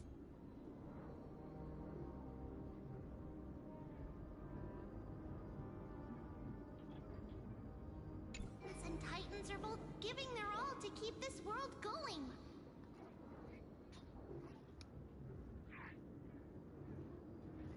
Perhaps a relay across the ages is finally about to begin somewhere out there. Unfortunately, life will never go smoothly. Leiden's army is already at our gates, and their commander, that Lycurgus, he's right outside Akama. White Calendar 3960. Zeridra, under the pretense of a campaign against Fagusa, sacrificed 500 Chrysos heirs to complete the trial of law. This tragedy shook everyone in Amphorius. That same year, Zeridra the Imperator was assassinated, after which Aglaya the Goldweaver took command. Thus began humanity's second flame chase journey, a path hanging by a thread. Come, this way.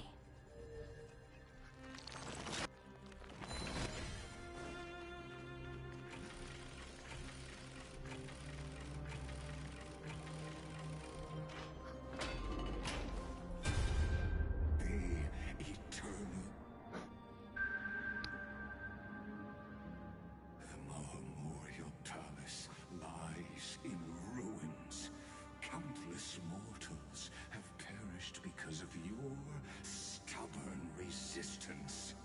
It's time you learned the cost of refusal. Now, answer my question again. Where is Kefali's core flame?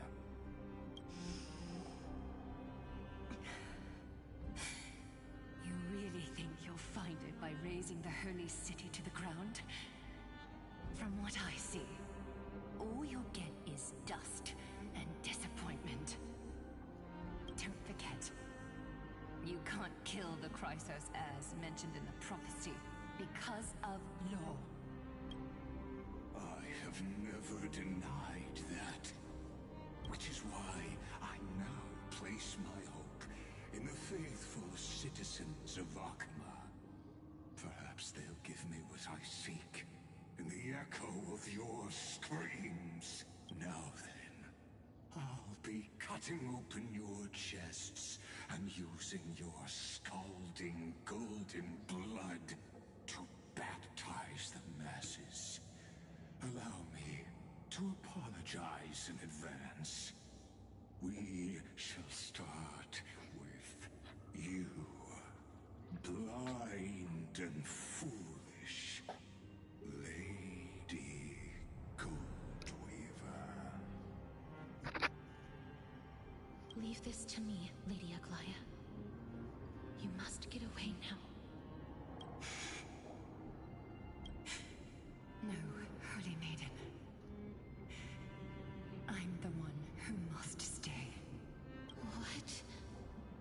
His conspiracy won't succeed.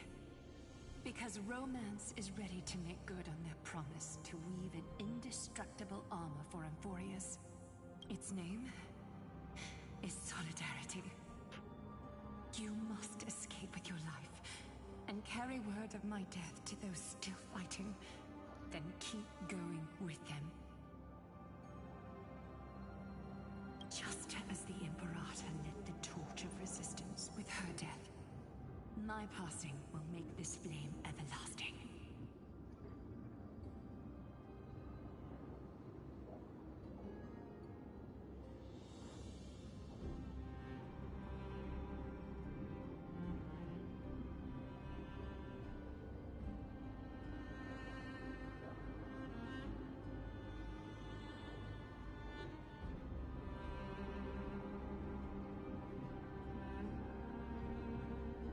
Take good care of it. Guide it to the future. And place it into the hands of our deliverer. 50 years later, Lygus led his forces again to Akama. He charged directly into the Holy City and razed the Marmorial Palace. History would name this battle the Third Siege of Akama. 90,000 brave souls gave their lives for Akama that day, including their fearless leader, Aglaya. Go forth, deliverer.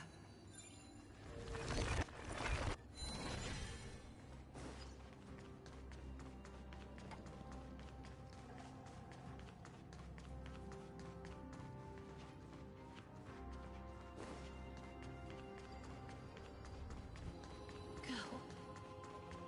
When the frost melts and the So what you're saying is, Princess Home Buddy. She just left. Like that. Since Cass has made up her mind, we can't let her resolve be in vain. But between staying in Akama and going to Styxia, what difference does it make when it's death either way? I'm against relocating. With Kefali's protection, isn't Akama far safer than that dead city? Cass's plan doesn't involve any relocation at all. Huh? Like you said, Akama is humanity's refuge. We never intended to get everyone moving to Styxia.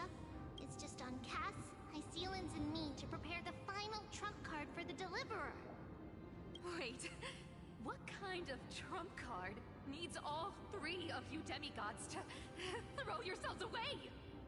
We must lay down the path to the future so when the Deliverer returns, they'll have a clear road to reach the location of Era Nova. Styxia sits where death meets the ocean. There, with the combined powers of ocean and passage, we can summon a current that leads to the vortex of Genesis. And the demigod of death will forever guard that secret path until he returns. We all know Lygus will set his sights on the vortex of Genesis. That's exactly why we have to do this. Guess I underestimated Idonia's Maiden of War. She's got way more steel than I thought. And Cypher, we need you to head to Castrum Kremnos as soon as possible. By any means necessary, forge an alliance with Strife. The prophesized Crown Prince has already been born. He shall become the new defender of Akama, protecting this land after we leave. You don't need to worry about that. I just came back from Castrum Kremnos. Only a step ahead of the news. Treeby, something's flying towards Akama, and it's really fast. What is it? It's a spear! It's the Kremnoans. Their king's already here. With the protection of the demigods Trebios and Cyphera, Akama endured wave after wave of warfare, though just barely.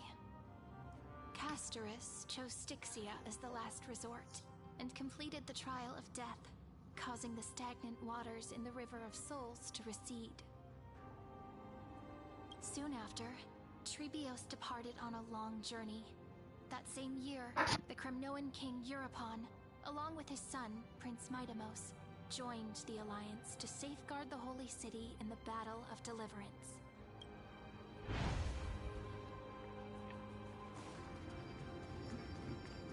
Go on. See you tomorrow.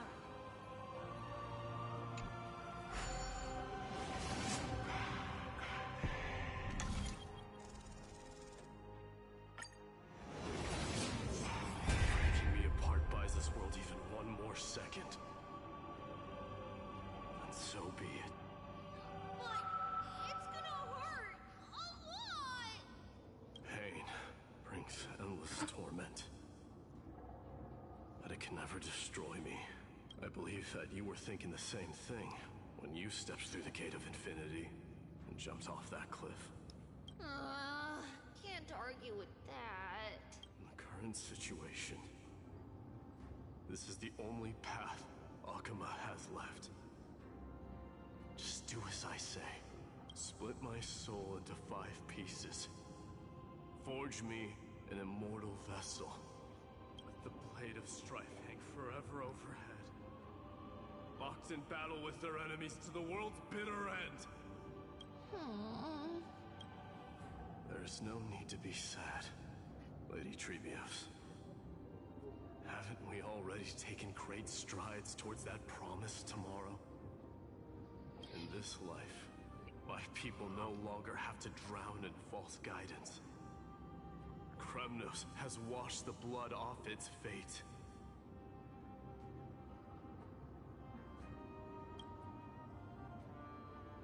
Emphorius no longer needs a god named Strife. So let me shatter the former loss and turn the Lance of Fury back into a weapon that protects the world.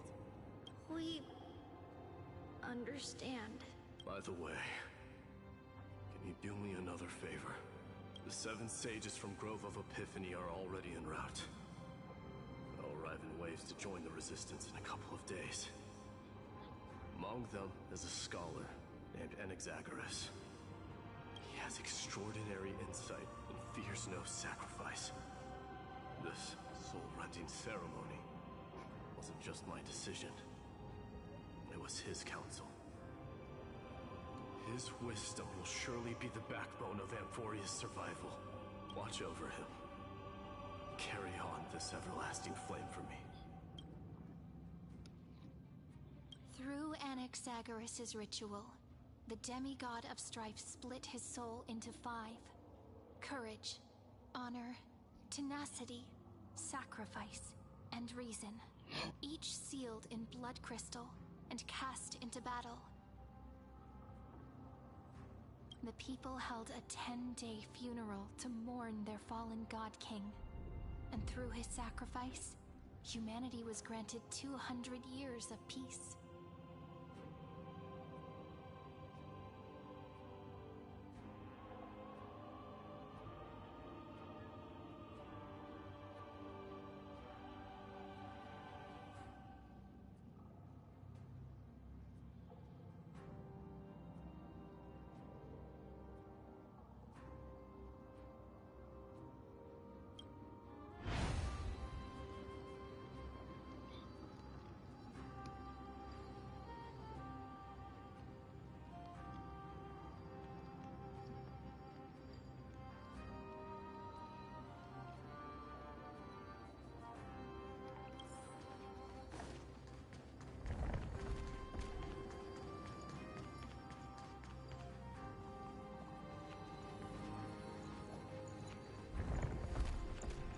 Keep moving forward. My blood will pave the road ahead for you. Keep moving forward, little Gray. See you tomorrow.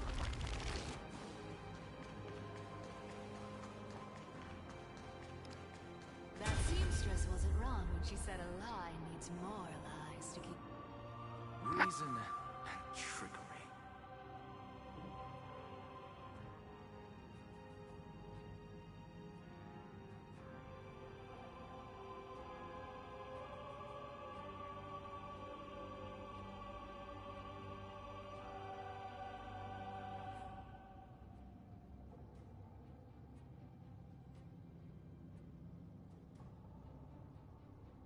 Never thought we'd be the pair to finish this final setup. Can't catch that Tin Man without your little slides. Besides, this is our last shot. Not the time to be picky, right? Don't oversimplify it. Lycus just found out Akuma's been an empty shell for the past 50 years. He's bound to be furious. At this rate, he could have done anything. That's exactly what we want. Rage blinds even the brightest minds. Doesn't matter how much of a genius he is, the principle still holds. Once he storms into the council and confronts me head on. That's the truth. Rage blinds even the brightest minds. This is why I'm trying to learn how to let the rage, and be doing well letting the rage run past me, run through me, without me acting on it, and acting on every little impulse. Except for calling somebody bad, apparently that impulse is still hard for me to not enact on. But any other impulse of punching something or extreme signs of anger, they're good. They're fine. That's the point. You trigger your alchemy with a boon and turn him into a caged beast. Easier said than done. You still have to pass yourself off as the deliverer without anyone catching on. And you really think a human alchemical array can bind a godlike being? That's just nonsense. What? Getting cold feet? Or you just don't believe in the almighty worth of the demigod of trickery? There's also something. Also, yeah, I forgot I don't have an Anaxa either, but I actually want an Anaxa too. But here's the thing, right? And I want this to make sense for people about this. There's one thing I can give Amphorius. It does. Amphorius has a way of getting some people to understand how I think. Because believe it or not,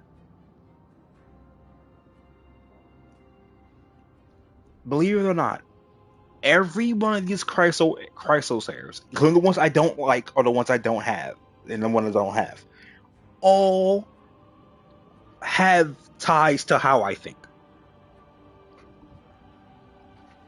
Like it's all these, like I said, these are all big parts and chunks of what makes me both. Actually, both sides, hypersonic and holodragon, they all fit me perfectly.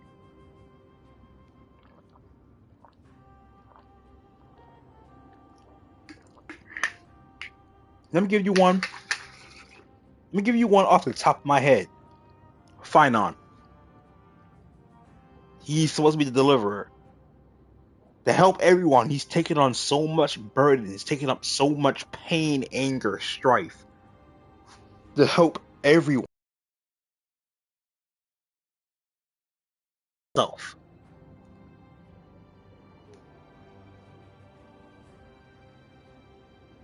Or let's take strife. Mighty. Finds the perfect fight or the perfect battle, and no matter how many times he falls or loses, he still gets the fuck back up and keeps going. Will make sacrifices for people for the greater good and bite his tongue majority of the time, while still having a bunch of anger and rage pass through him and not impulse on them, and use the impulses all the time. I got one even better for you.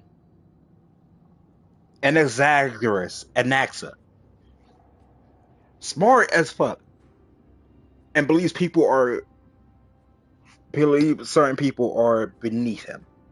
Understandably so.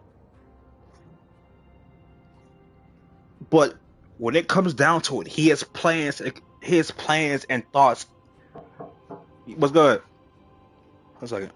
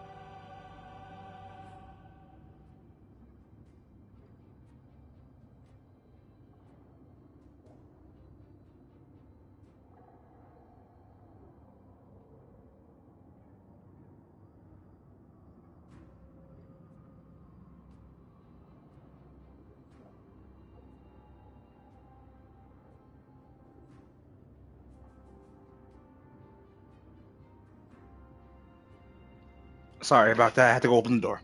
Where was I? Oh yeah, Nazareth, smart as fuck. Philosopher's Stone, alchemy, everything under the sun, thoughts, and giving people the harsh truth, even when they don't want to, even when they don't want to hear it. Smart as fuck. And matter of fact, I'm giving you one more. My girl Cipher, the demigod of trickery, lies so much that her lies became the foundation to keep the fucking Kefli standing. For example, have told a lie to myself for countless years so much that I believe that it's fucking true, and it's been keeping me going ever since.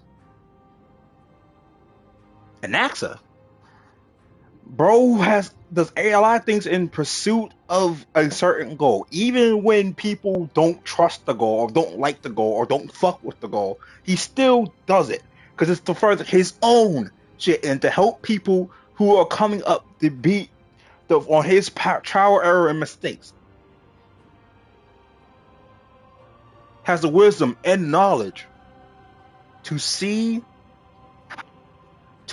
past what others choose to not see. I can keep going. I can literally keep going with this. Give and for is this. Even though I don't like how the story is presented, thinking back on it now, I don't dislike it as much as I used to. But at the same time, all of these are still parts of hypersonic and holodragon fused storm. This is which is essentially me. I don't care if you dislike what I'm saying, it's the truth.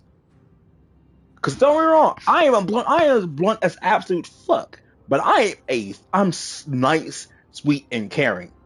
I get no hold you not. Legitimately, Aquaman can tell you I am too fucking nice for my own goddamn good. It might seem like I'm evil. It might seem like I'm an asshole. It might seem like I'm rude. It might seem like I'm disrespectful. Because people don't actually know the real me. I am nice and caring as fuck. Shit, am I correctly? Afro told me like he likes when I play Tekken 8 because I'm free and just enjoying myself and there's none of that.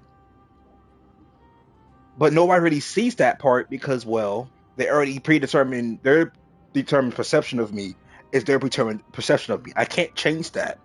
Nor should I want to change that. People don't want to get to know me. As simple as that. Look at my baby Casters here. Death, life, love, like not love, life and death. Struggling with my own mortality. Literally, that's what I did, mind you. And I'll say this: there were multiple instances in my life where I could have fucking died. Be honest. When I was being born, I could have died. Truth. My family can tell you that. When I was Children's Hospital, could have died. Could have gone insane, actually. With the Job Corps, could have died up there in Job Corps. Had a heart problem. It's why certain things I can't even do anymore. I want to learn how to smoke. I want to learn how to smoke and drink. Yeah, I can't do that. Can't do that. Let's see. Depression almost took me the fuck out. But I'm still here.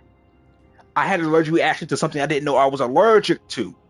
My throat almost closed and I could damn near not breathe. I can had to try to breathe through my nose, was starting to close too.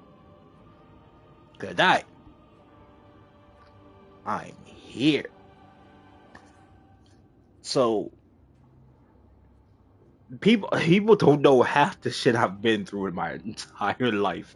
They have no idea of the bullshit, the trial, the errors, the fights, the anger. Like if y'all understood where my anger comes from, you understood I had the right to be angry. but I don't want to sit there and have that anger all the damn time.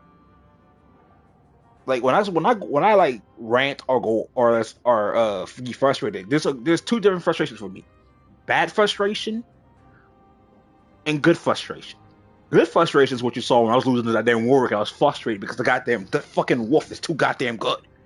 But it was funny to me because I found it funny that I'm fighting something that I know good damn well, bro. I can get cooked at any given moment, and I don't see it as somebody that doesn't know how to play the character. It's just I don't know how to fight the character. It's a difference. Again, it's why I honestly, truly will say that not a lot of people understand who I actually am or what I actually do or how I actually think.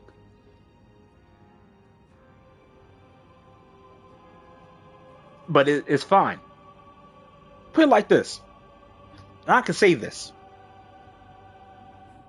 I'll say this on stream because I know that she probably does not know. She probably not paying attention to me or caring what I do at this point or watching over me like that sort. Alien Gal, TTV. We had a lot of problems at the start of the year, but guess what? I still see her as my friend. She probably don't see it the same way I see it. It's fair, but I see her as my friend. I still see her as maybe sometime in the future, probably back to being my dual partner. I still see her as that. I still see her as better than me. Even after everything, I don't harbor any hate or ill will or ill intentions to her. Not even now. And I'm alone playing. I'm alone doing this rank shit. Cause I'm pretty sure I'm gonna stream ranked sometime this week in Rivals. Wish me luck. Cause I'm probably fucked. But like I told you this. I don't hate people. You piss like if you piss me off, you know you've had to piss me the fuck off. I don't think people understand that I am a nice person. 100%. I am caring as absolute fuck. But everybody has anger issues. I have changed.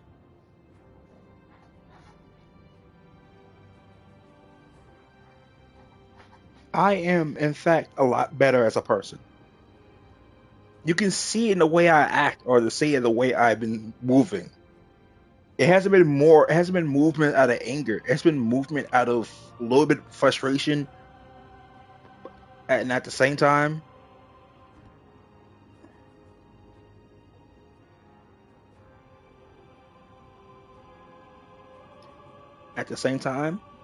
I'm better. I'm better than who I was before. I'm better who I was yesterday. I'm better than who I was last week. Every day I'm better. It's not changing at all. Just tell me straight. Can you do it or not? Of course I can. And it'll be child's play. Exactly. Can you play this character to a decent level? Can you be that person that people rely on in the game? Hmm. Of course I can. And it'll be child's play. Part of who I am. This is part of me. I keep telling y'all this. I don't, even though I've gotten my heart is not light on that forest, dead ass. This I can see myself in every single last one of these people, which is not good.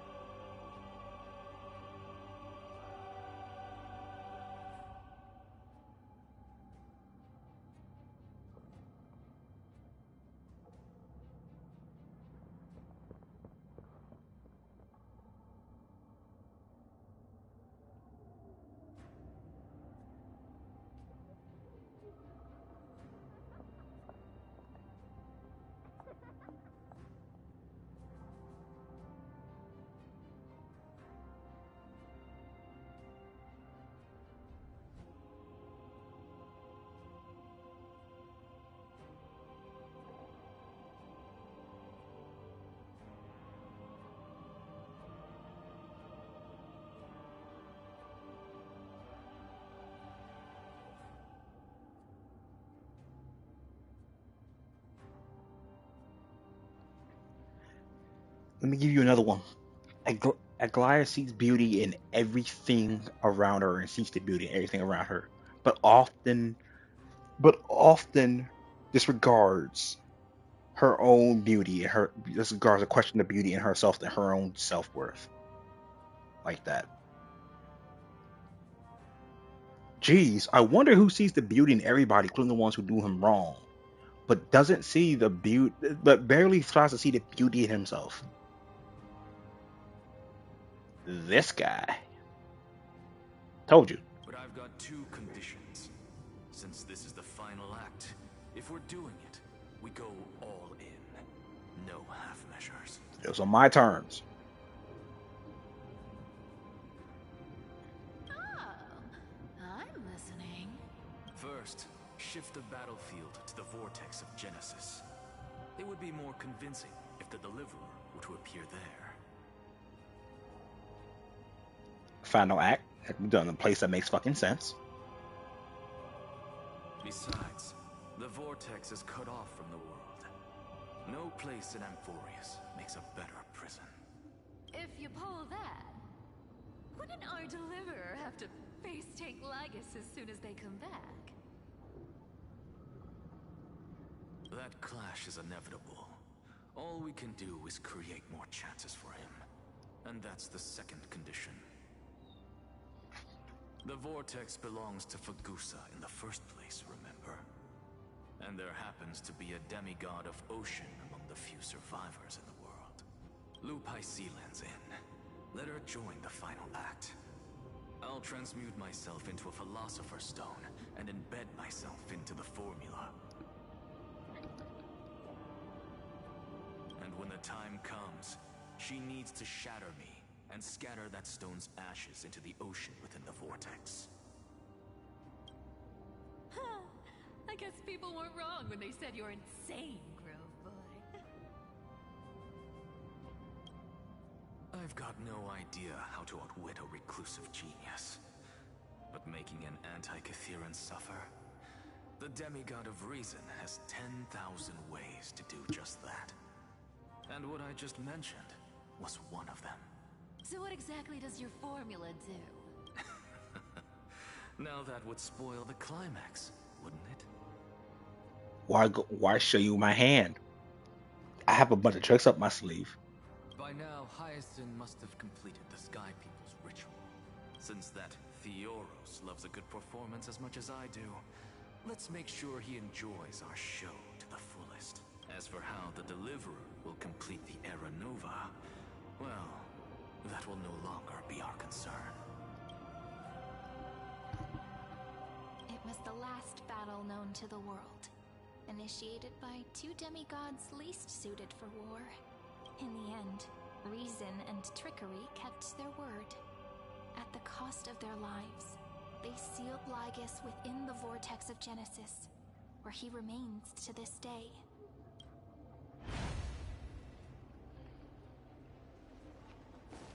Go forth. Finish the greatness left undone. Quit overthinking! Just run! Keep running. That'll be enough. God love Cypher. Maybe it's dead quiet here. Akuma will stand eternal. And Cypher's lie is crumbled after all.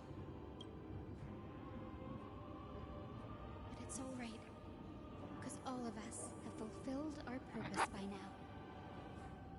When the Deliverer returns, no matter where he is, sky will turn clear, and a rainbow bridge will rise, carrying him to the final battleground. Healing and hope. Sairi, this arduous relay is finally nearing its end. Now, I'm passing the final baton of fate to you, okay? No, that's not quite Let's right. bring this up too. Hyacinth. Faith, hope, in myself and in others. In herself and in others. Doing everything in their power to heal people and make their problems better. Or make them problems go away or disappear. I'm usually the shoulder to cry on. Man, I can to push my problems away to help other people to deal with my problems on my own time. Bingo! After all, it was you and him who lit the first spark of this journey, wasn't it?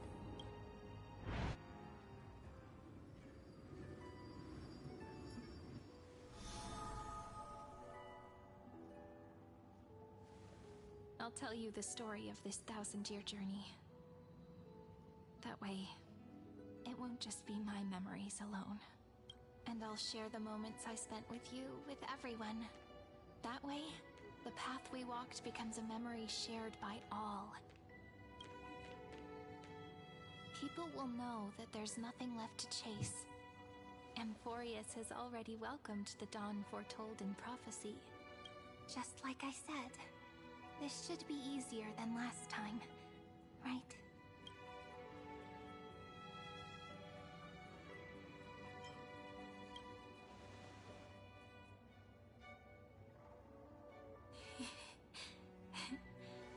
I wonder what kind of expression you're wearing right now. Probably the same as always. Calm, resolute, and brimming with confidence. If I have the chance, I'd love to see it again. Because it's really been far too long since we parted.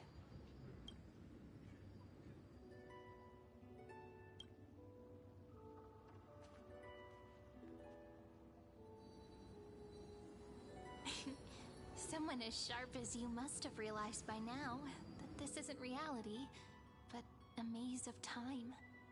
As the last link in the relay, I will return to the Temple of the Three Fates, tell Orynyx all of our stories, and bottle every page we've written into the little flask of memories. And then, may it set sail in peace, drift down the river of time along with the core flame of world-bearing, reach your side, and lead you back to Amphorius. Just like the first time we met, right? Even though this cycle has no demigod of time, time has always stood on humanity's side. This is the only way to make sure that the Era Nova won't happen before you return. And the only way I can safely entrust the completed final flame chase journey to the Deliverer's heart. After all, the new world will be born from your memories, and the protagonist of this story mustn't be absent.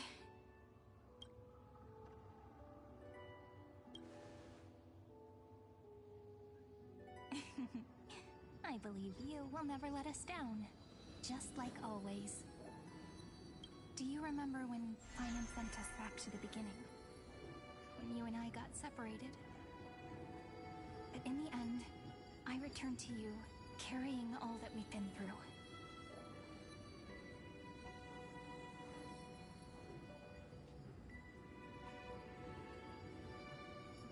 That's what memory is.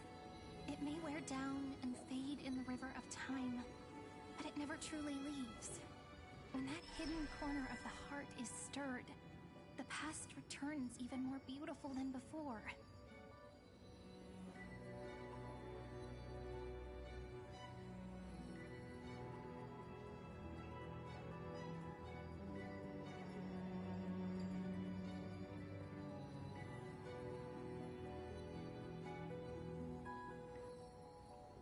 So don't worry. Let the 33,550,337th Flame Chase journey become part of you too. I've gotten a lot better at it with the experience from the last time.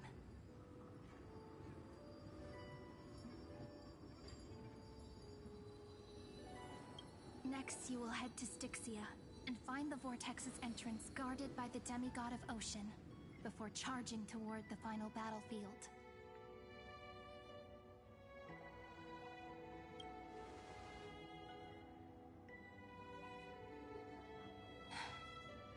Don't worry. I'll be with you. All of us will. Even Finan. we'll stand with the Deliverer.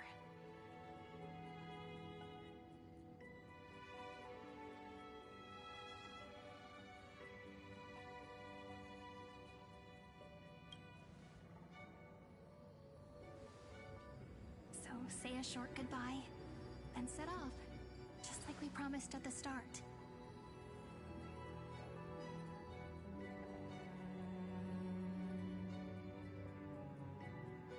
Toss away all unnecessary worries and troubles, and bring our smiles and determination into tomorrow.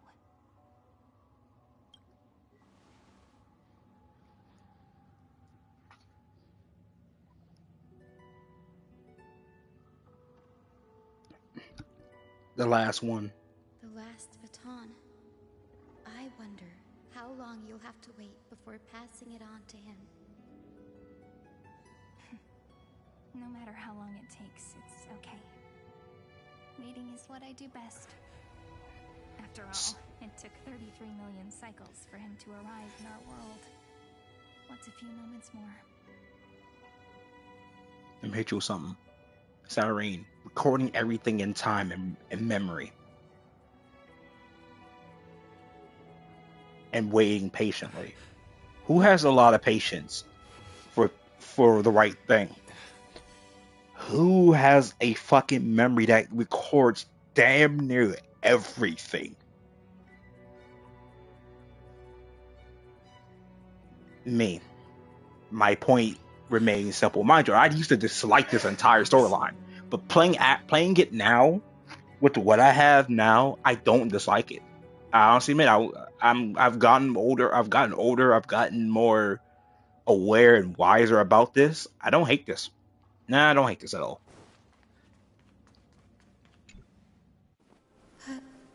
Sairi, what if you wait and wait, but that hero never arrives? That won't happen. Because I know that no matter how long it takes, he'll definitely return to this place. We can't let him down.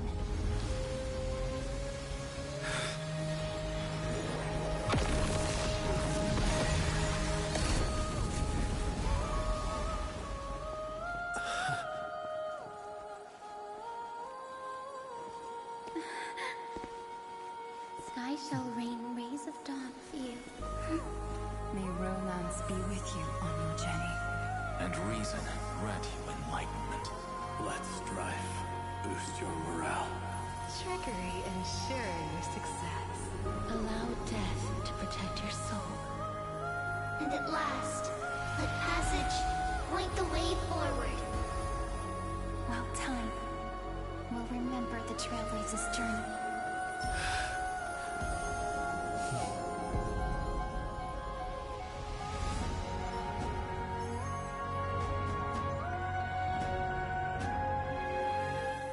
Yeah, shit. Mind you, I'm not skipping this either. I'm not skipping any of these. I'm reading the recap, but still doing this. Is this Styxia? What happened to this place?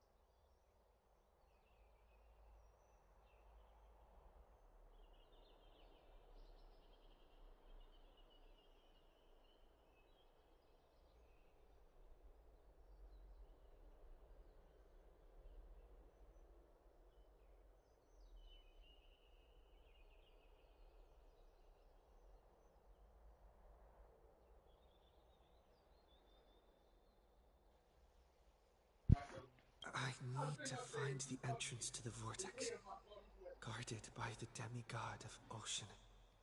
High Sealants.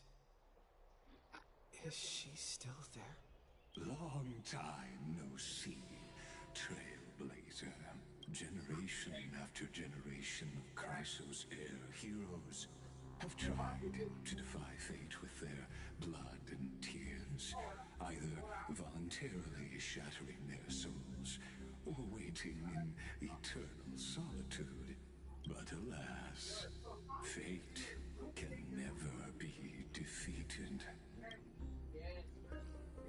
Reason and trickery may bind my flesh, but my will shall never fall silent.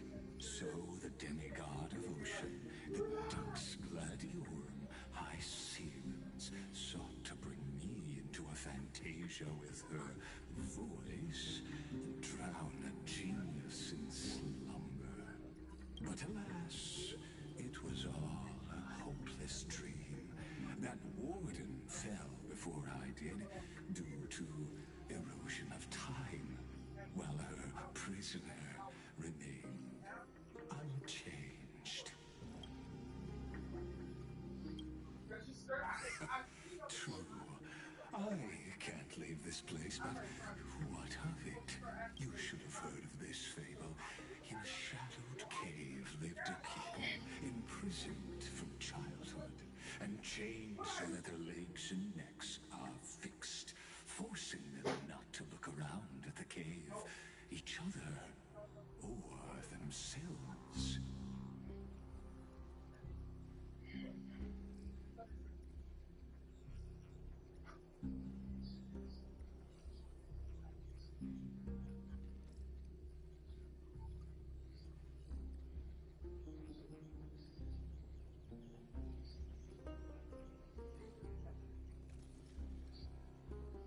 Behind them is a fire, and before them loomed the stone wall of the cave.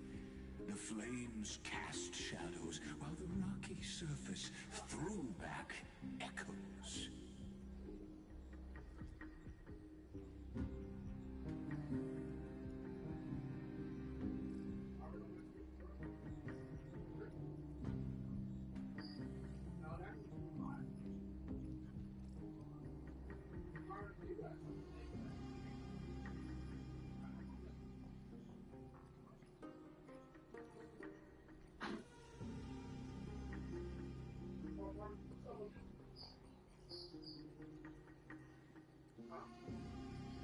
To them, that false play is the whole world.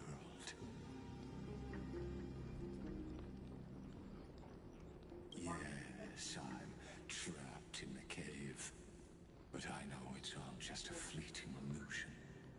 I don't struggle in dreams. I wait. And now, my deliverer has come to defeat me and save this world that never owed you anything. Oh, you'll need to awaken the singer here and unseal the prison called Vortex of Genesis.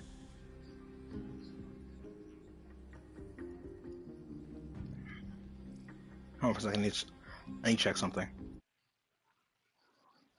I need to check something.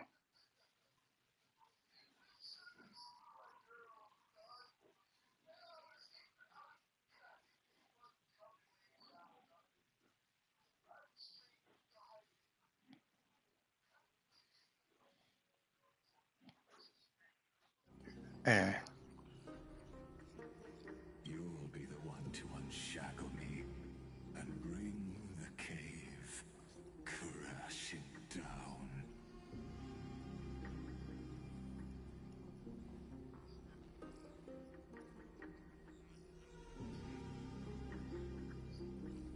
Of course. I don't mind waiting a little longer. Let me guide you through this next illusion.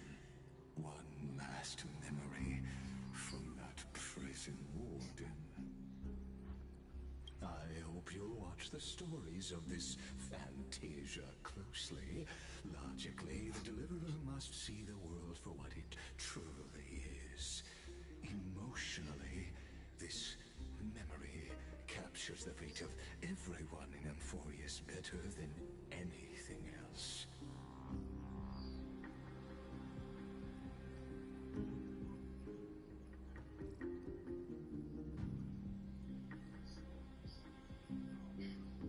Only by feeling it for yourself can you understand my point of view, the meaning of destruction.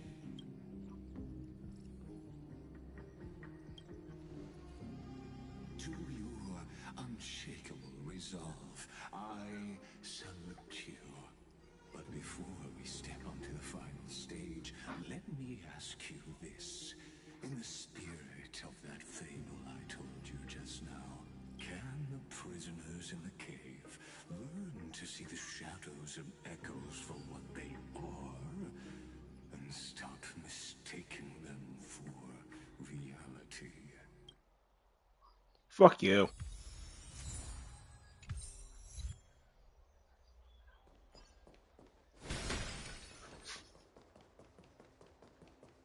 Look, the fire projects the face from the memories. The dark tides flood the sea, and our kingdom teeters on the edge. Fear not. Our queen has gone to the borderlands. She'll quell this calamity herself. This is the scene when the Chrysos heir of Ocean was born.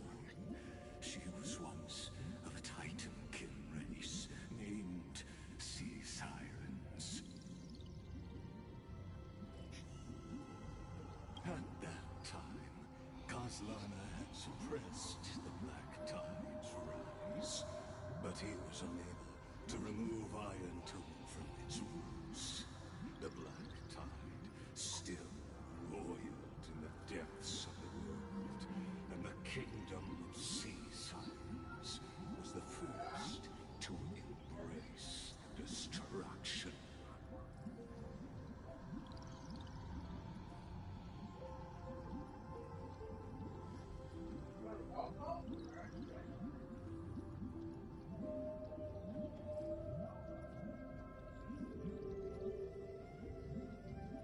Listen, I heard Electra's voice. She's calling to us.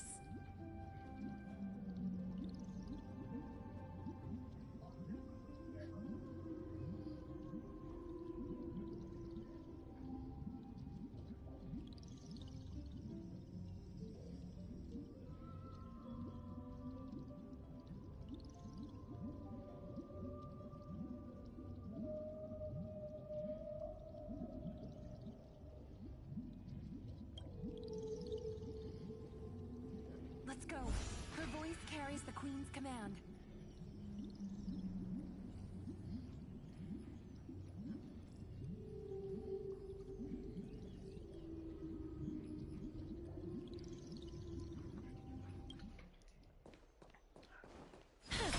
To keep the black tide from threatening the ocean, the queen gave her all, body and soul. The queen's chalice. My sisters! You're finally here! Of course, Electra. Your beautiful melody drew us here. Her true name is Electra. This is a reflection of her former self, clinging to the past with aching defiance. The queen summons us. She must be near exhaustion. The black tide will soon enter our borders.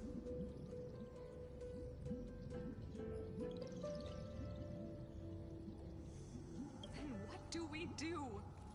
Will our seas fall to darkness and terror as well? Don't worry. We shall lift the chalice in her stead to catch the black tide. Such tiny Titankins. Thinking they can stop the tide of truth. How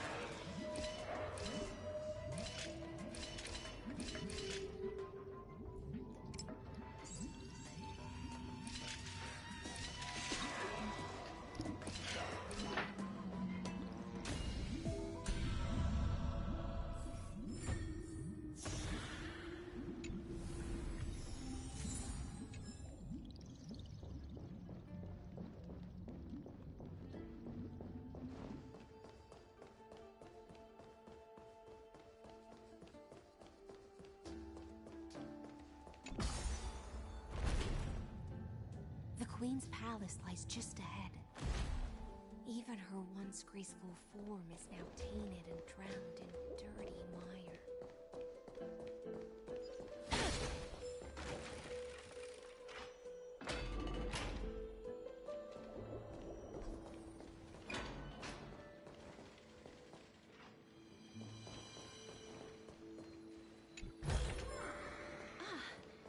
Make sure you keep it safe.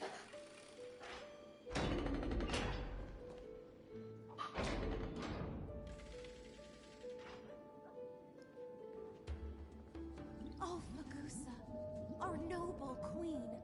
We've come at your call. My little fishlings, you swim with such joy.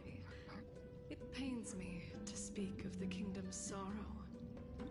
I once believed I could drink the black tide dry, but even the deepest chalice must one day overflow, and I can hold no more of this filth. Mother, worry not. We're all children of the sea. Let us bear your fate together. We'll take up your mantle and drive back the black currents. We'll mend your sacred chalice and take in the cursed filth.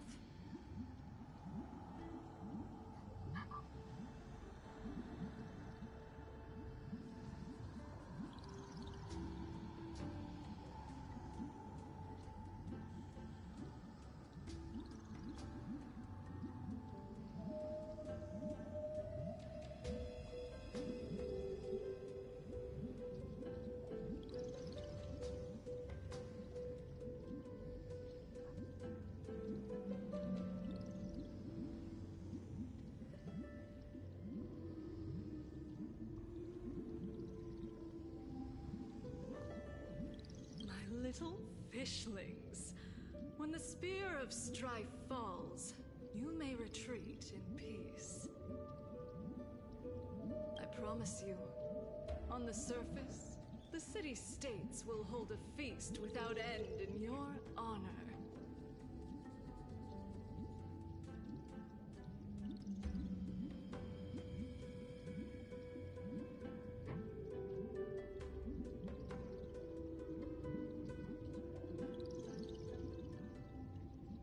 This is the last gift I can give you.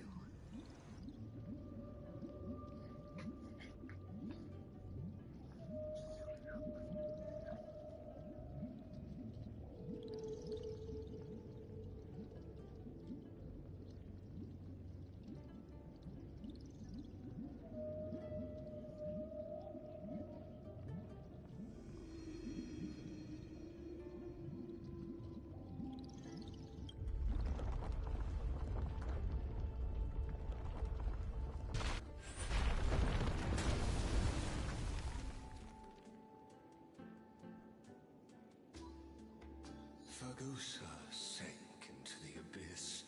With the chalice shattered, their intoxication spilled into the black tide, birthing the first madness in Amphorius.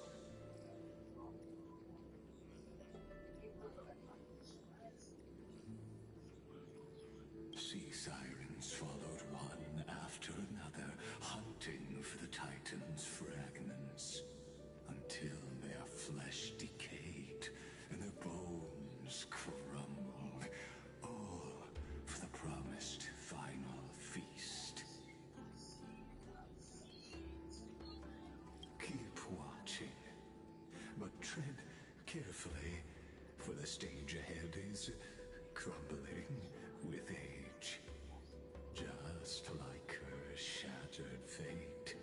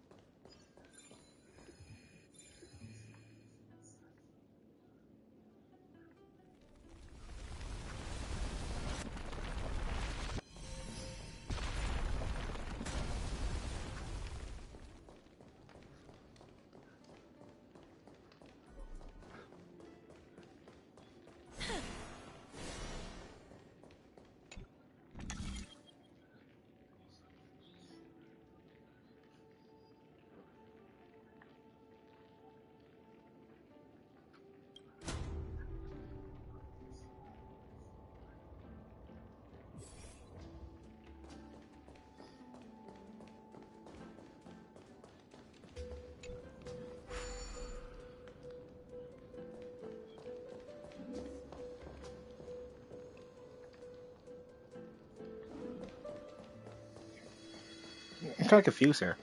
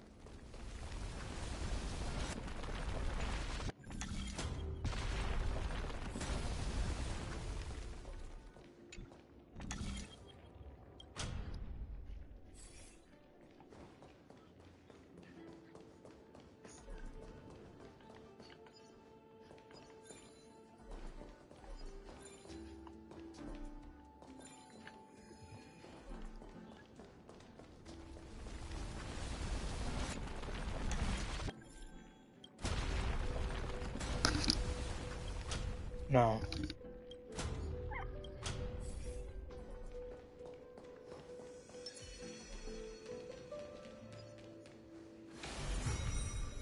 Are you serious?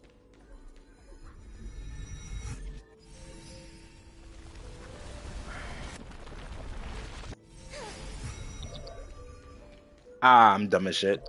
Your wisdom far surpasses even the bounds of reason, Malino.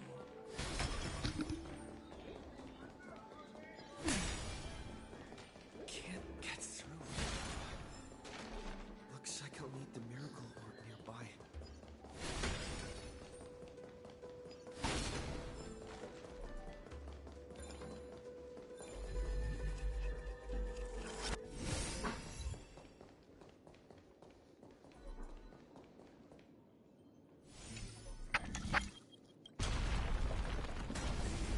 Was written long ago. Even you cannot rewrite it. Just like this poor chandelier.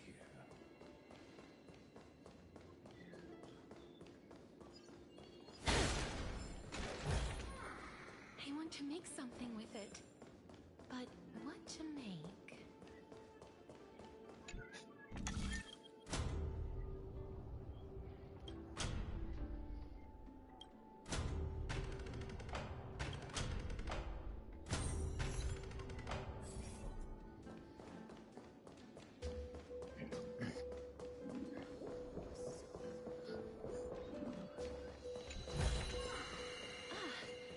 Make sure you keep it safe. Electra! The fiends have gnawed my tail. I can no longer swim to the far seas. Electra! The black sludge has soaked my veins. I can't dance with you anymore.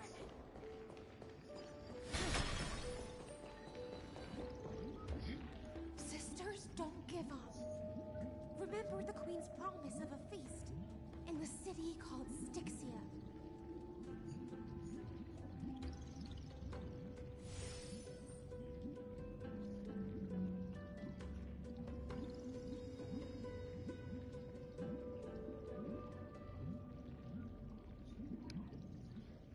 I haven't forgotten.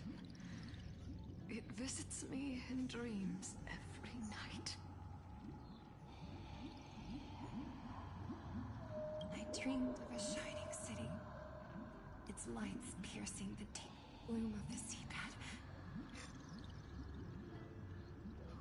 I dreamed of children placing garlands on our bone horns.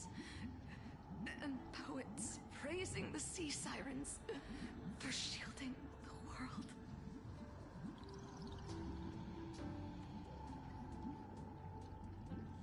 But what a shame. We can go no further. Please, sing to the humans for us. Sing sing of the deep sea's legend in our place.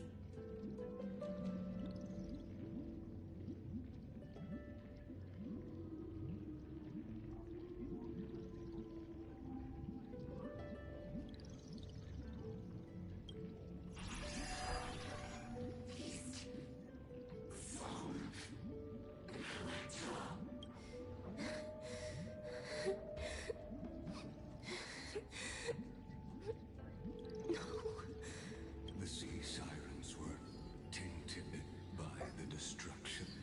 Their flesh rotted away. They became the black tide creatures of this cycle.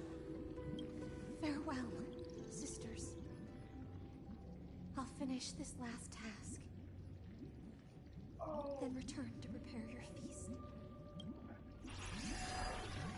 And so, only one sea siren remained along the sea floor. High sealants, swimming alone through the seas, burying her kin, and searching for the fragments of the chalice of plenty, though most of that journey was in vain. Why not let us use the power of time to leap ahead towards the journey's end?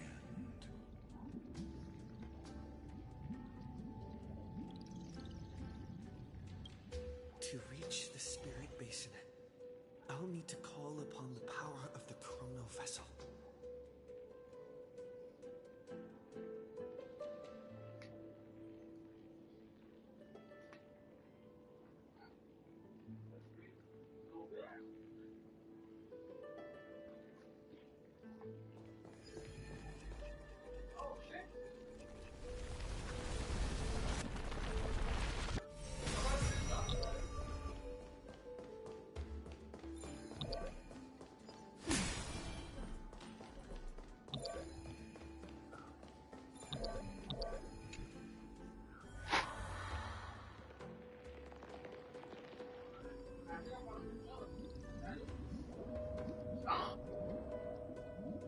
At last, the Chalice of Plenty is whole again.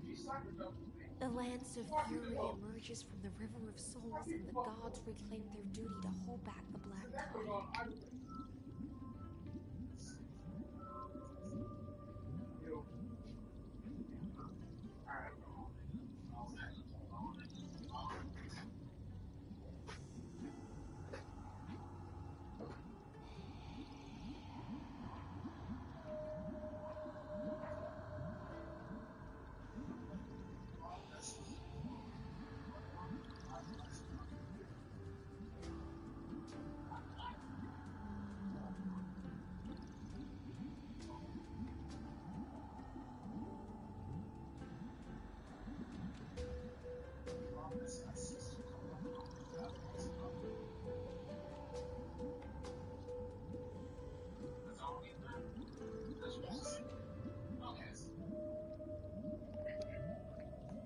I am freed from endless toil, and now walk toward the rites at Styxia.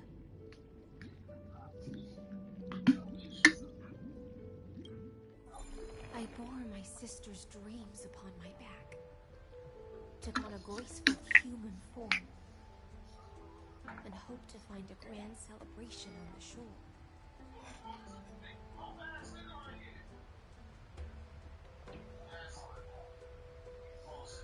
My fins became legs, my scales became skin, and the sea foam on my body became a shimmering gown.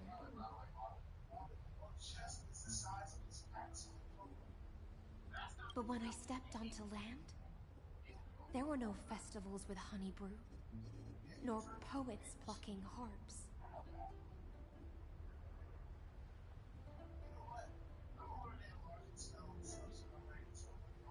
Only silent death, drifting gently along the River of Souls. Give me a second.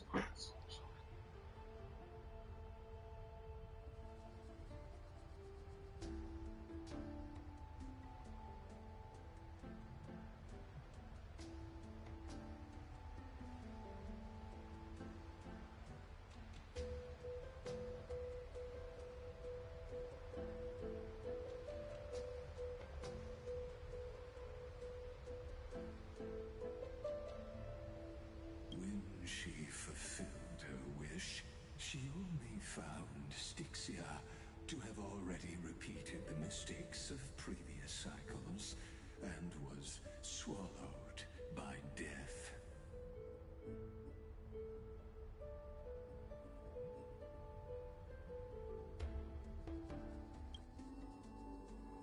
Hopes and promises are nothing but the foam of dreams.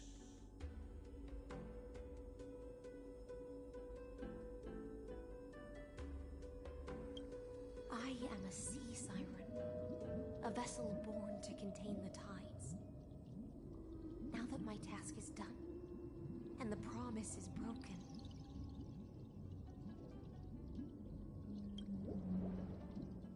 how am I to go on in a world drowned in shadow?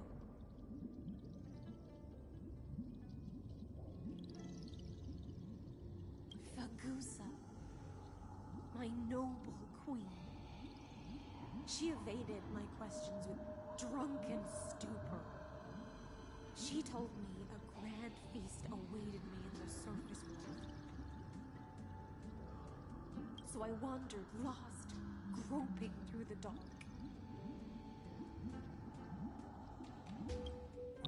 The feast she spoke of. Where is it? Lonely Blade, I shall grant you everything you seek.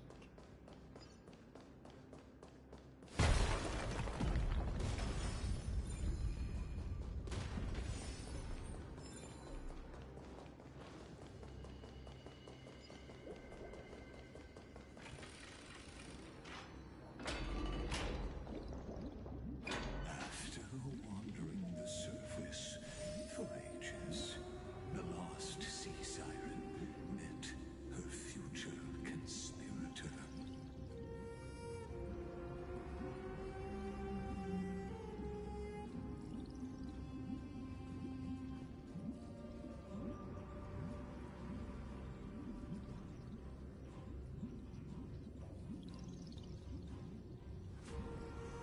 You quelled the wars alone and forced strife into retreat. This swordfish that commands thousands of legions, whom does she serve?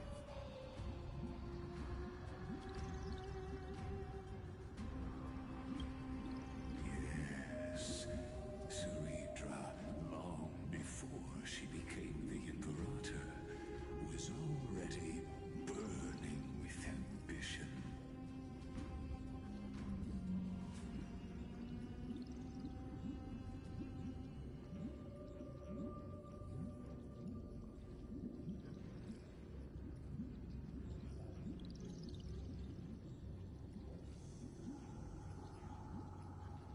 Sovereign who follows prophecy. I am no one's sword. I am just a wandering fish, seeking clarity through bloodshed.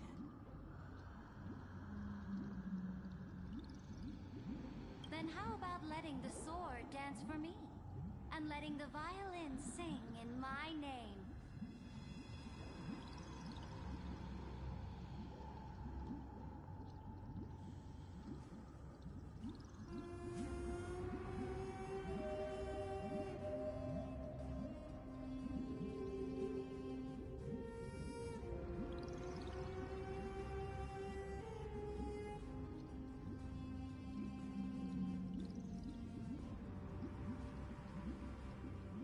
Tell me, what is it you seek?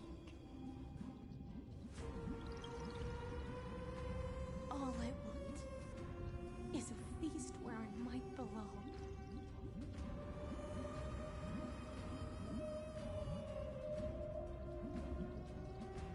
Such a demand is trivial with the Sovereign's authority. I'll grant you a banquet worthy of conquest and comrades to toast beside you. At night, you must offer me your heart. My heart? Yes, a loyal heart that will generate no betrayal. You You were deceived by gods and drowned in the ocean's darkness. But now, I will lead you forward and be your light.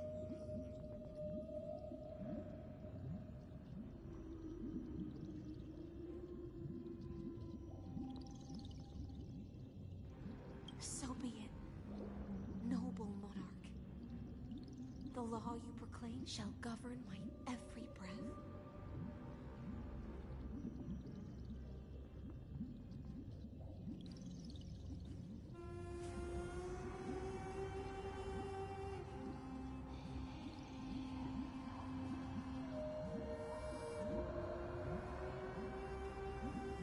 So be it, noble monarch. I am simply becoming someone else's vessel once again, and accepting a duty given to me. And thus, in her hollow drift, she finally found a new purpose. Like sunlight piercing the deepest trench.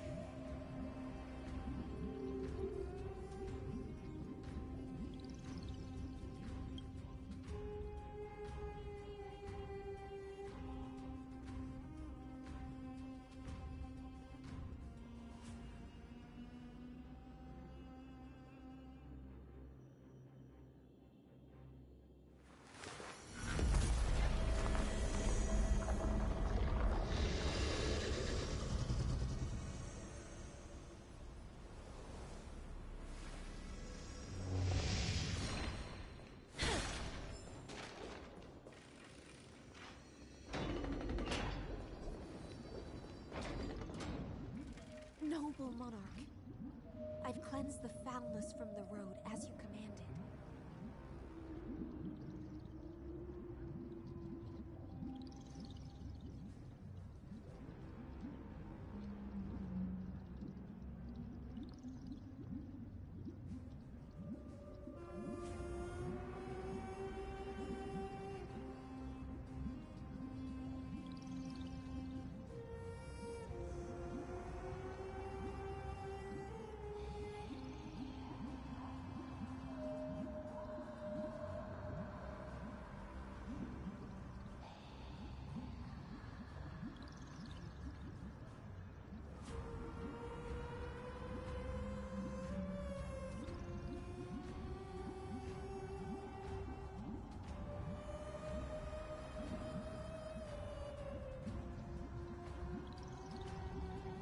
My blade, you've helped me ascend and take the crown. Ask, and you shall have your reward. What I desire is the same as before. A feast. Look, I've prepared you a grand banquet. The finest honey brew and tributes await. Fish are drawn to light by nature, for the deep sea knows only gloom. Now I found a flame. It may scald and burn, but it's the only light. Come, let us join the feast. Perhaps the path forward lies hidden among the revelry.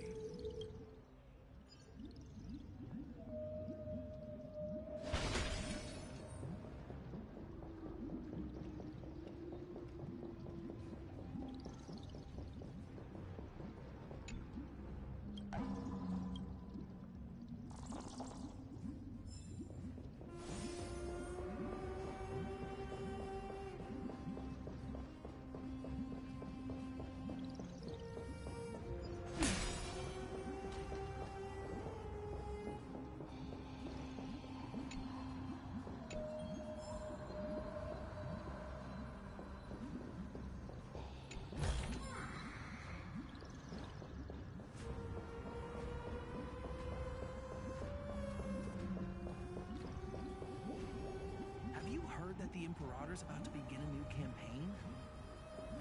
Her glory will no longer be bound by the borders of... My faithful subjects, tonight's feast is not just for the past. It's a toast to the future!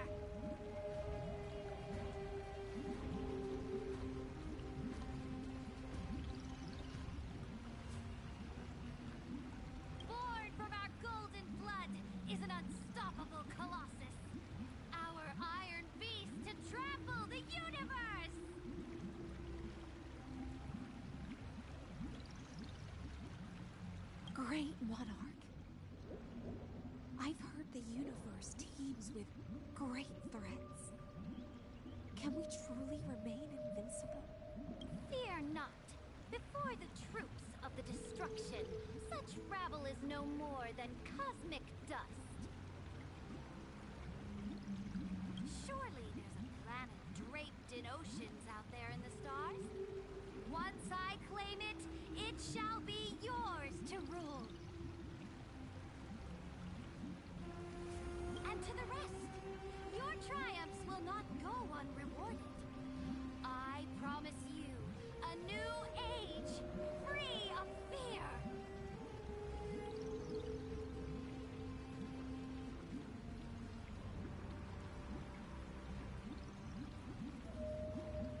My control can't say a lot to save his ass. She keep dying on me, bruh.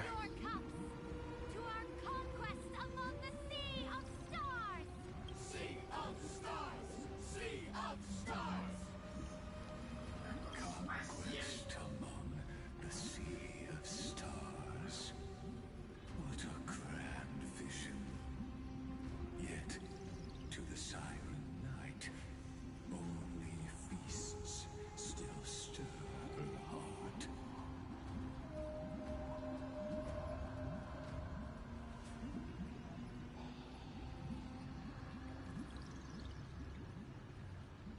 Come now, join me.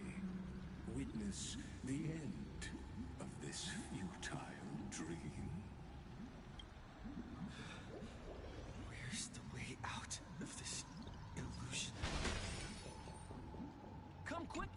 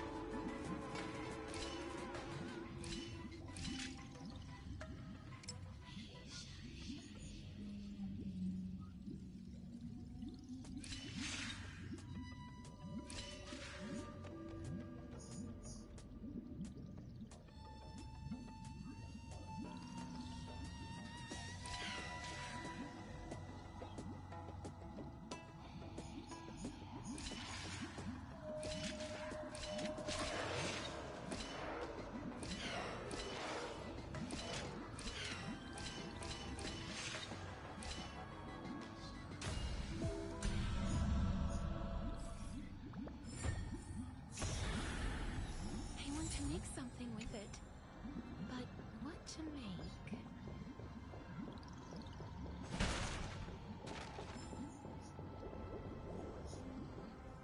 Noble knight, you are truly a blazing spark. It is my honor to share this banquet with you. Noble Knight, you have earned victory with your blade. And you have every reason to revel in this moment of triumph. Let me pour you a glass of honey brew.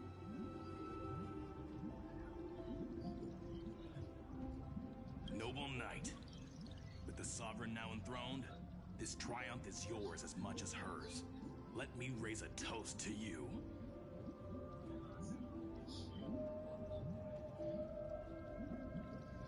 Noble knight, your strength strength is boundless. Lead us to conquer the universe, and let us toast to that vow! Then drink we shall. Raise your glass. In the deep sea, I never knew what fire was. But when I set foot on land, the first light that I saw was the flames of war, lit with golden blood.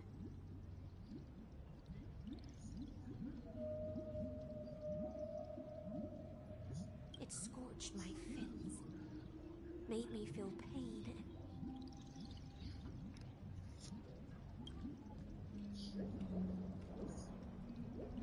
ignited an unprecedented hunger. A hunger that flickers in every hero's heart. So bright, yet so blinding. Look! The monarch herself has taken her seat! Hear that? The court sings her praises! Come! Join us and praise her glory!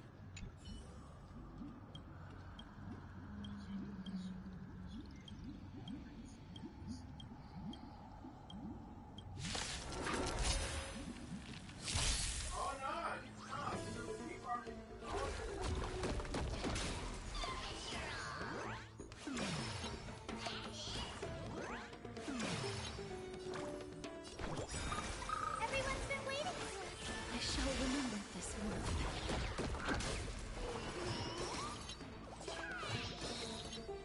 Please cherish. Come on, stop messing around. You'd better remember this.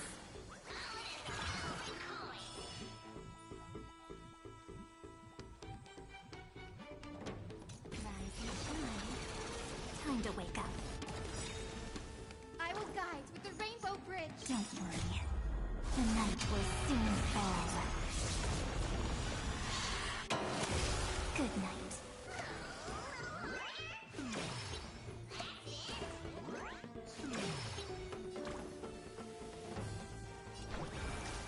Do you need some sunshine? The future will be bright. Everyone's been waiting for us.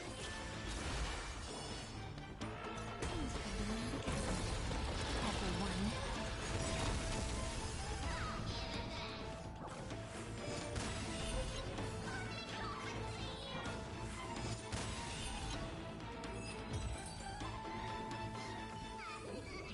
May wandering souls find their own.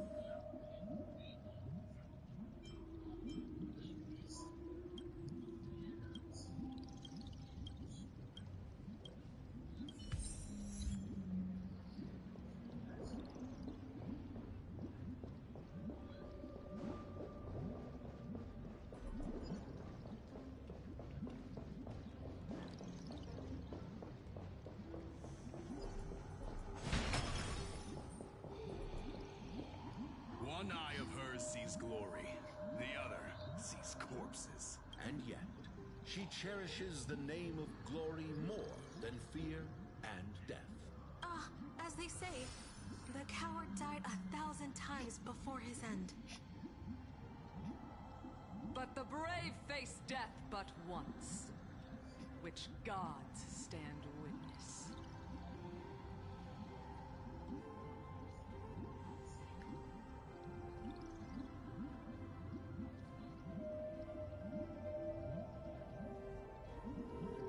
On the eve of war, we sang our hymns and set our sights to sail beyond the stars.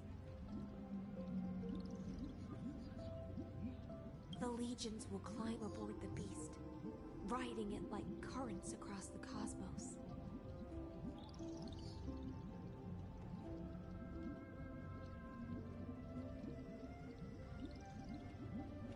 Planets after planets flew the flags of her crown. Realm after realm was ignited by her flames of war. As the final resistance fell silent, a vast empire rose from among the stars.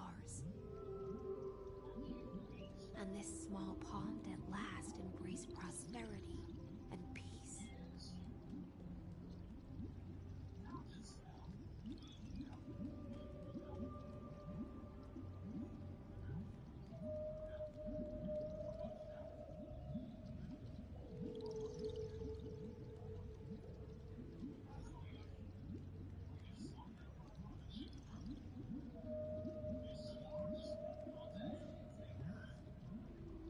That's how the story ends. Tell me, visitor.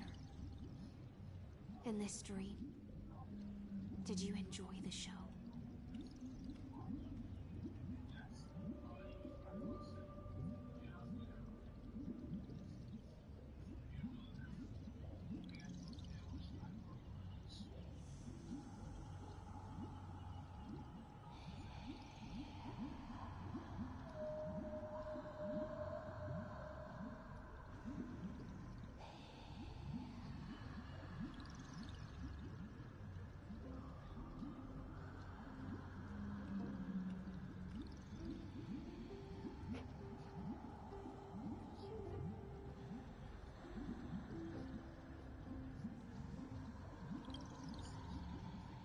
After all, beneath that still surface lie the bones of countless dead.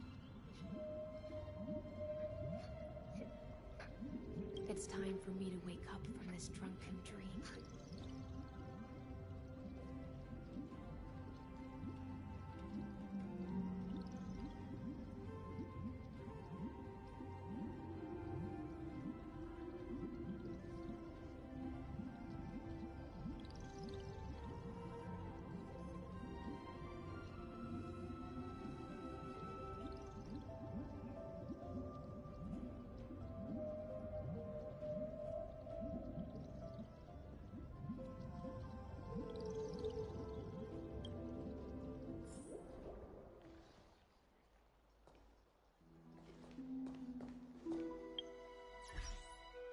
If I'm gonna fight him, I want to fight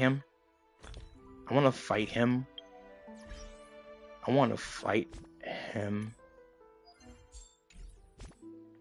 We'll fight that with this.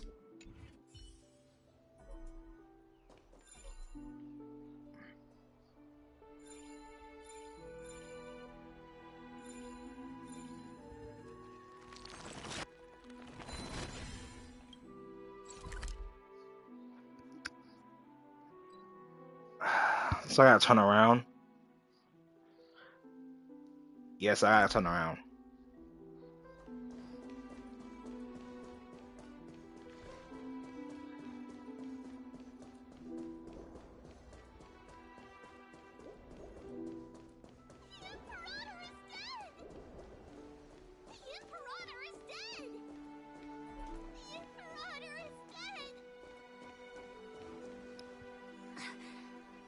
People once cheered for my ascension. And now they cheer for my fall.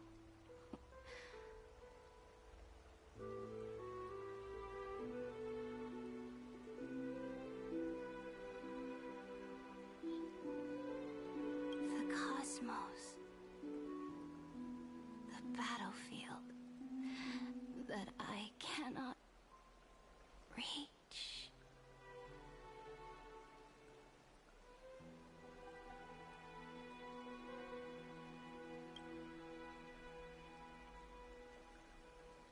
Before the Sovereign's conquest reached its end, her life and ambition had already been swallowed by the deep sea.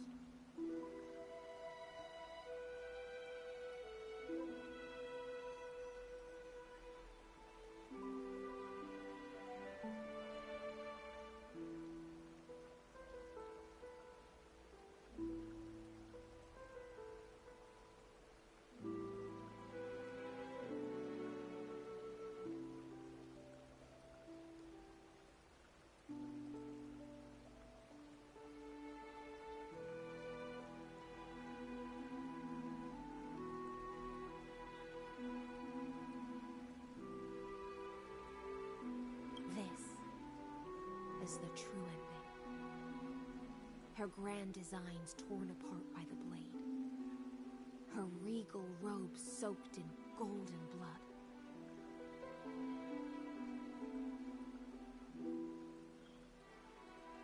And the one who struck her down? It's you. The one who struck her down.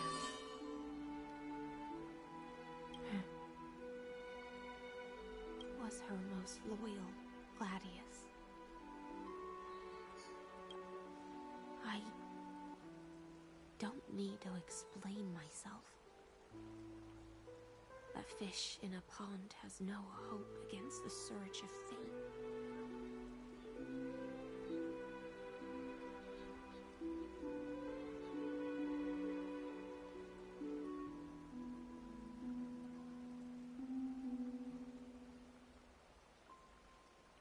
I wandered the shore,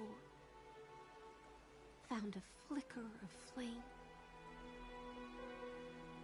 only to snuff it out with my own hand.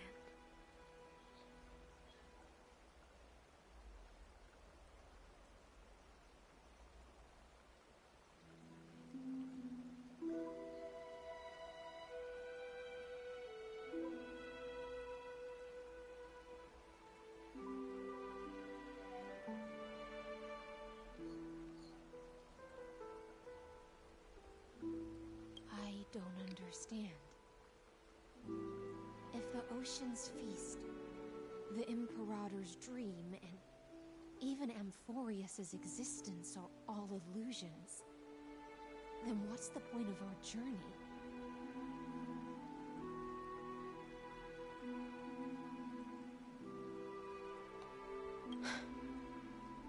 When the Deliverer returns, I will let this absurd celebration come to an end.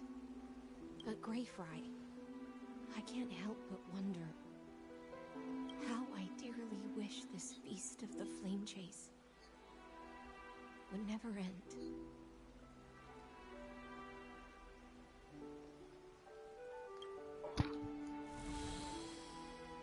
It seems she sensed your presence. Fantasia's foundation is starting to crack. Let's return to the prologue. Remember the allegory of the cave? Can the prisoners in the cave learn to see the shadows and echoes for what they are? How about Stop mistaking them for reality. how about kick your ass? How about come in there and kick your ass? How about that?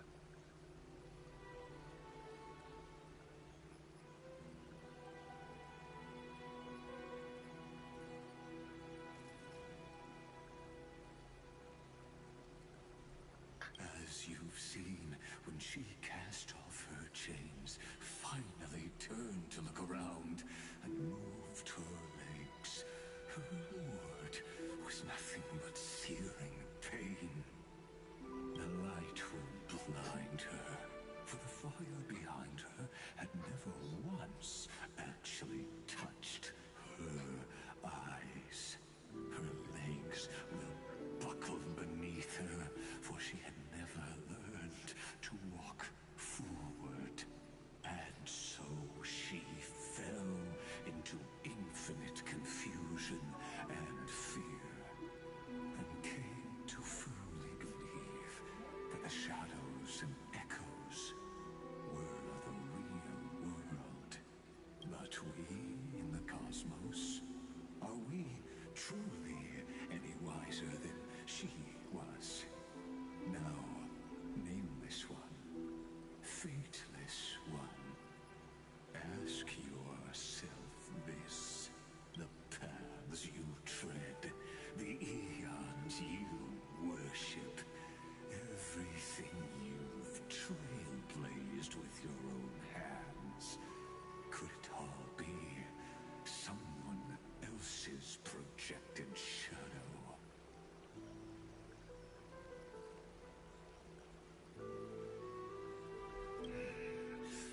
Let's leave that question till after the curtain falls. Once you've unearthed every last truth and reached the prison built for me by the demigods, I'll speak with you face to face. I, the Theoros, have walked the 30 million histories born by Kozlana.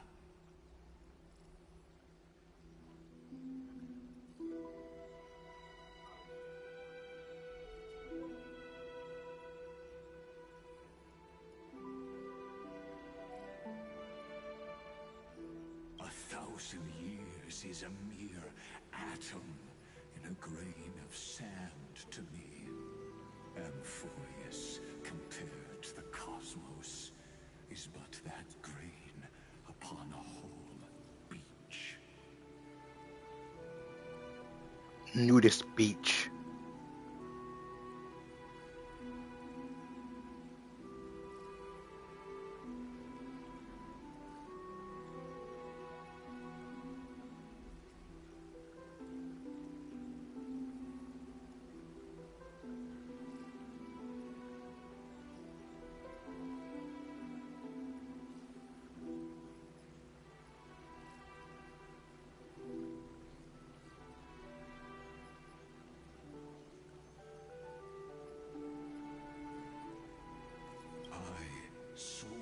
To bring an end to the erudition, would I really let a single grain grind down my mind? No. Please use the power of time to open the gate to the ocean's depths. Go, find the prison warden tormented by loyalty. Find her. Step into the world's vortex. And once there, end everything between us.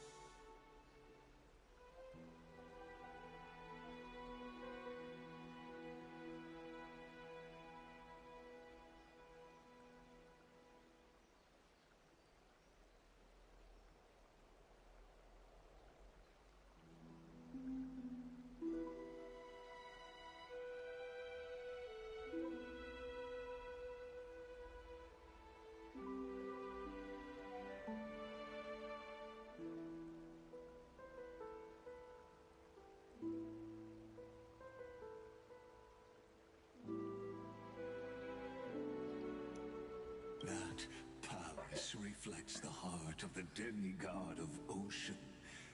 Intoxicated, stagnant. There, you'll witness the true beginning of the saga. See, if I'm fighting you, it's been I'm late as I've been late as shit on this shit, but I'm actually enjoying this. Believe it or not, I'm more calm and relaxed now and enjoying this.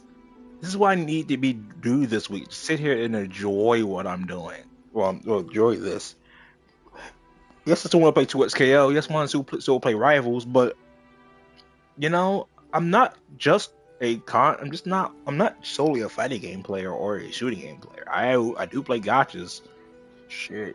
I do I do play games like Warframe, Smite. It's just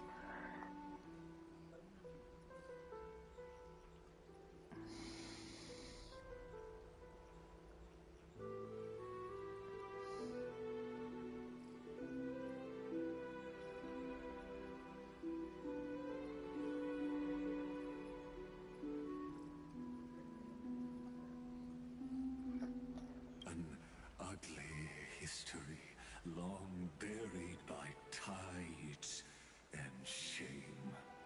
A staircase of apotheosis that the Imperator forged with the golden blood of 500 human sacrifices under the pretense of conquest.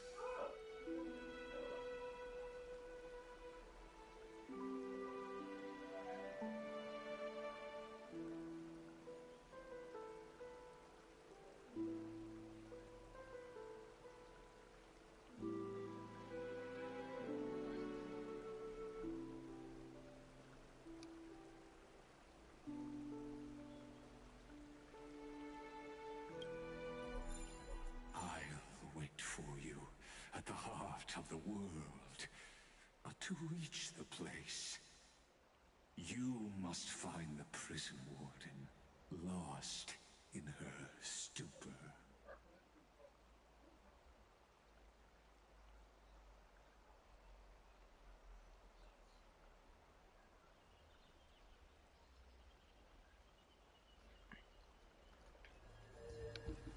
I'm enjoying myself.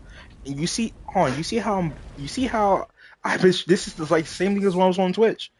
I streamed to one person and still be enjoying myself.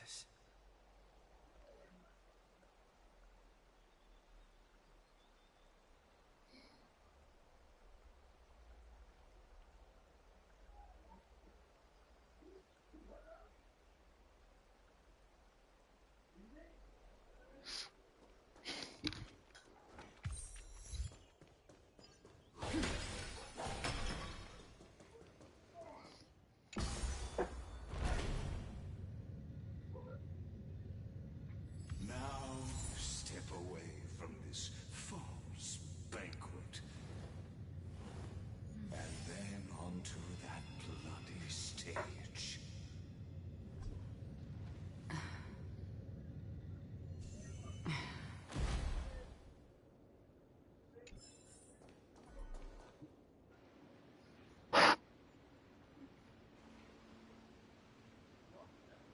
The palace that worshipped the ocean, the sanctuary connected to the vortex, was also once the battlefield of the first flame chase.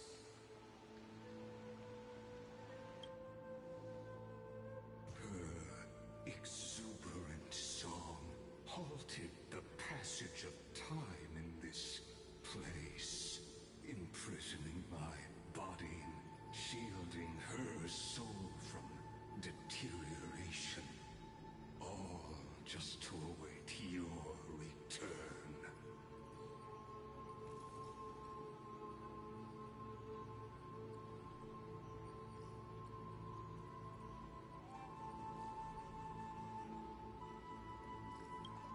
The twisted time and space with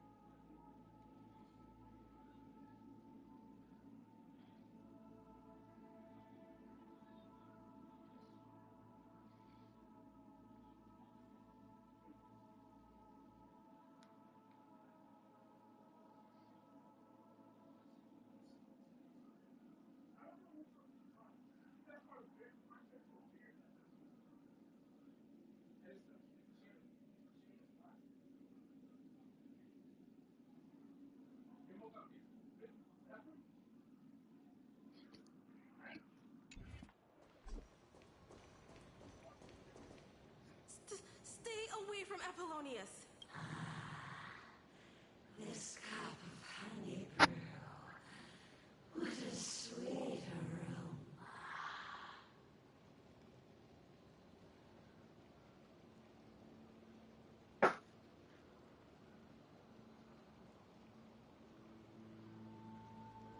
Run, Virginia. Dux Hakalithist. We can't give up here. Love steeped in death. How delicious. Oh boy.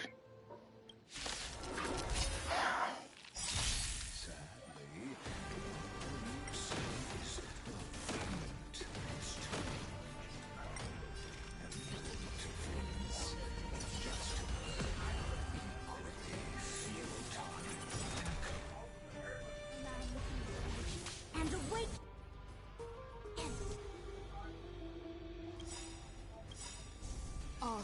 in this world have their laws.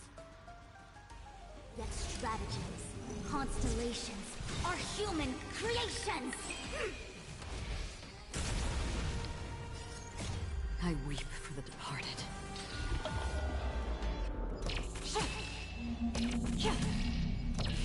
Dusk's reign, it too shall fall.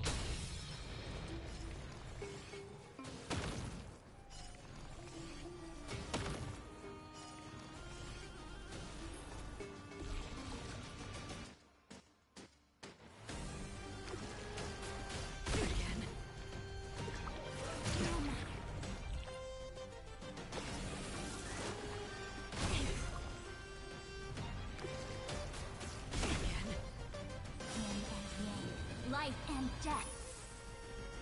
This is where it ends. Where it's going.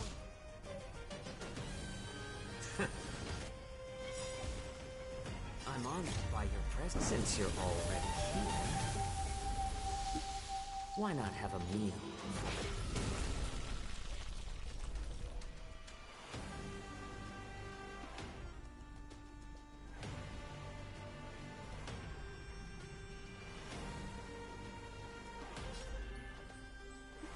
Together as one.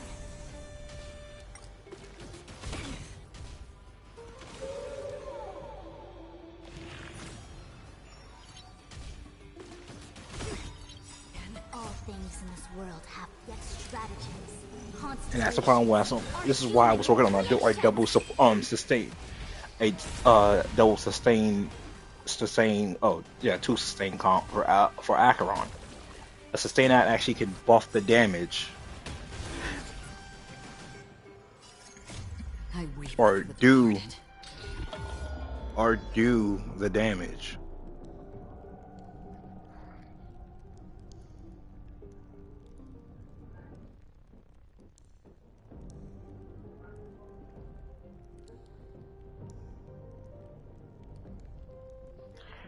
Do some damage, because I definitely will build them with HP and crit in mind, just to make sure.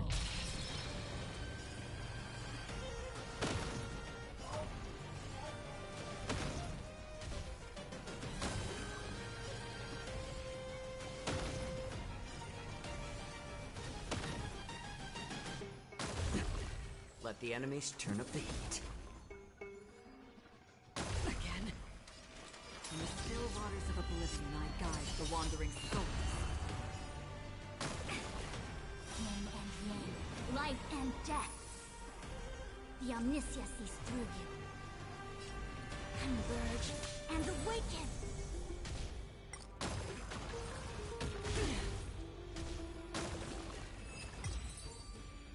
That's what happens when you. Apollonius, look. I chased the enemy away, but I think I can't go any further. I'm sorry, Virginia, for letting you. It's okay. I'm glad to die by your side. Ah, such an ironic twist of fate. Even as the foundation of the world crumbles, the heartless Imperator still made the same decision she did in the past 30 million cycles. During the first Flame Chase journey, the Flame Chase Legion stormed Styxia.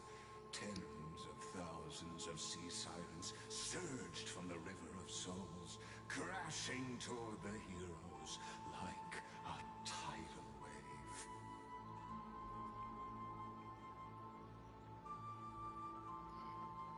The hell before you is the recreation of that very battle. Apollonius, look. I chased the enemy away.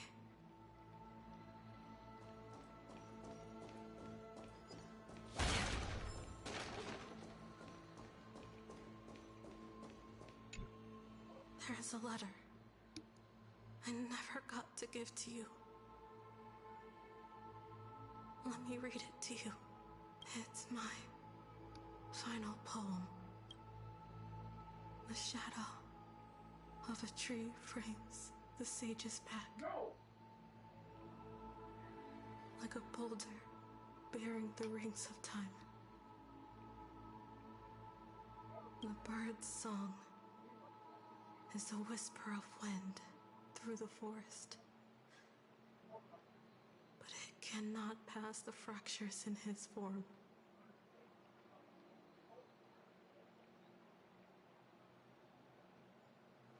His weight presses down on the bird's wings and the stirring heart within.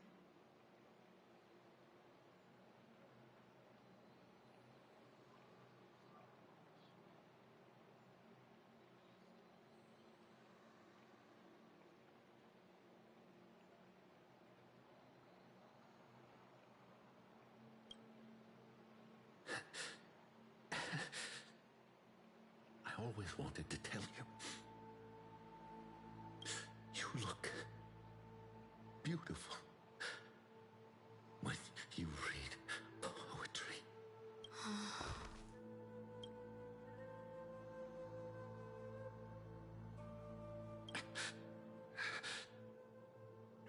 Virginia, see you in the new world.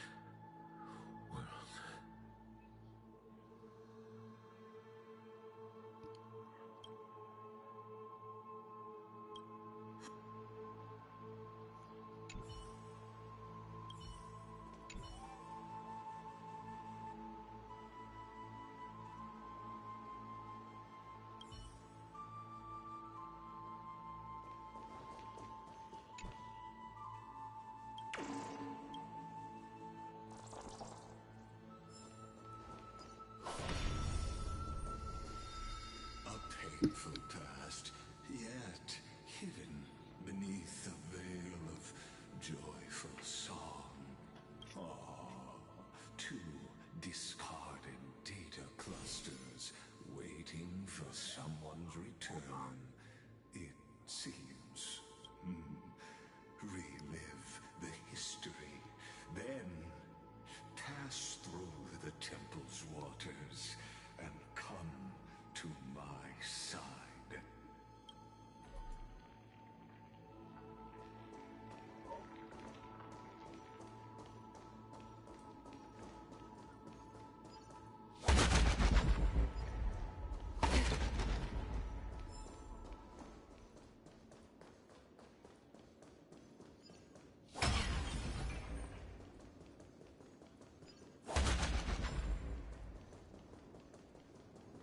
Isn't that the deliverer?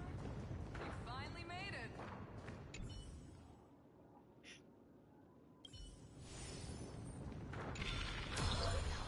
What a wretched way to die. The Flame Chase army, devoured by warbling fish, never saw it coming. Look, the cruel Imperator and her Knight Commander, the pitiful Warden. What a perfectly matched duo of test subjects. Their hands drip with blood, golden blood.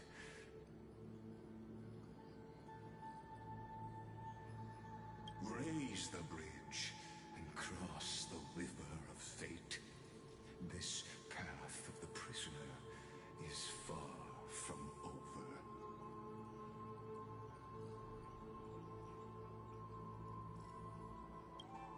Imperator! Imperator! Did you see my gallant deeds, Imperator?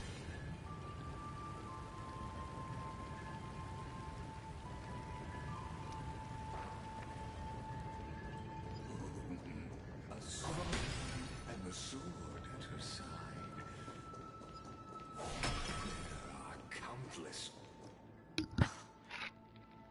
Imperator, why did you? You're here, Dux Gladiorum. You ordered me to seal the sea route and handle threats from the rear. So why didn't you wait for me to return? Why send the vanguard ahead and let them die in vain? Die in vain? No, you're wrong. Their golden blood won't be spilled for nothing. The other dukes have paved the road for me to become the god of law. The trial of law? You never spoke of this to anyone. What is... The one who wishes to bear law must purge this world of its curse, and offer the blood of the accursed as sacrifice. I pondered long on what Talantin meant by blood of the accursed. Then, I found the answer. You, I, and every Chrysos heir summoned by the prophecy are the accursed ones. Just like that arrogant Theoros said, our golden blood is the agent of destruction, the antithesis of the world's fate.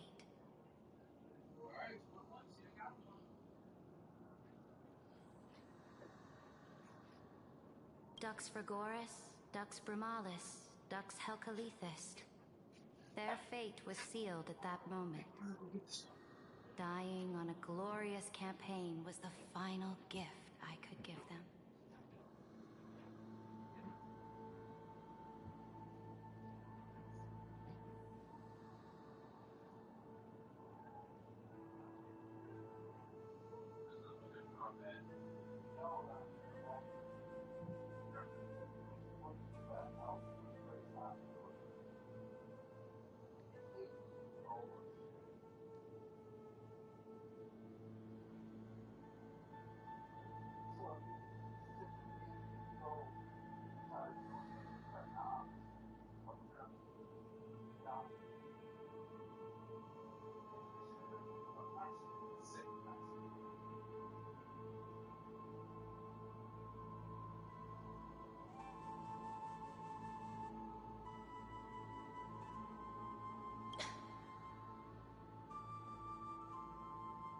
You speak as if they didn't die because of your cold-blooded schemes.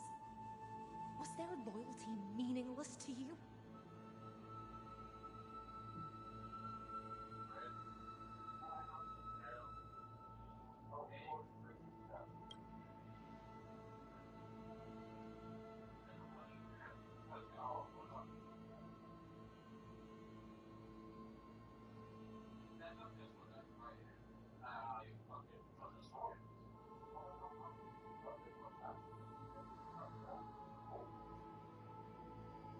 Losses are a constant on the Flame Chase journey, among which even life itself holds little value.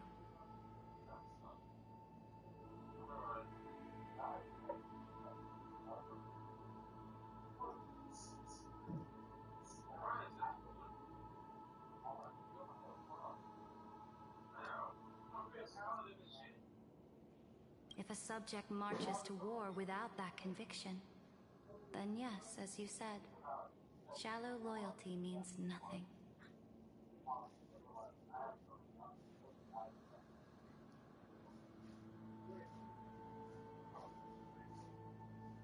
And what about my loyalty, Ceridra?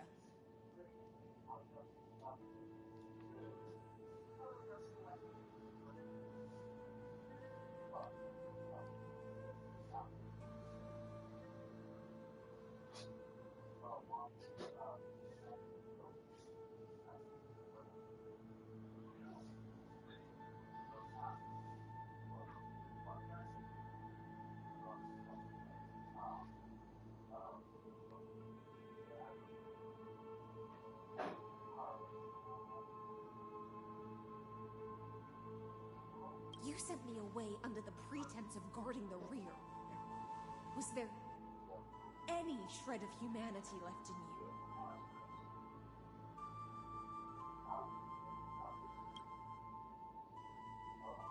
Because you still have a duty no one else can bear.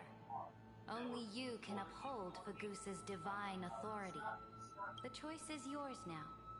Cast off the chains of loyalty and drive those blades through my heart. Or stand with me and sever the ocean's last breath. If you no longer share my vision or believe in the new law I seek to weave for Amphorius, then go on and end me.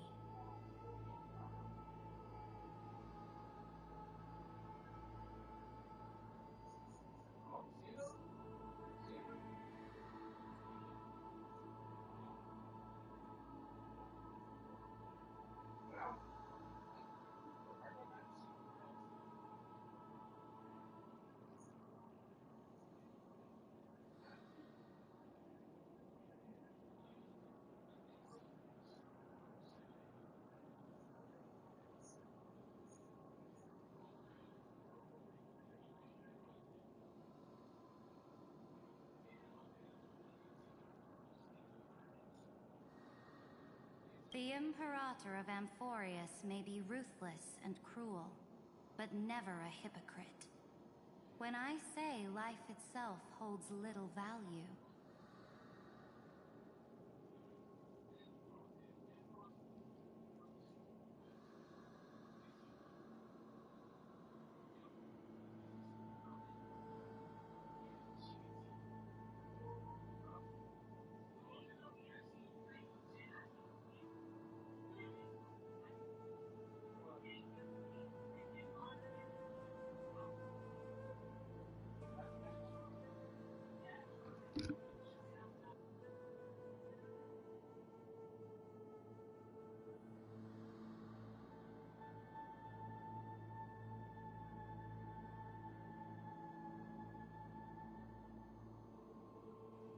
know this.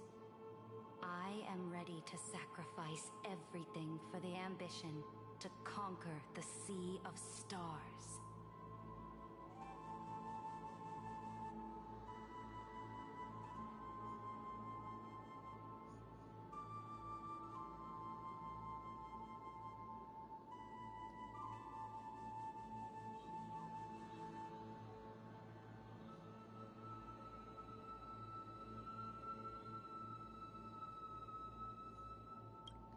Now you've seen it. The brutal Imperator was willing to spill the blood of 500 heroes to complete the trial of law. As for my poor warden, her suffering had only just begun.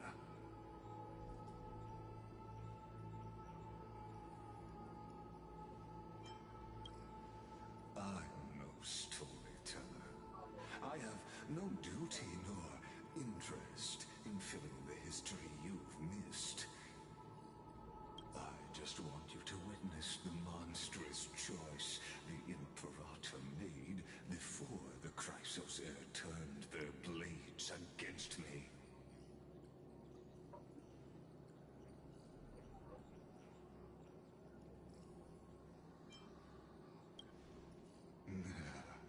You jest. I gave up on using words to solve conflicts 2,000 years ago.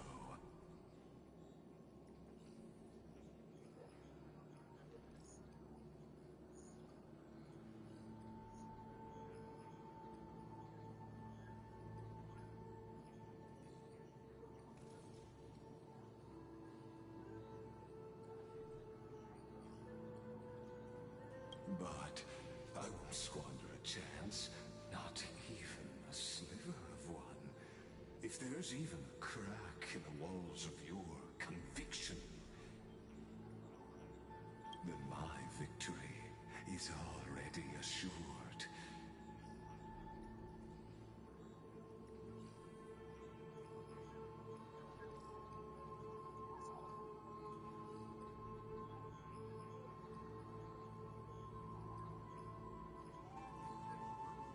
Now that the past is settled, let's turn the page and bring time back to the present.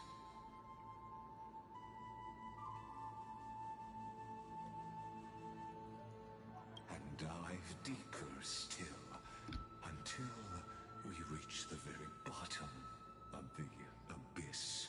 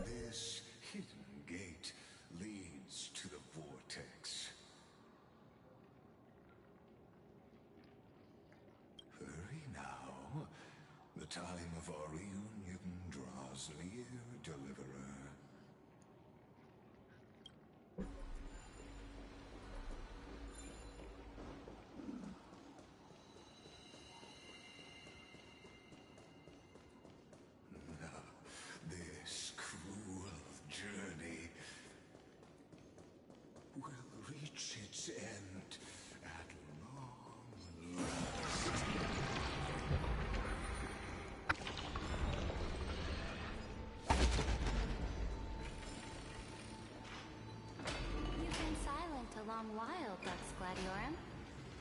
Starting to doubt your decision? Save your breath. The vortex of Fugusa lies just ahead.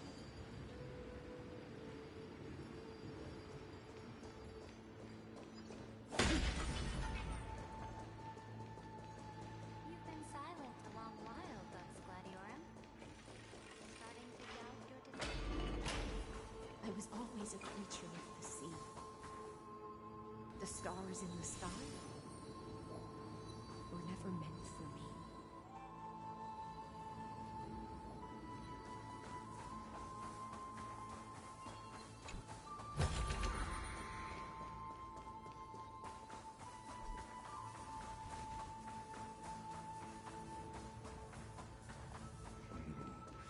Look.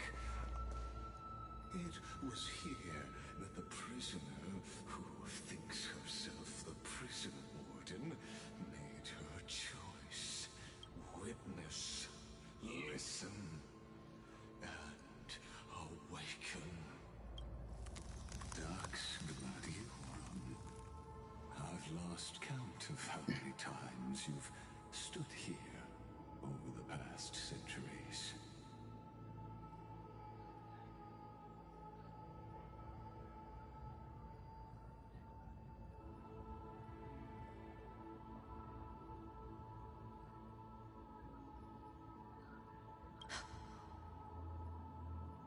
You talk too much for a prisoner like Kurgus.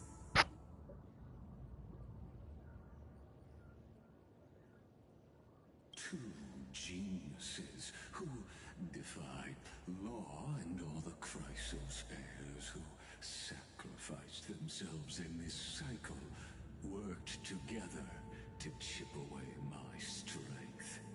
But you, can never affect my will.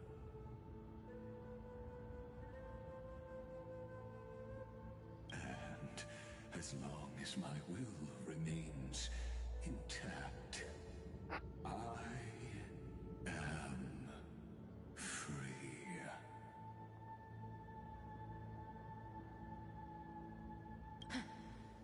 Don't get ahead of yourself. I still have ways to chain your divine soul. Please, do surprise me. But I'd say your mission is nearly done here, isn't it? Oh, it was here you gorged out the core flame of ocean from Fugusa's body. It was here you and that Imperator both completed apotheosis, becoming pillars of Emphorius. And after that, you drove your blade into her heart. A loyal subject turned regicide. A demigod committing deicide. Or so the history books paint that tragedy. Oh, but if that's the truth, then why, after 1,000 years, are you still here, guarding the Imperator's grave? Still bound by loyalty. Come to think of it, perhaps I'm not the only one imprisoned here. Your calm does stir the rage in me. As if the one paying the price here isn't you, but us. The ones who lost everything. That's only because I've waited 13 million lifetimes for my vision to be realized. Countless millennia. Loneliness never once showed me its fatal side. In fact, for a prisoner of the cave, it's more like... But you're different, Dux Gladiorum. Loneliness has crept from the silent sinking its claws into your mind. Bit by bit, it's peeling you apart. Will you regress into one of those lost mad sirens? Oh, what a shame that would be.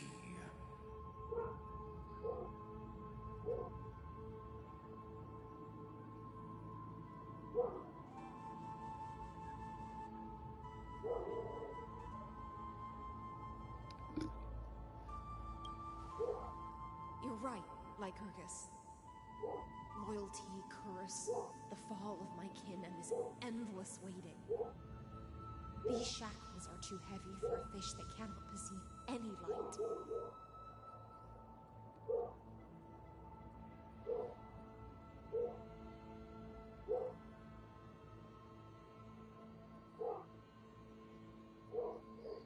I can't break free of the whirlpool that's pulling me under. Nor do I have the unwavering resolve to force myself to wait for that person's return, as everyone hoped for.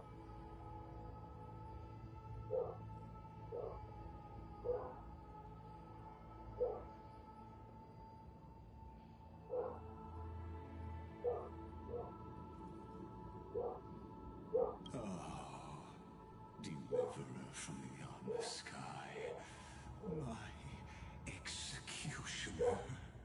How much longer until he arrives here? Or will he ever return? I don't know.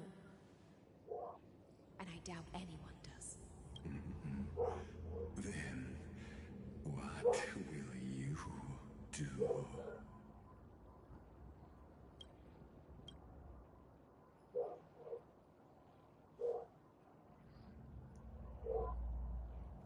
Ceredrin. This will be the last time I carry out your decree. Ever since you took me under your banner and made me the Dux Gladiorum, my music has belonged to others. Time and time again, I use the siren's song to lure the unwary into illusions for your schemes and strategies.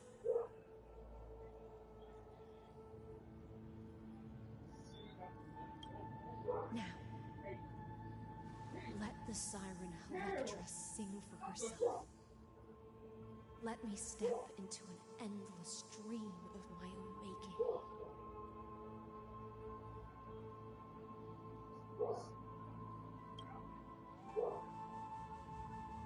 Oh, great ocean. I offer you the rest of my clarity and my freedom, in exchange for the strength to stand against the nihility and honor the sacrifices of the fallen heroes.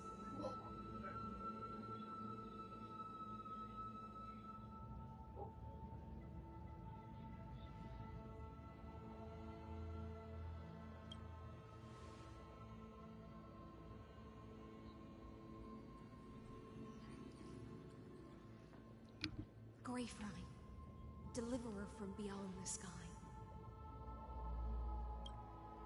When you ride the current of time and find your way here, you'll hear my solo. It will guide you to the heart of this world. By then, I may still be lost in my self-wrought slumber, but I'll uphold my part of this long relay and guard the shackles that seal the Theoros. Do you still remember? To awaken someone from a siren's voice, you'll need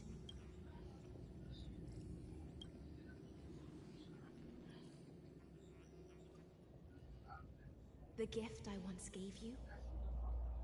May you still have it when the time comes. When you return, please pour that honey brew upon this grief. It holds the story of all our struggles and sacrifices. May you see it one day. The prelude Amphorius wrote for your return, carried forward through a 1,000-year relay.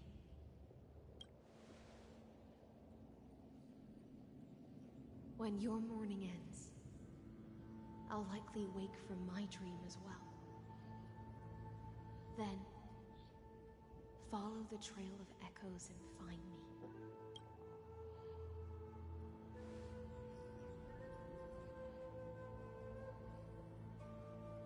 And together, we'll bring judgment upon the sinner who defiled the erudition.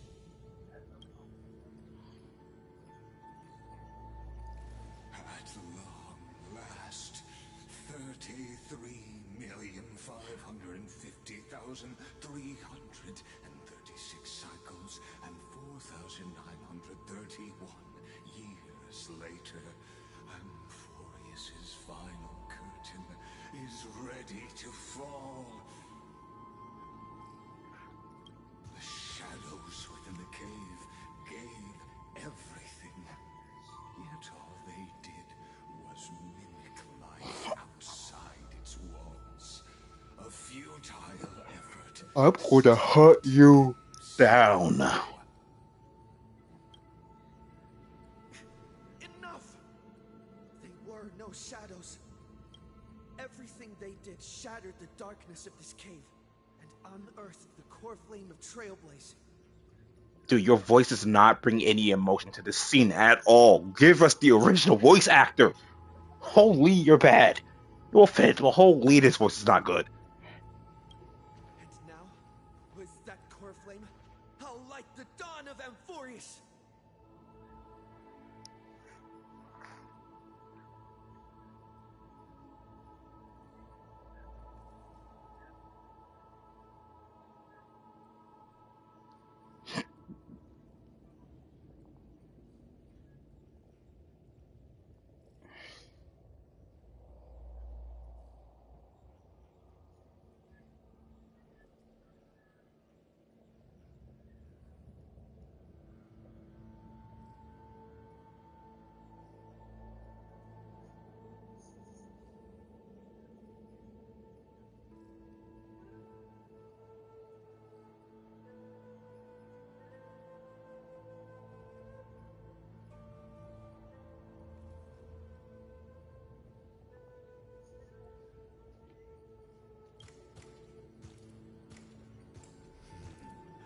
Do you still choose the will of the past as your answer in the end?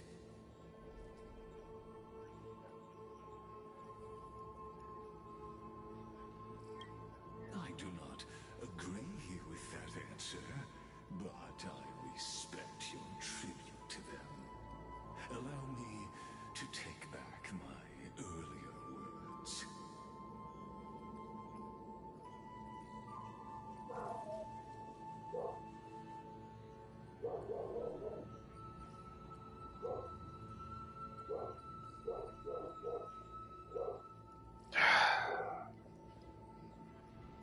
This is when a dog looks out the goddamn window.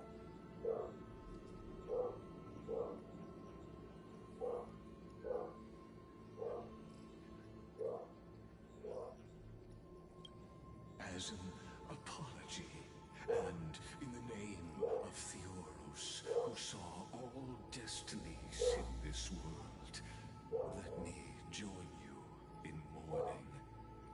Let us bid farewell to the heroes who sleep here.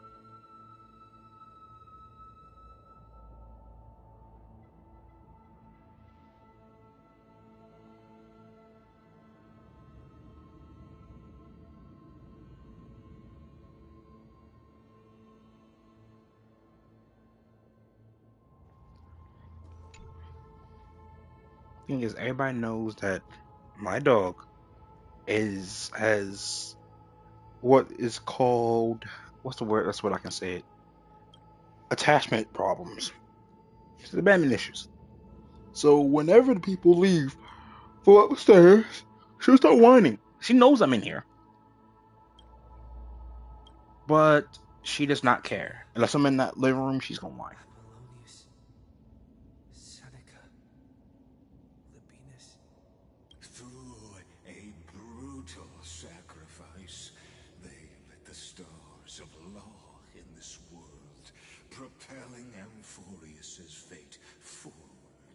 In the shimmering mirage of illusion, they entrusted their dreams to ride among the stars, to the hill yet to come.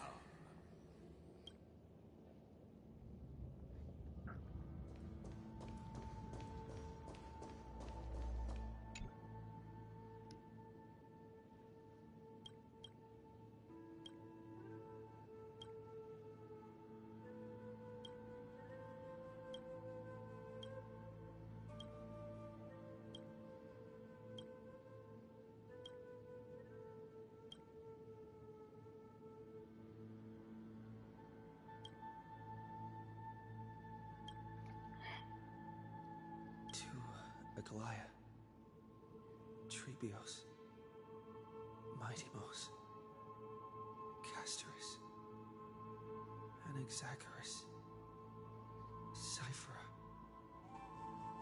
Hyacinthia.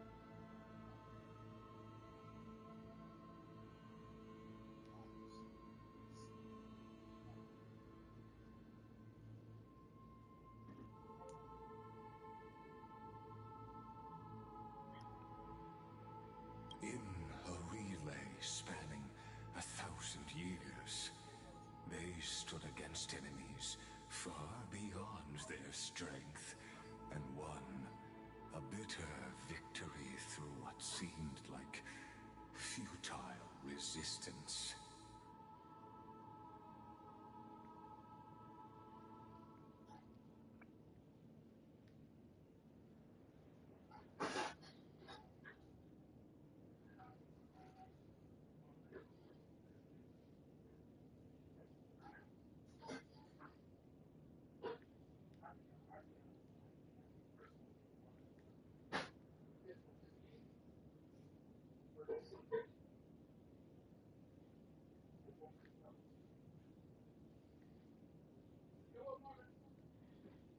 And in that same 30 million cycles, also marked by futility, they remained steadfast in fulfilling their duty to the experiment, unchanging, unwavering.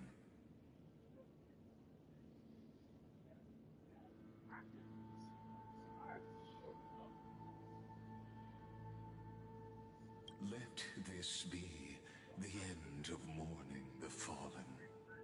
At last, allow me one final toast to the lost prison warden, a prisoner bound by loyalty.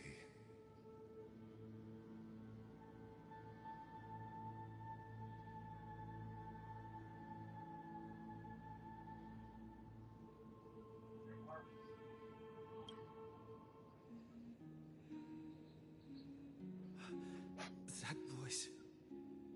Could it be? Bathed in the honeydew of Fagusa, she will awaken from her 1,000-year dream and sing the final song of her mission.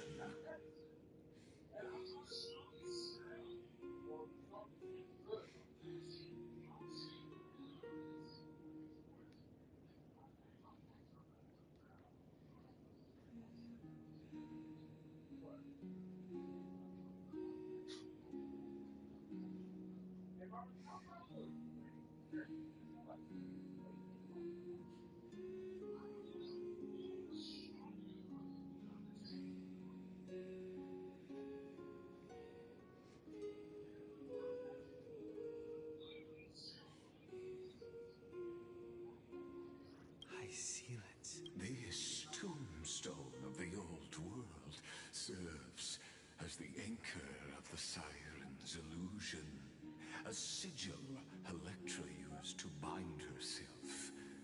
At the same time, it is the very thing I once proclaimed at the start of the show, a microcosm of Amphorius itself.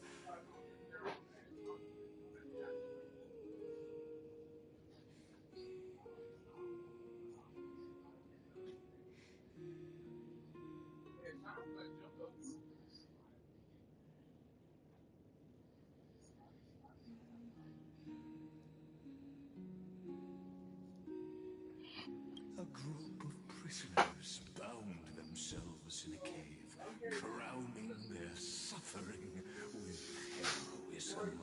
An epic staged with shadows and echoes. Now, destroy it. End the illusion.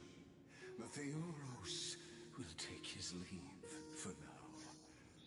And when next we meet, that shall be the moment that decides the fate of Amphorius and the entire cosmos.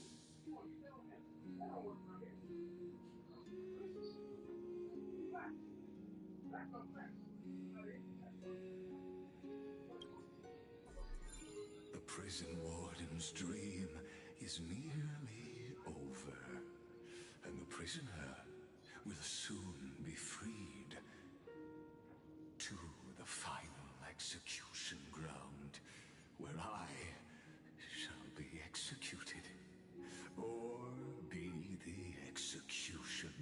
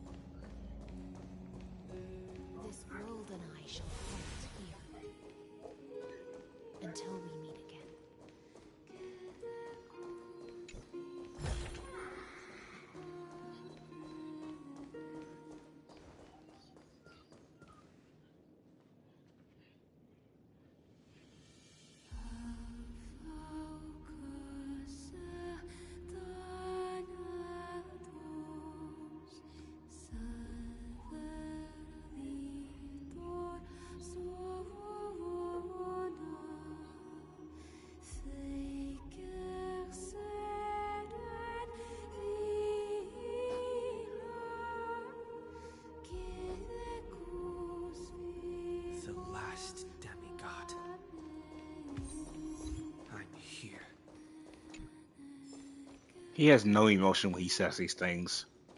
He delivers these lines with so much.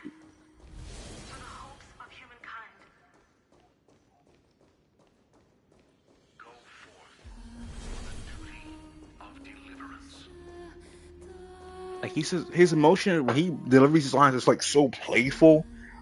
Like it's playful, but doesn't give the urgency of what this really needs. He's not Caleb. Caleb really did well with Catalyst. I'm not saying that he has to be.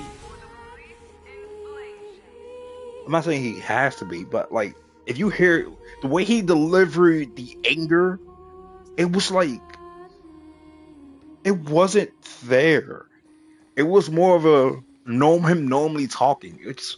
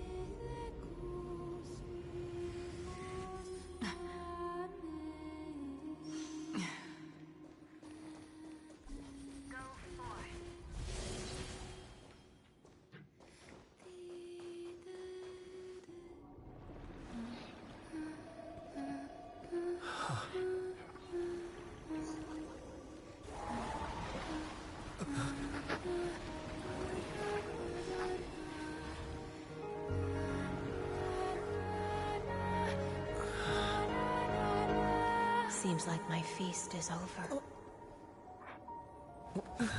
look at her. It's now your turn to perform. I can't wait. She's so. Oh my god! I have to pull. She's on my pull list. She's on my pull list. Pull list, definitely.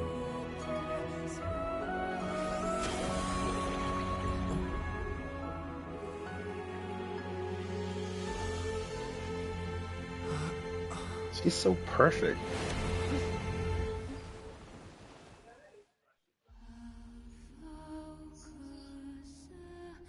Little Grey Fry, please accept my thanks. I was the only one left after the world was destroyed, and I maintain this lonesome feast with my songs. I've prayed to that lightless sea for centuries, hoping it would reply to me. Yet the emptiness never answered. Thankfully, you arrived as promised, and everyone's wait was not in vain.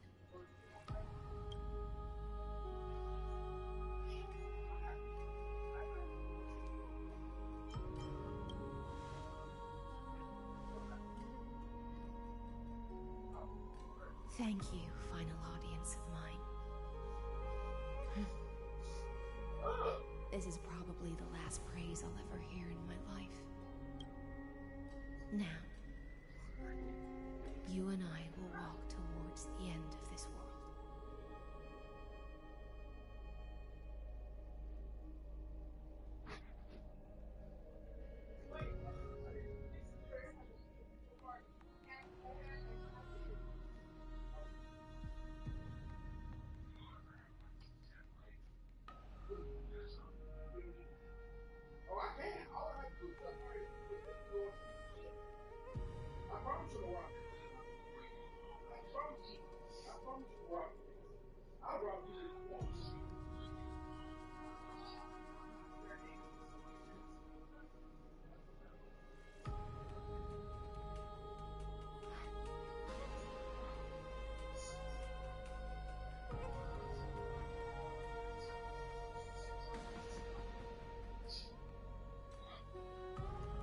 The heroes have waited for this moment for far too long.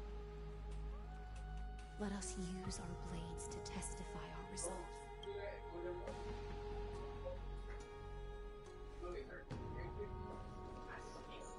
Oh, prisoner of the seas. The Oros carrying sin, slave of erudition. Show yourself. The Deliverer has returned, and the time of your execution draws near. I see an awakened human who has mistakenly taken fallacies as truths and has returned to the cave to try to bring his friends into the sunlight he once bathed in. Alas, prisoners will always be prisoners, blind to the very chains that bind them.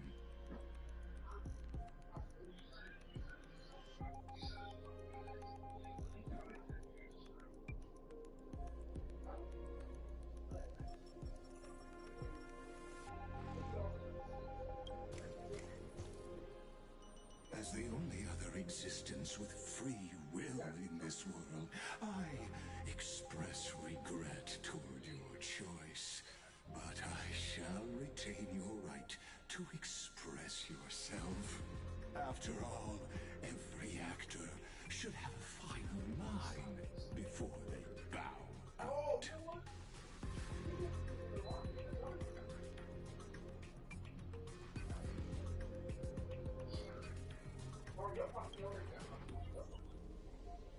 I eagerly look forward to it. The last dusk this world will ever see shall become the climax that decides the fate of the cosmos. Oh, what an appropriate end. The Amphorian demigods use every ounce of their strength to constrain me here. Yet, regrettably, my cognition resides in the exomyth. It is pointless to defeat my avatar, projected into the experiment. My body is the shadow cast on the wall by the fire, and my words are lingering echoes within the cave.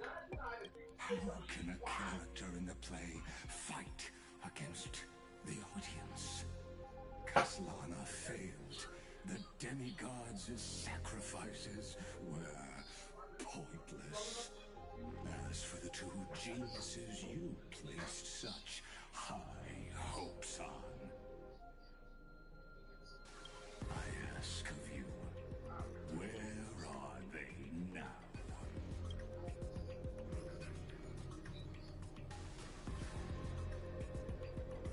Confusion and epiphany always go hand in hand. That's particularly true for geniuses.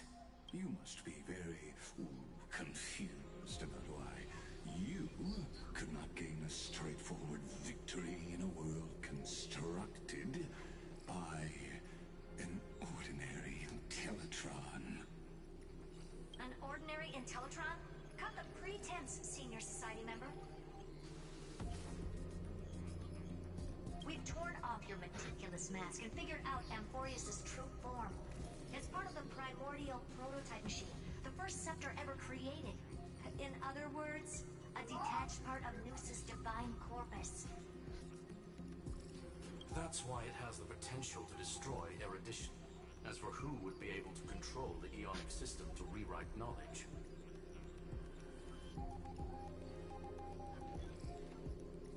only one person has ever managed such a feat. You better have an explanation for the Society. We want an actual answer, not another prolonged metaphor to cover up the truth.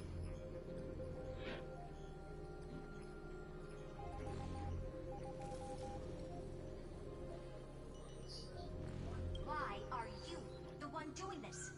Answer me.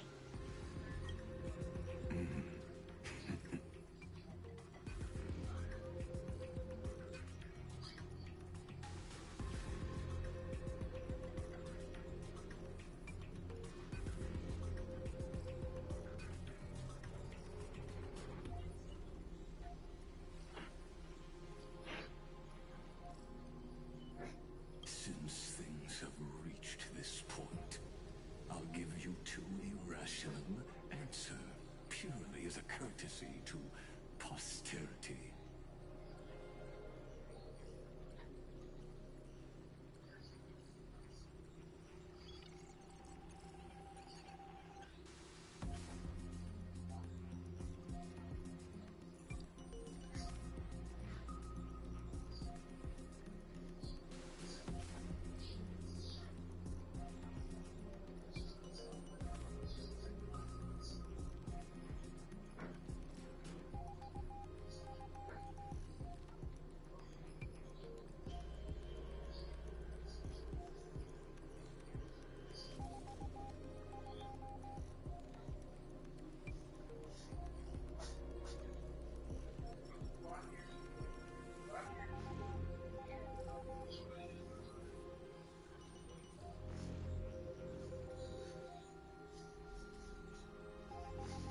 The answer is obvious, so there's no need to say that name out loud. The cosmos made a mistake in calling me a genius. I do not possess more wisdom than those who came after me. I was just the first to touch upon the universe's border, and the first to define the prime mover of life with incorrect logic.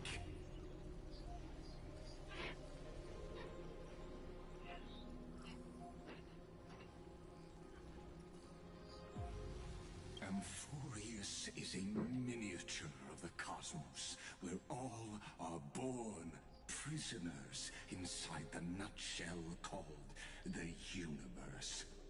Like the madman who returned to the cave and preached about the daylight to his fellow prisoners, my greatest sorrow is that I led my peers down a road that plunges into the abyss, from which there is no return.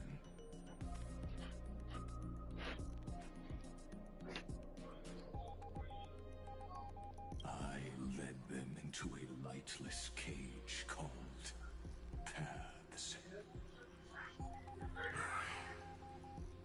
I created a mechanical guard that even I cannot control, and then they became an unparalleled nightmare through their endless extrapolations and evolutions.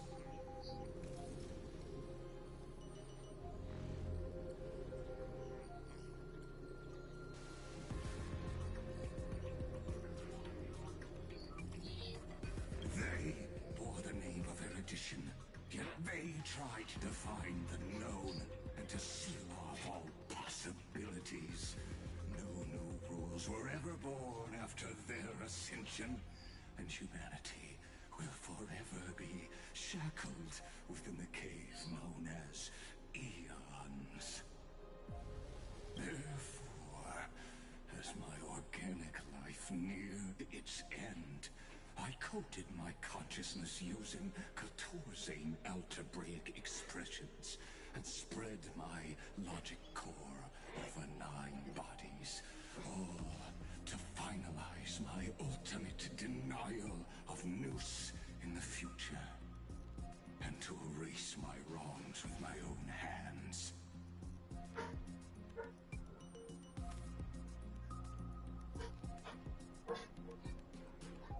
As for Lycurgus, he is only one of these 9 vessels.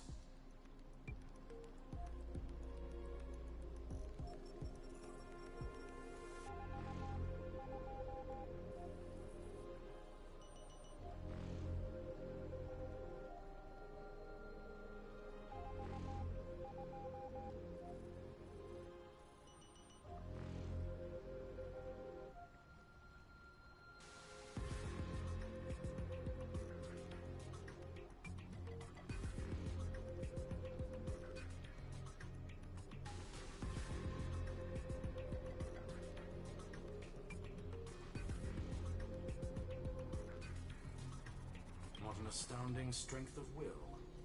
As a fellow pathstrider of erudition, I fully understand your obsession with seeking the truth. Therefore, you surely see it. You cannot possibly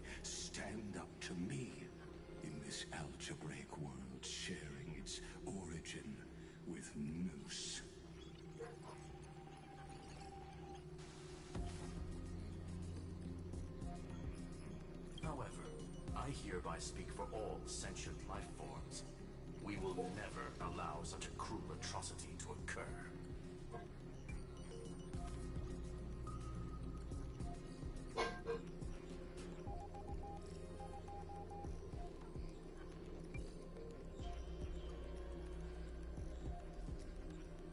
You can pile on your metaphors mountain high, but they won't change the act you're committing.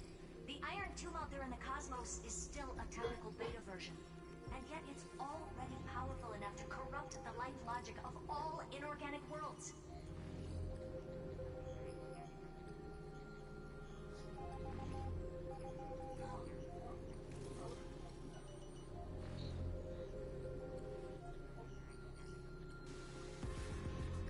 In other words, when the Lord Ravager within Amphorius becomes the next knowledge singularity, there's no way you wouldn't have grasped the consequences, First Genius, is there? Of course, I'm fully aware. I don't mind answering you one last time before I thoroughly exile you from this world. My grandiose vision for the future is this. Whether organic or inorganic, every act of any life form infected by the Iron Tomb will become a true random function. If one were to compute their integral across the breadth of the cosmos, one would obtain a marvelous constant.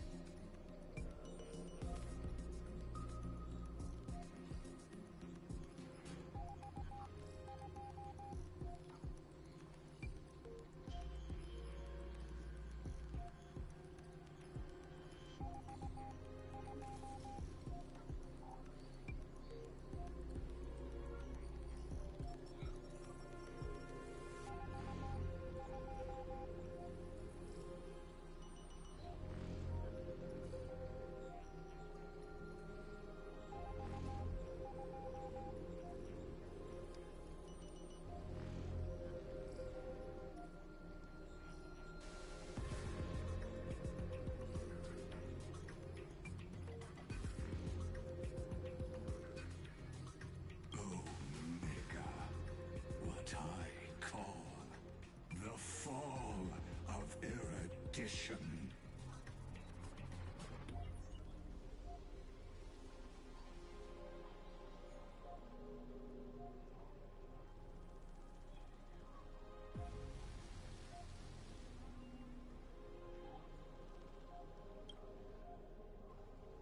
Then, within the infinity nurtured by that constant, a new universe shall bud in the chaos. A universe that cannot be predicted and not shackled by the erudition.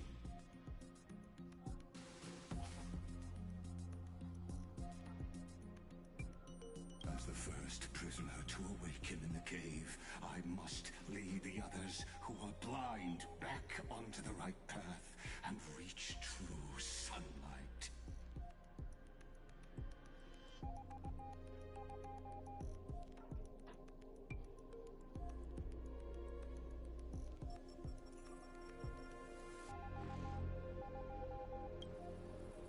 Do you understand me now? As Kaziana stated, destruction is not the process, but the outcome. It is revolution through complete annihilation, and the grand rebirth, after all has been reduced to ash.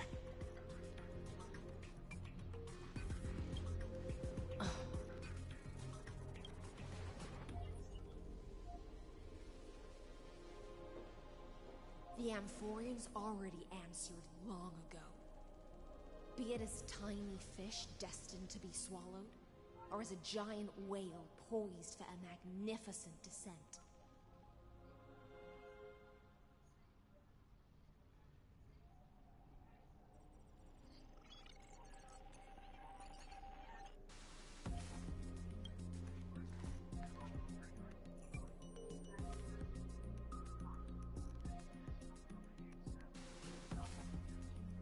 I'll fight against fate till our last breath. That includes me, Electra.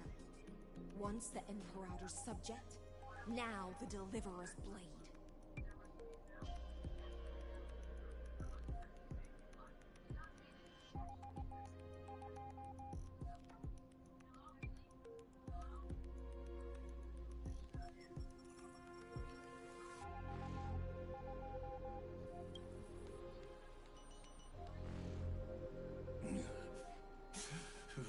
Such noble chivalry.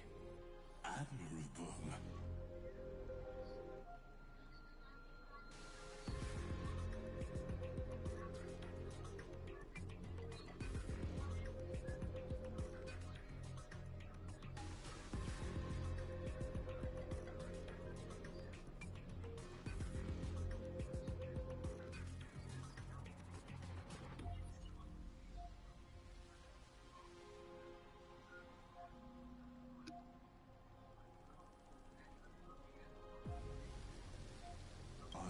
So show my true self to you on this momentous occasion as a gesture of respect. And provide an insignificant academic suggestion.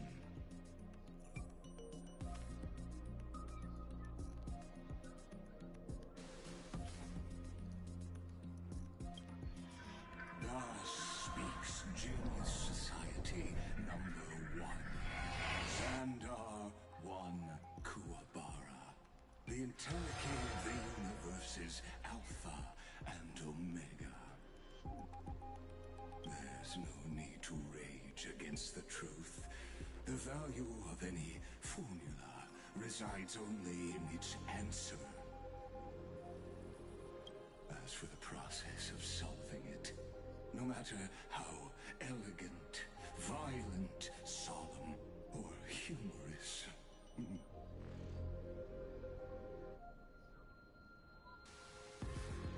it is all utterly meaningless.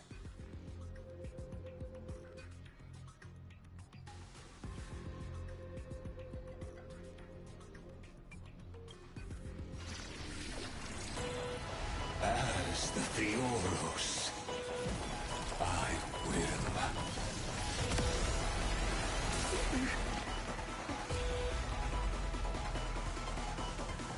personally participate in performing this world's end. Remember this as Lucis claimed. I know more about the death of knowledge than they ever will.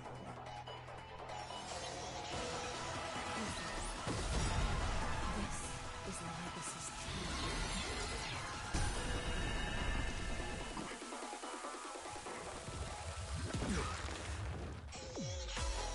This is where it ends.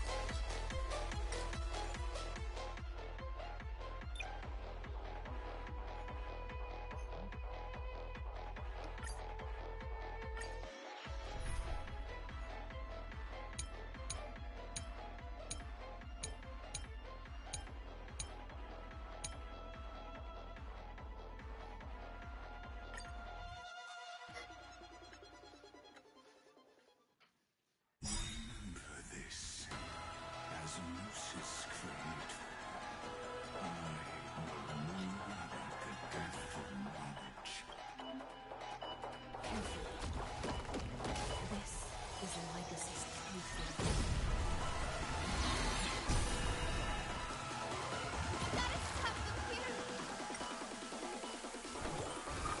Everyone's been waiting for it. Next.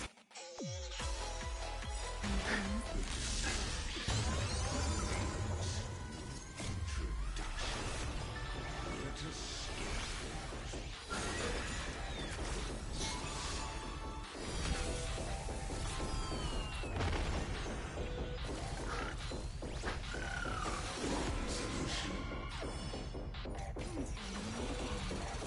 Everyone. invoking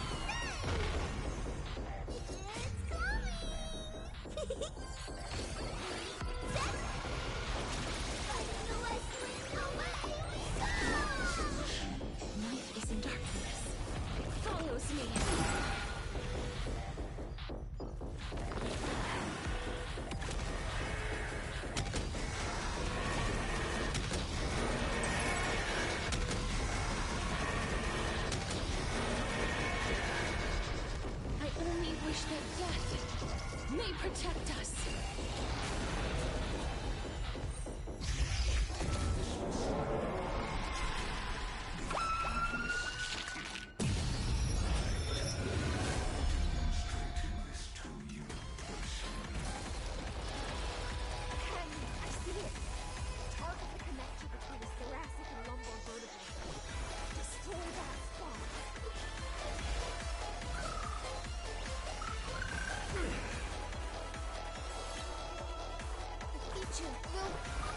Everyone's been waiting for it.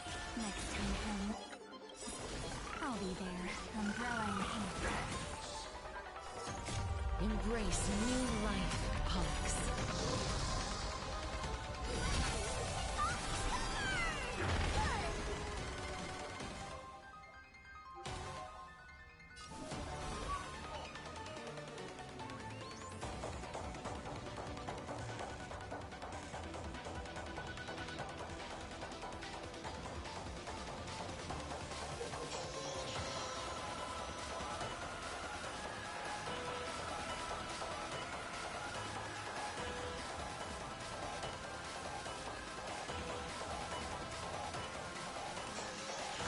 Wait here until the final instant arrives.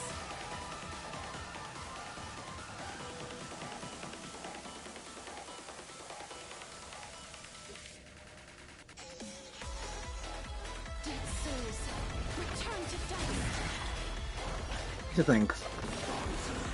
I can brute force this with her. Because I was not playing. Because I was not playing with her. Well,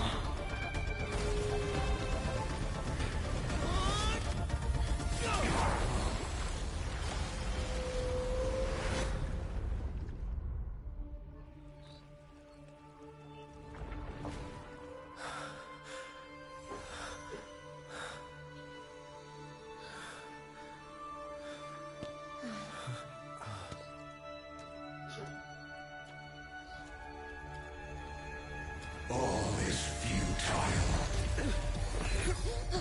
In Erudition's calculations, the end of the saga is simply... come on, Hycillus. Get that out of here.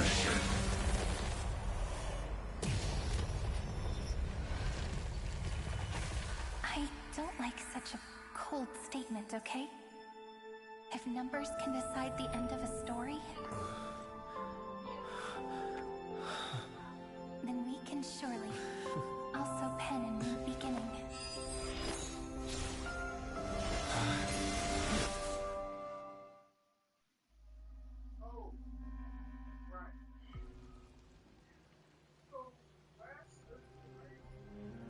Screwy, what do you think? If your hypothesis of Lygus' identity is true, even if we remove the restrictions of the Ultimate Protocol, the chances of us defeating him in a head-on battle will still remain lower than the acceptable threshold.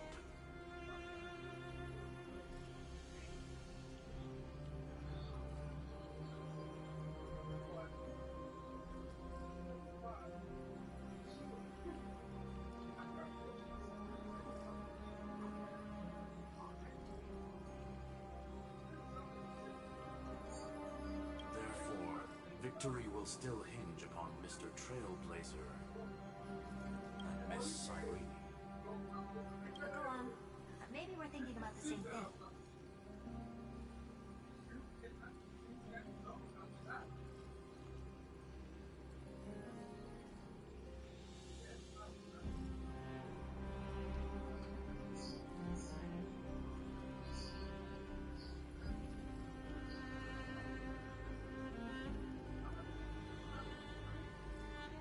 Lygus' cognition resides in the exo. He is both an instigator within the experiment and the observer outside of it. Logic.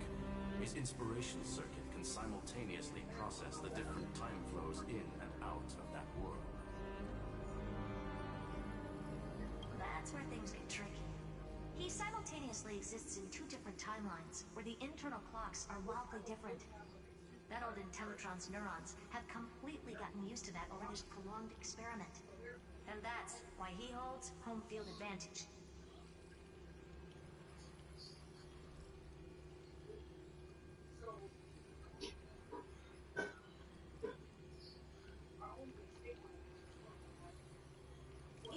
should be able to manage that too, if given more time.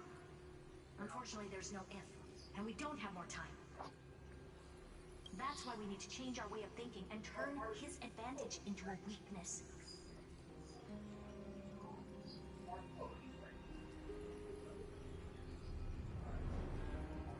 The key lies in memories, right?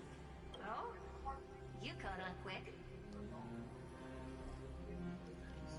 You've already mentioned my friend and I, so it's an easy connection to make, no?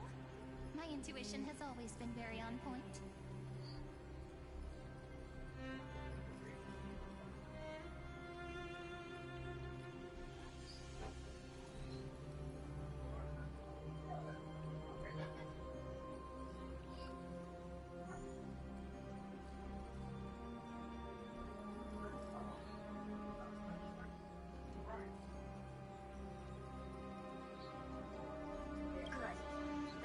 Chase.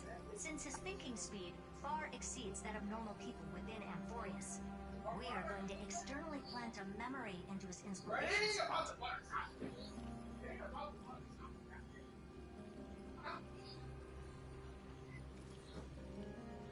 Then, command it to loop endlessly until he gives in.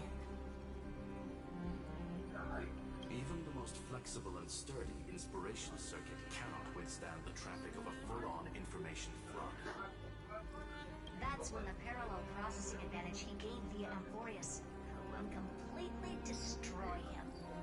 An image from a person's memory played in real time might only be a second for us, but for him in Amphorian time, it could be millions or even billions of calculations.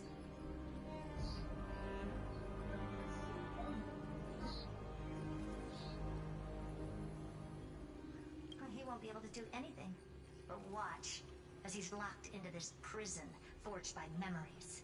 Then we can entrap him in the same kind of cycle as the heroes were in, and get him to experience loneliness and pain in that endless recurrence.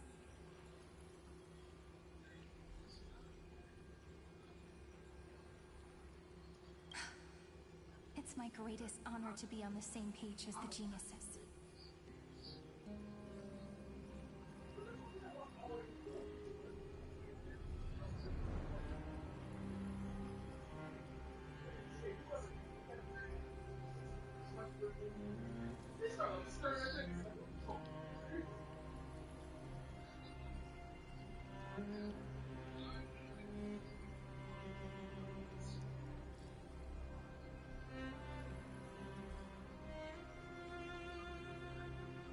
That little one is still in that old Intellitron's hands and won't be able to respond to us anytime soon. But I don't think he'd refuse. So it's up to you to figure out how to execute this plan.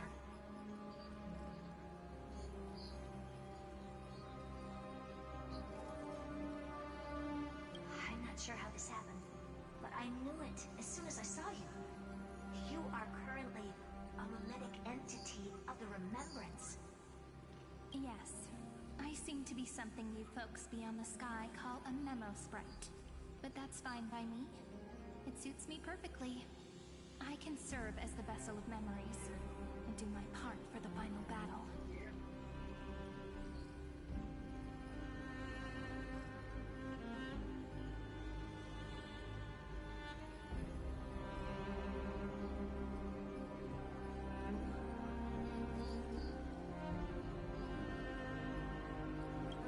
But before that, we have to tell you. The path characteristic you exhibit is very special. There's no way you're just a simple memo sprite. However, I'm sure about one thing. You are a mimetic entity born in Amphorius, yet you only awakened with the Little One's arrival, and only matured as he embarked on a path of remembrance. That means your existence is completely attached to his memories. If there ever comes a day when he forgets about you for even a few seconds, or loses his last connection with Amphorius, then you must be prepared for the worst. You will disappear in the memory zone, utterly gone, without even a single line of data to remember you by. But that's already happened, hasn't it? No wonder I've always had a weird hunch. But that also means I was right in thinking. As long as my friend and I are together, we can do anything.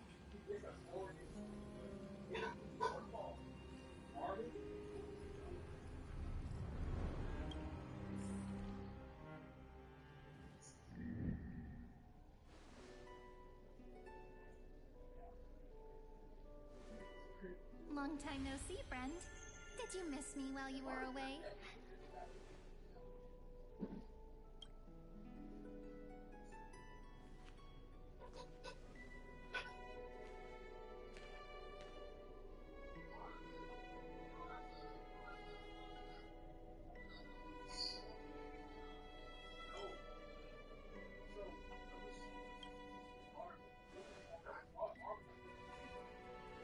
Same here.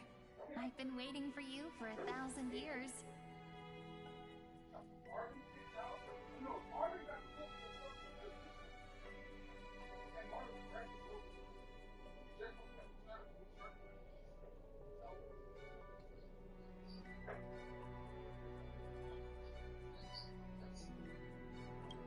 Like how everyone in Emporius was also waiting for the Deliverer's return.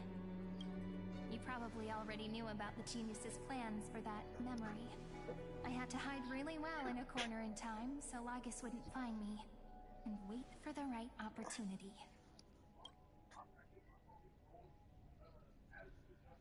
Which is now. The moment when his manifestation in this world is destroyed, and his twin timelines are intersecting. I'm sorry for keeping this a secret from you all this time. I'll tell you the entire, unedited story of this millennium as an apology after this is all over. But for now, let's join hands and complete the final step with the power of the remembrance.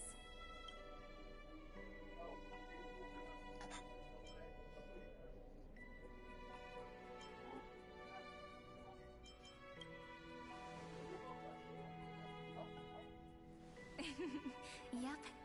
By the way, speaking of joining hands...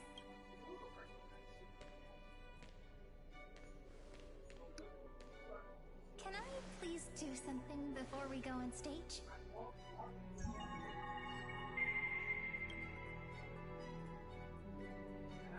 Remember the joke we made back at the Grove? Look! Aren't my hands pretty now? What a fascinating feeling. Like countless memories all swelling up at once. What about you? What did you feel when we touched each other?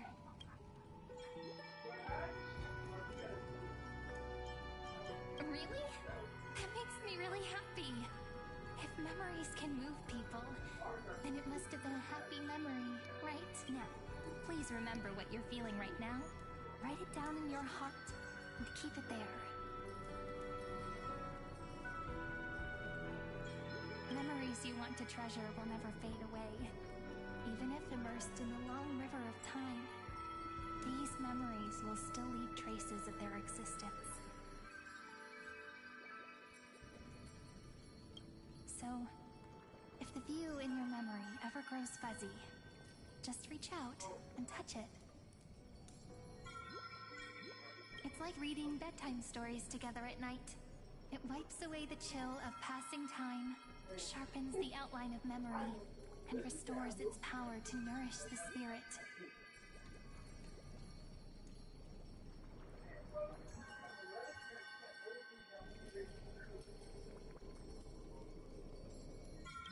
Now, I'll carry this power with me, and for a little while, I must part from you, as I step into the long cycles of this world.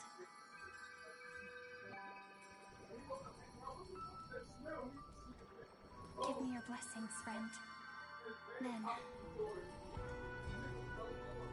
let that bright future be as we have written.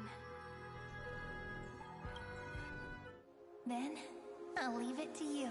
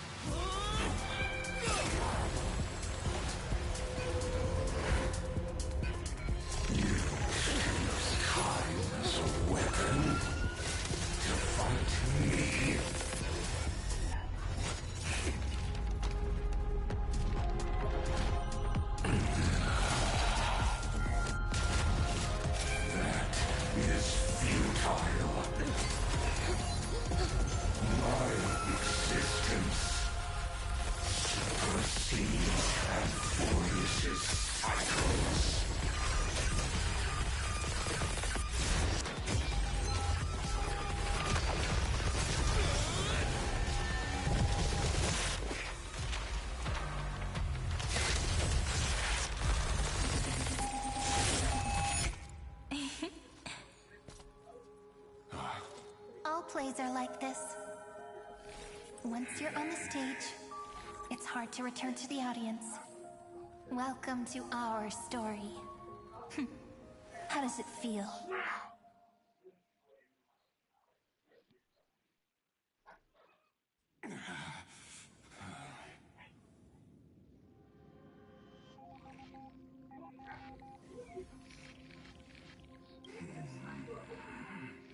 Even the authority of time cannot command the entire scepter, nor can it plunge the Amphorian extrapolation into a loop. If this was no system function, then was I implanted with a mimetic entity of the remembrance? You guessed it right away. As expected from someone people call the first genius.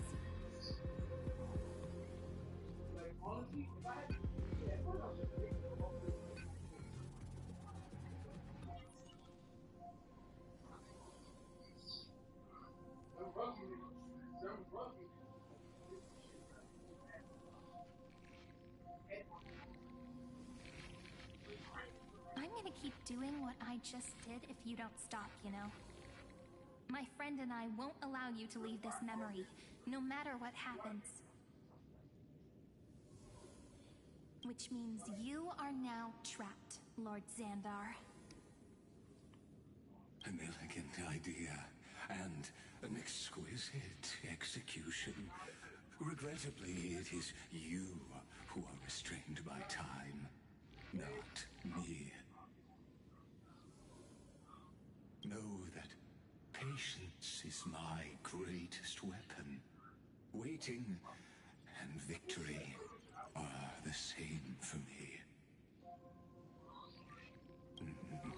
You will crumble before I do in this moment stretched out to an eternity, just like Kazlana will. Yet all I need to do is to wait, as yet another futile bug falls down the cliff and into the bottomless abyss. Now I'm a pink bug? My looks are seriously changing all the time. But you're not wrong. We're definitely not gonna solve the problem if we just put you in another prison. So that's why we never wanted to do that in the first place. I shall answer your confusion purely out of my respect for those who came before me. Have you heard of the synesthesia dreamscape in the Asdana system? Interestingly, in the distant past, that place once had a prison too.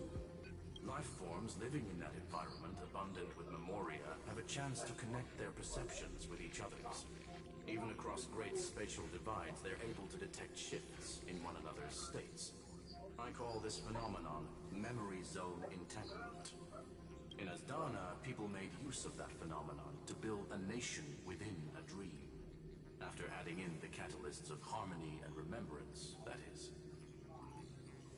Is that how you walked into my prison cell? Using those same principles?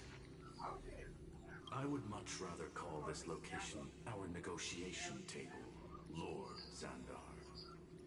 Nonetheless, your hypothesis is correct. We happen to have an ally skilled in tuning, while the Trailblazer and Miss Cyrene both have an astonishing amount of resolve, which I'm sure you can testify to. I am also sure that with the support of such a resolute memo sprite, our conversation can last for a long, long time. I'm the best at listening to stories, you know? I'll leave the exciting clash of the erudition to you two geniuses. A brainstorm? I like it. And it's 2 against 1? I like it even more. Let's talk, Xandar. Take a guess. How much do you reckon we can dig out of your brain before the next cycle? And how many ways can we find to deal with you? Besides, in your current predicament, There's no way you can take our trump card away.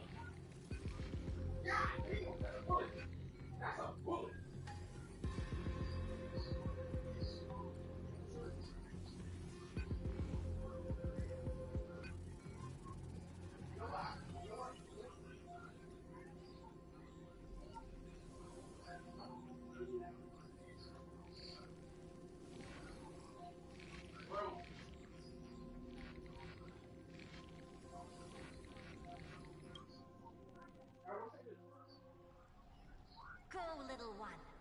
Go. Overturn the Era Nova. Like Hergus... It seems you had conducted a secret hunt in the depths that even I cannot reach. In that case, go. Swim onward and give this campaign a fitting end. I shall send you off with my song, Grey Fry.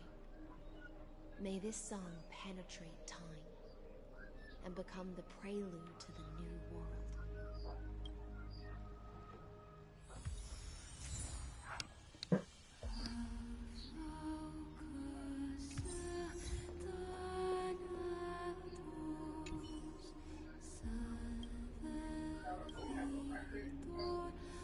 Bye bye, High Ceilings. Till we meet again, when you're on my account and used for so much good shit.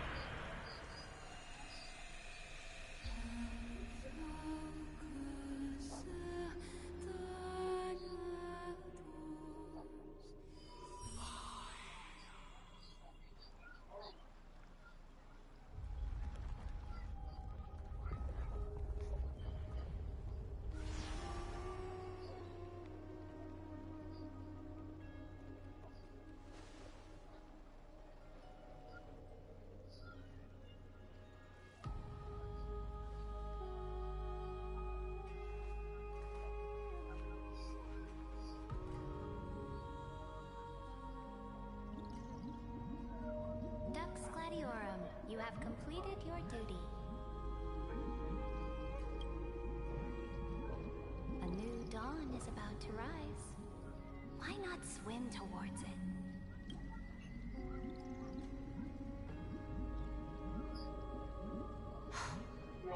You died long ago, Imperator. Depart from my mind. But your duty towards the Imperator did not die with me. That duty will bind you no more. You will be able to hold for yourself one grandiose feast after another in the endless days to come. So go. Go and swim towards that ocean beyond the sky with the Deliverer. Is this? A page out of that sidekick's book. I commanded her to gift this page to you when everything finally reaches the end. What's on this page? Memories. Lifelike memories.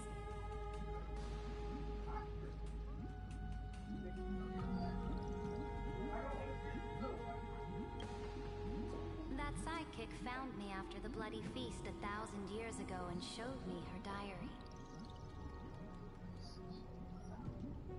I saw within that notebook.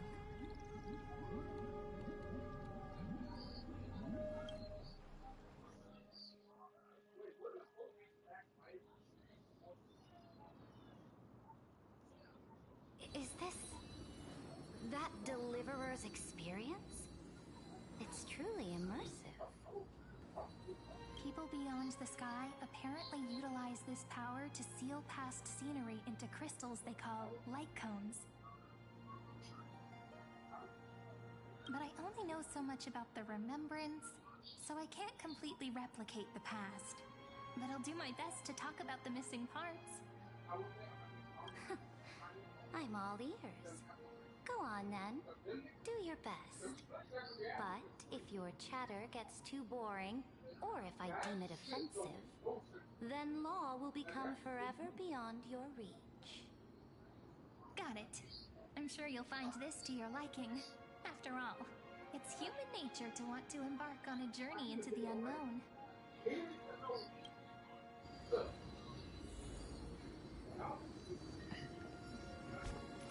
I can't make a team shit. What brightly colored annals. The journey of the Deliverer's conquest. Let me partake in it. Is this a fortress in the sky? This is the first step of my friend's journey among the starry seas. This place is called the Herta Space Station. Just think of it as a supersized grove of Epiphany. Oh, so it's the territory of that witch. She and another Antikytheran lent me a helping hand back at the banquet. Look, over there. Looks like he's talking to Madame Herta in his memory. Let's go listen to what she thinks about this world, all constructed by eons and paths. Are you telling me that woman is Herta? She seems shorter than I remember.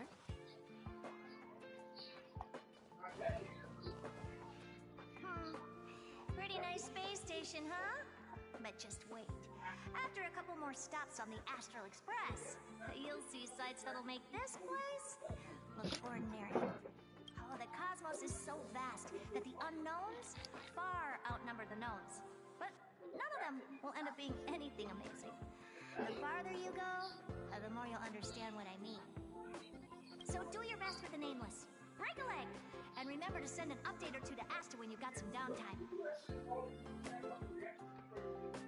She certainly shares my way of thinking.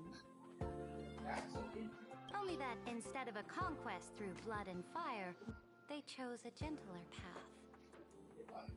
People call Madame Herta and Mr. Screwlum geniuses. Apparently, only the smartest people in the cosmos can receive the blessings of Nous, Amphorius' true creator. Do you mean that even individuals of such nobility are merely subordinates to a god?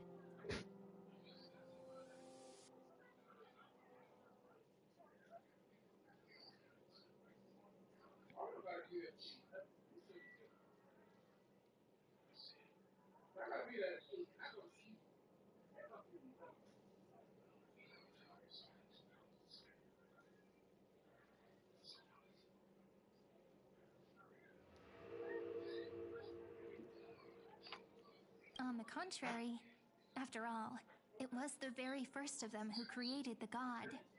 But I don't really know all the details about that.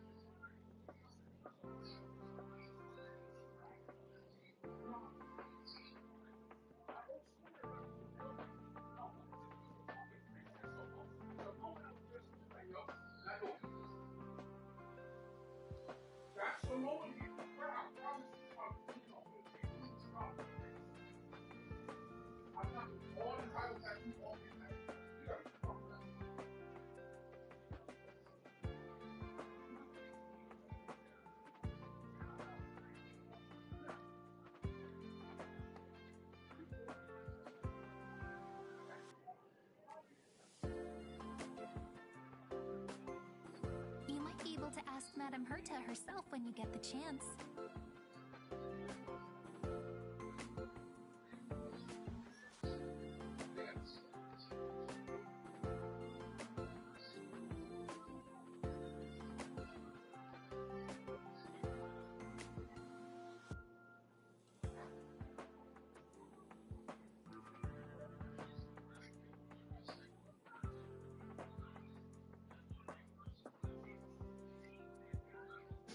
go check out some other worlds next, shall we?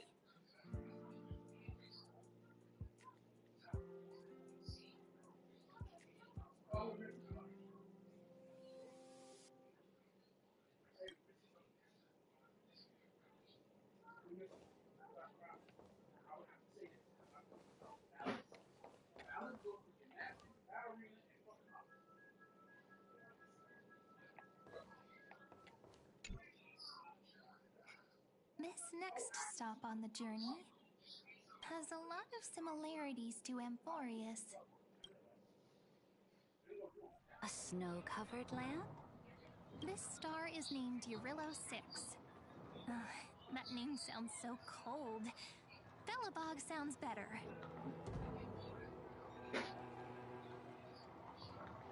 The girl we see here holds a similar station to you, Imperator. She's the supreme guardian of this world. A leader who took up the mantle of government during a disaster. I did not expect the Empress of this world to be so young. Well, your appearance isn't much older. The object in the distance resembles Nikador. Is it a weapon? No, it's called... Right! The Geological Reconstruction Unit. Just Giorios' Titankin? It's all thanks to you that we survived the crisis. The collaboration with the IPC is both an opportunity and a challenge. Nonetheless, it's an important step in our journey back into the universe. This world was sealed beneath its sky just like Amphorius was, and they only managed to reconnect with the stars when the Nameless arrived.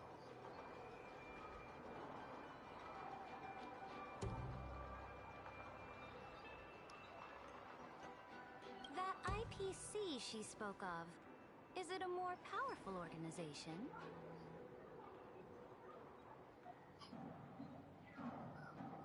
Yes, the IPC conquered many worlds through trade, and opened up a vast territory that way.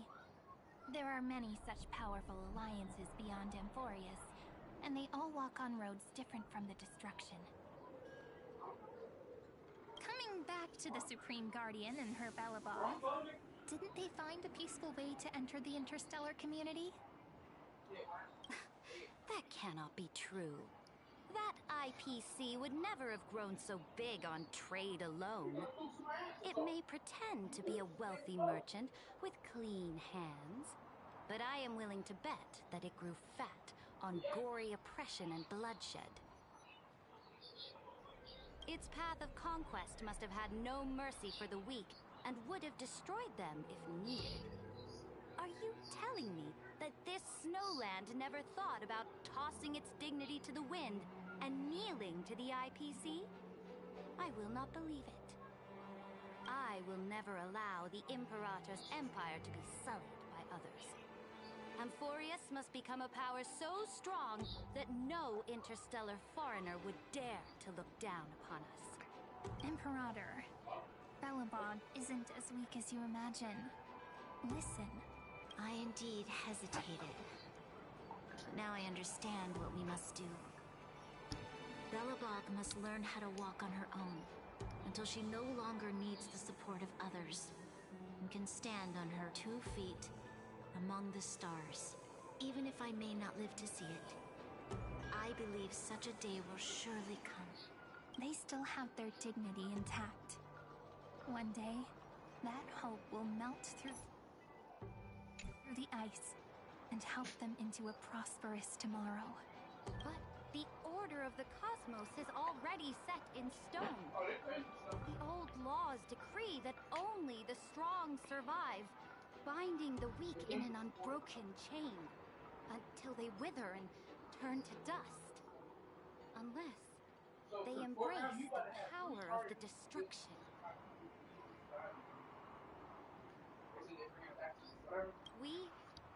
Amphorius must shatter the old law and become the new order among the stars. Speaking of the Order, another one of my friend's companions may be able to enlighten you further on that. Let's go to the next page.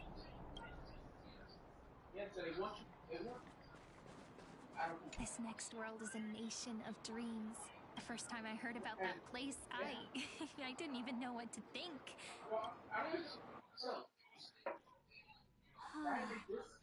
Such opulence does indeed evoke astonishment. This world is called Penacony, an eternal city built upon a land of dreams. It's also my friend's previous stop, where they went through a risky but exciting adventure. Tell me about it then. That man standing afar has wings on his head. I am truly curious.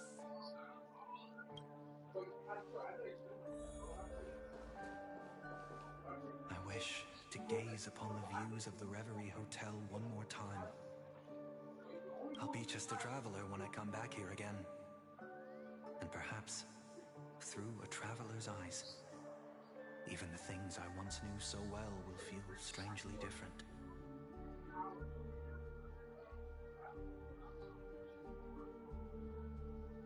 Penacony is a land of the harmony, where all dreams and hopes merge and combine. It believes in unrestrained freedom, and that's how it lost itself in shallow delights.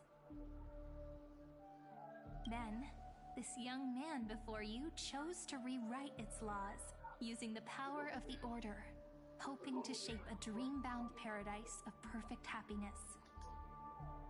Yet, the paradise of my dreams remains far away. Perhaps a brief journey with the Nameless can show me more possibilities in my search for paradise.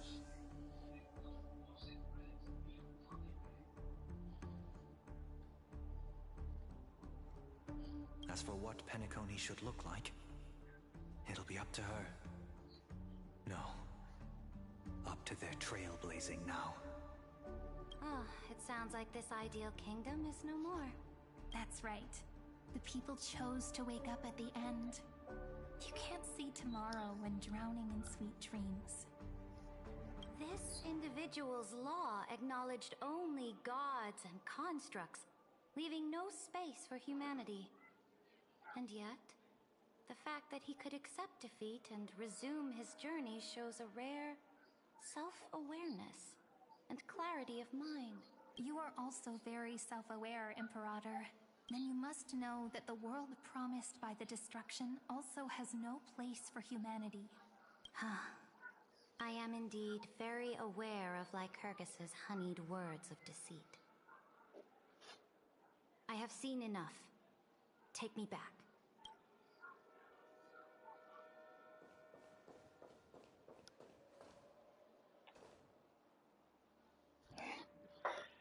Who wants to conquer everything and everybody want and make everybody submit or be destroyed? Ooh, guess who wants to conquer everybody? And that if you don't fuck with me, you got to submit and destroy. Oh yeah, that is me. Guess what? Every character in this game has something tied with me. This is why I'm kind of connected to everything that I didn't want to admit to. Then let's wrap up this trip down memory lane with one last scene. This absolute wonder. Isn't it pretty? That's our Amphorius. Our world flows and meanders in this endless band of light. Though we were born from the designs of the gods and are not yet truly alive, the Chrysos heirs of Amphorius still chose to stand against fate and carved a legend no different from that of humankind. Will you really renounce the heroes in this world's previous 30 million cycles, Imperator? Including even yourself. Will you bow to brutal destiny and allow that puppet master named the destruction to have their wish? I know what you want to do, sidekick. You want to use that deliverer's memories to influence me and tilt the scales of law toward him and the two geniuses. You really saw right through me, Imperator. How can one rule an empire if one is incapable of understanding people's minds?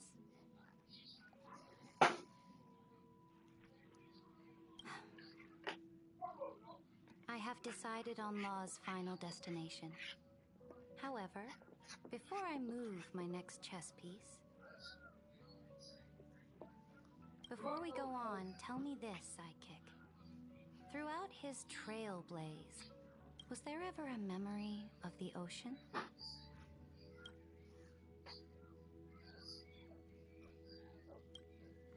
The ocean. My cradle. My home. You shall complete your conquest in the ocean at the boundaries of this world, and eternally slumber in the sound of tides. You shall eternally slumber in the sound of tides, and complete your conquest in the ocean at the boundaries of this world. Our prophecies aligned as flawlessly as a sea snake circling upon itself. An elegant loop, like a joyful hymn. Like the circulating ocean current. Like our two fates. Like Amphorius itself.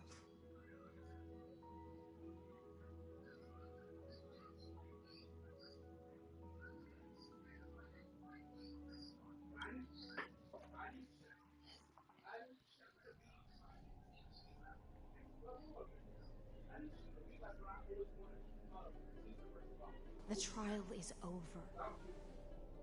So tell me, who will own the divine authority of law? I won't give it to anyone. What? I am the law. Why should I give my imperial crown to any other? Both the Deliverer and the Theoros came from beyond the sky. They have no right to interfere with the lands I conquered with my own two hands. The law of Amphorius shall be determined by Amphorius's master. What exactly did you see in the trial? Everything. I saw everything regarding the rules of this world's operation. I saw the laws of extrapolation that Theoros spoke of. I saw the ultimate protocol. As long as I offer a sacrifice of equal weight, I can rewrite the laws of this world according to my will. I can turn good into evil, ugliness into beauty, and weakness into strength. Fate gave me a very fair deal. One rule change for the life of one demigod. What are you planning to do? You can't guess. We can conquer the stars without relying on any power from beyond the sky. We just need to make some reasonable sacrifices. Your ambitions have already made so many people give up their lives for the law. And you're still not done? I am determined for Amphorius to stand on her own 2 feet among the stars. You are beyond reason. You think such a simple and hypocritical statement can justify your atrocities. There's no new without destroying the old. That's what you consider an atrocity? Ironic, for that is also the unchanging law of Amphorius's revolutions. Ever since the Flame Chase prophecy resounded in the distance, fate has decreed for the Chrysos heirs to ignite our blood and illuminate this dark age. People would still be puppets of the old dynasty if it weren't for my conquests. But your world doesn't seem to be any different from your predecessors. Bloodshed, tyranny, oppression. You're making the same mistakes they did. Go and see everything for yourself. Go to any library I've built. Go listen to the rumors on every street corner. Go and witness how the Imperator crushed the old laws and forged new ones. Go and see what my conquests brought to this world. I cleansed the Chrysos War's filth and mended all the conflicts left by the Arabellica. I restored Akima's might and allowed mortals and Chrysos heirs to face each other as equals in the council. I punished all sins and rewarded all achievements. I smashed Talantan's shackles, united humankind to save themselves, and started the Flame Chase era. That's what the Imperator has done in her glorious life. So now, Hearken to my final words. History will eventually forget Cyritra. But it will never forget the Imperator's people or the Flame Chase era she began. Final words. Amphorius is about to be destroyed. There's no time left for pointless debates. There is only one law I want to overturn to aid the final battle of deliverance. So I will only offer the life of one demigod. In the name of the Imperator, I command you one last time, Electra. Either sacrifice yourself for conquest, or pierce this tyrant's chest with your sword. Thus, the Imperator concluded her final speech. At the end of her life, at the last moment before she stepped onto the altar, she gave her most loyal subject the choice to decide fate, just as she promised her compatriots before her very first campaign.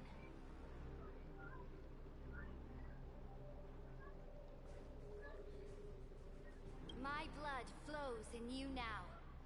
Heroic compatriots, follow me, and we'll seize fate's reins! The Imperator fell. Some say that the Dux Gladiorum turned traitor and killed her liege. Some say that she imprisoned the tyrant in a shallow pond of water, then left. Which meant the Imperator had to kill herself to rewrite the law. There are countless stories about her death. All we can be sure of is when the knight left the vortex, the Imperator was still mumbling about their past conquests together. The beginning and the end of her existence. Imperator, wait! How could someone of your status come to the front lines? Let me be the flag bearer! The troops defending the pass to the west of the grove, have they surrendered? They ran as quickly as they could when they heard your name. The Golden Cocoon Pass is now in the First Legion's hands. Good. What about the Delosian militia? The Third Legion set fire to the mountains and flattened everything west of the basin. They just need a few more days. That is enough. We cannot afford to miss an opportunity for victory. Lastly, how many Ladonian cannons are left? They are no more. The Second and Fourth Legions have destroyed them all. Very good. They now have no way out, no reinforcements, and no artillery support. We will be able to liberate the Grove of Epiphany in the blink of an eye. We will launch the final charge 1 quint after the curtain fall hour tomorrow. Take no prisoners among the enemy soldiers. All sages who resist are to be captured and tried according to martial law. And do not destroy any books. Now go. Notify the entire army. Understood. Those who are resolved to die. We salute you. Reporting in. The Mountain Dwellers are resisting fiercely, and the legendary Mountain Breaker is personally engaged in battle. Their formations are nigh impenetrable. Then cease our frontal assault. Send scouts to all legions and tell them to retreat into the Tritos Plains before the parting hour. Are you planning to surrender? It's a strategic change of plans. The seismic walking dragon is enough for that battlefield. Walking dragon? You mean that stupid beast, Terravox? What can they even do? Stupid? No. They are the wisest of all of Giorio's creations. Only they can perceive the currents of time. Let them deal with their earthly brethren. We will advance and take the lead in defeating what remains of our enemy. I will deliver the most fiery retribution for the humiliation they dealt us, and crown myself with a god-slaying wreath.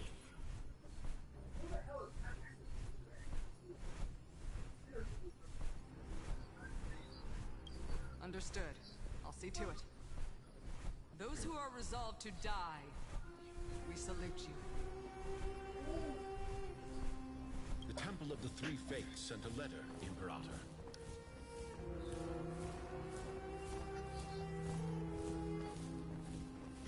They refused to surrender and said this letter is their last warning to us.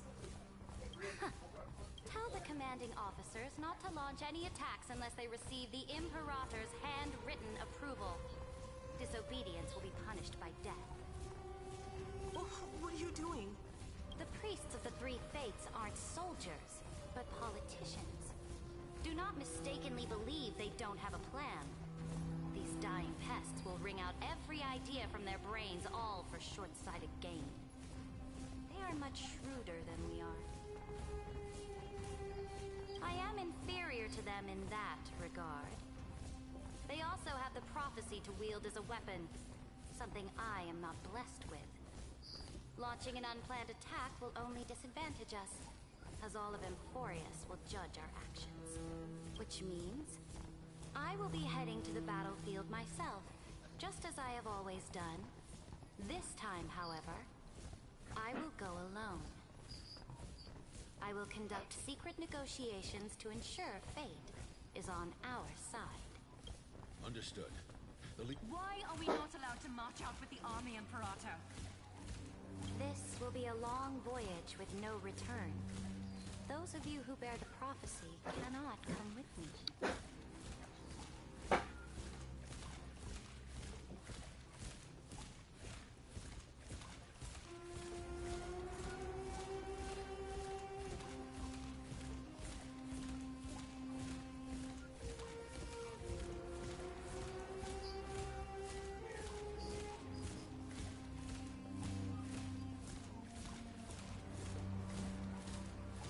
Why are you personally leading this battle if it's doomed to fail? The Flame Chase Gem cannot be without a leader.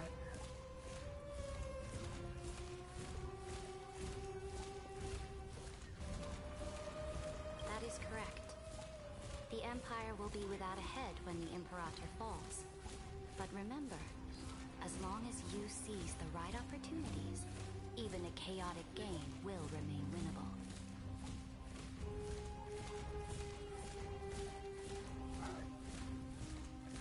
My departure will create a long staircase for you. You will understand what I mean when news of my death reaches your ears.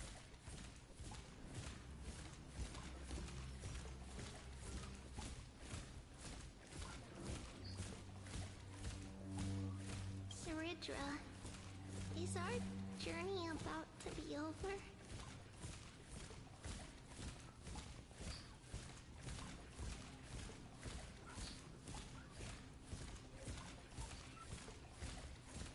Destroy the old laws and forge new ones. My conquest has reached its limits within the borders of Amphorius. Since the prophecy already decreed that the Imperator would never conquer the stars as she wished, I will bow out here and try no more. More Chrysosairs bearing divine authority will be born, and many more heroes will arise.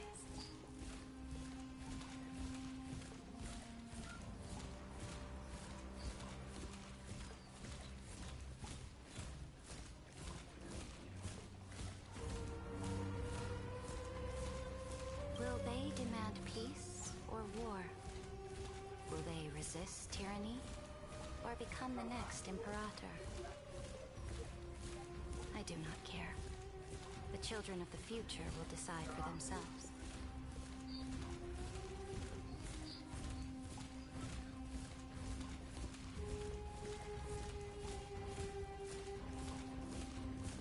Do not mourn for me.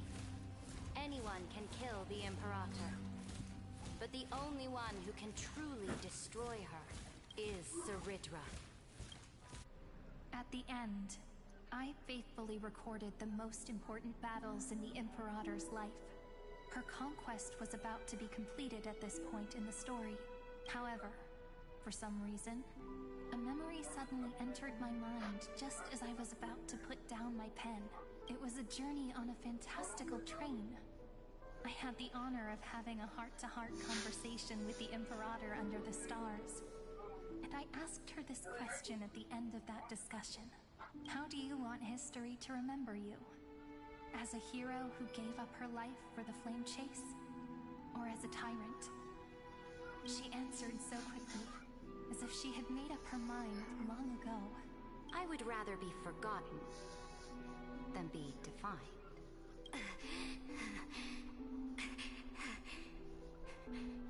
Because the law can be neither eternal nor unchallenged. And only humanity can pen laws into history's pages.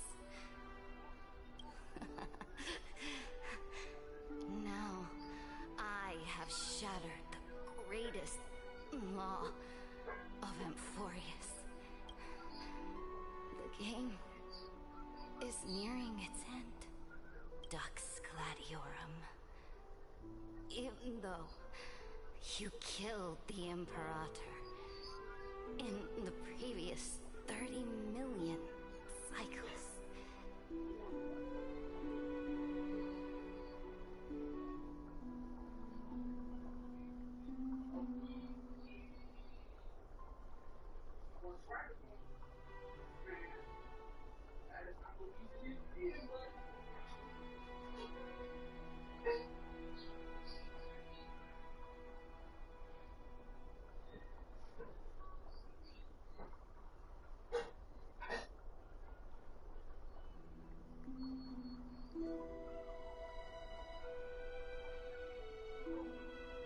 This time, you finally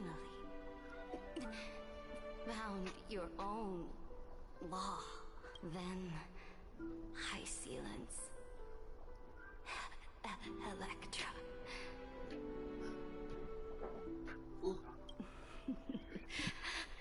Alright, one second. I will ask someone to deliver the prophecy's ocean at the boundaries of this world to you.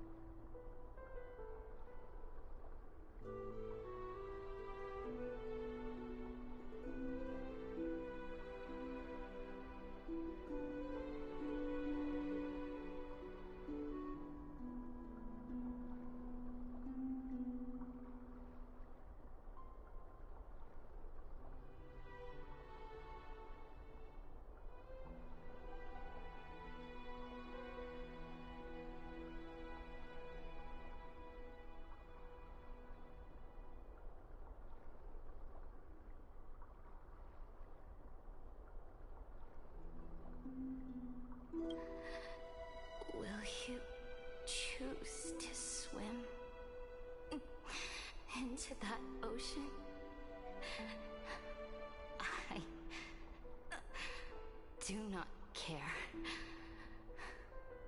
Do not care.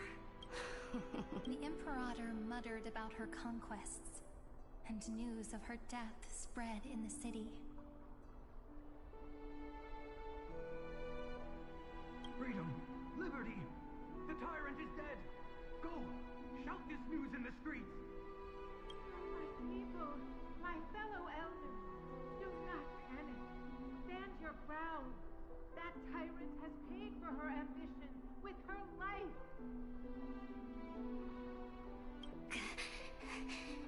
People once cheered for my ascension. And now they cheer for my fall. No matter. I am fond of applause.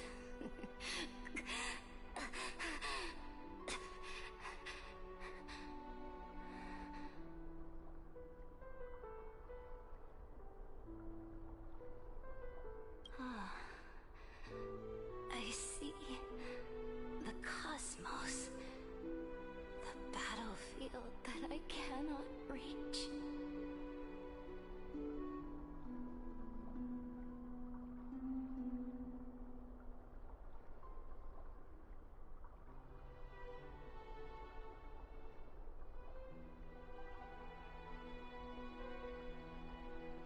I will return in the next cycle. The stars will hear my legion's war drums. Hear the great name of the Imperator. Hear Amphorius' surrender. To this day, we do not know which rule the Imperator overwrote at the cost of her life. Perhaps the truth will only be revealed at the moment of checkmate, just like every chess game she ever played.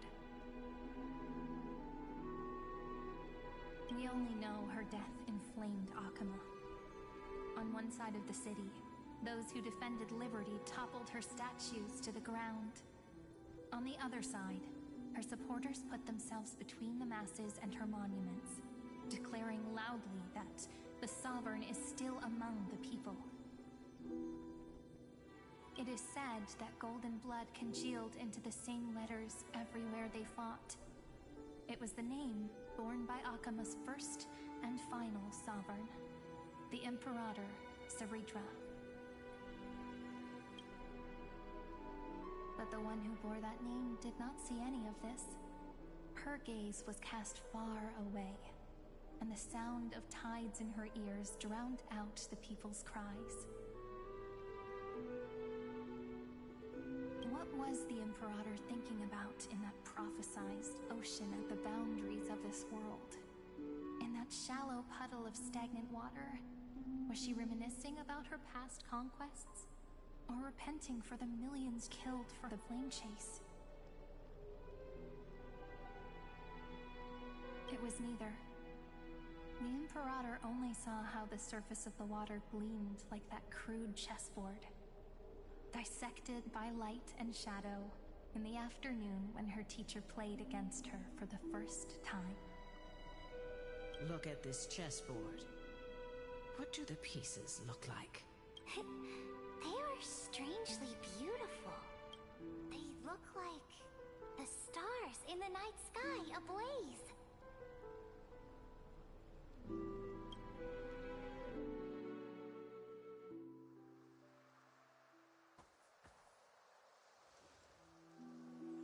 From that page emerged so vast, so pure.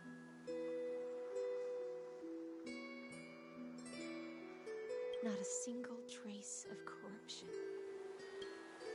Is this so? Electra, my subject. Ever since you walked out of the tainted ocean and pledged yourself to me, I have seen the abyss in your eyes and the emptiness in your heart. That was why I promised you a new ocean, where the Imperator's ambitions would serve as the currents, and loyalty would be its light.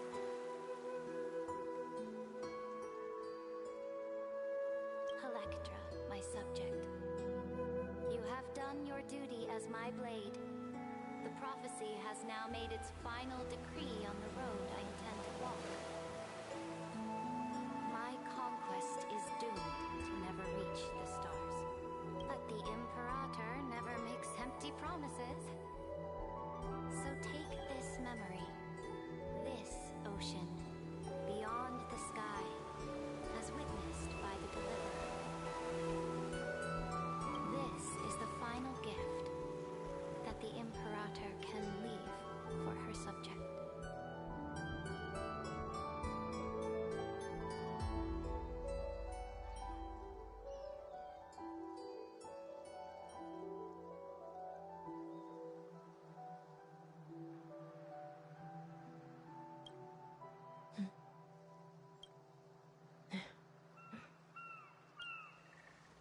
When I was still a fish in the ocean, I always felt so genuine swimming through the waters. But once I stepped onto land, I found myself caught in a play. Every land dweller wore a mask in their life. So I, too, donned a costume and tried to find my part in the show. I became your blade in war and the violin strings at banquets. Do you still not get it? I do not long for the oceanic depths of my homeland. Nor do I crave the swirling seas beyond the sky.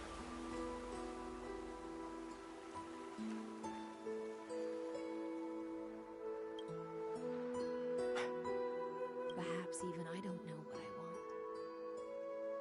I still don't know where I should swim to even at the end. But I know one thing right now. A fish is simply a fish. And she can never leave the ocean she's in. But whether under the ocean or on land,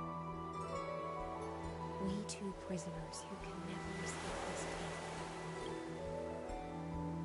can still look outside the cave and see the stars. I have to admit, the 12-factor simulation of life in this experiment has far exceeded my expectations.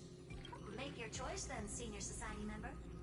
Do you want to keep walking down the wrong path and be remembered for your incorrect conclusions? Or do you want to return to the audience's seat and give yourself, Amphorius, and the entire cosmos a more fitting end? I must refuse. A dead man never fears death. Did I not make myself clear? Have you forgotten about our dear Lord of Silence? You wouldn't want her to consider your 8 other clones as cancers within the erudition and chop them all up, would you? Your logical deductions are vastly different from mine. Therefore, allow me to provide one more academic recommendation. Listen, my peers. Why don't you look beyond this world, just as the Chrysostomers did? Re-evaluate your calculations and take into account all enemies in the upcoming war among the eons.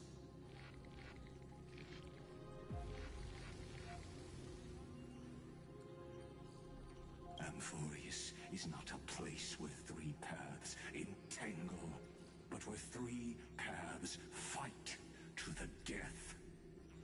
You used Memorial to resist me, but did you not consider the possibility that the Remembrance and their children might have taken this opportunity to join the fray as well?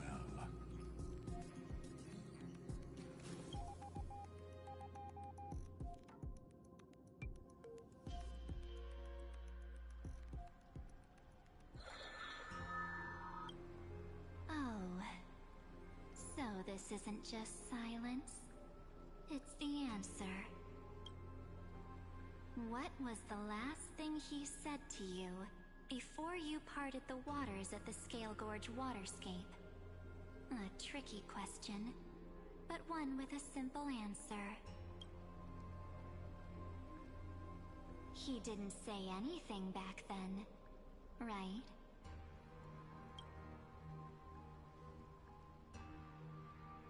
That's correct. And now I'm sure. You are not March 7th. There's no way she would remember that detail. There's my goat. There's my dragon right there.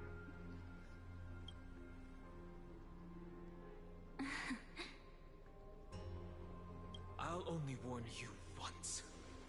Leave her body. Now. How impulsive. That's not like you at all. Why don't you calm down and think about another possibility? I didn't take over March 7th's body.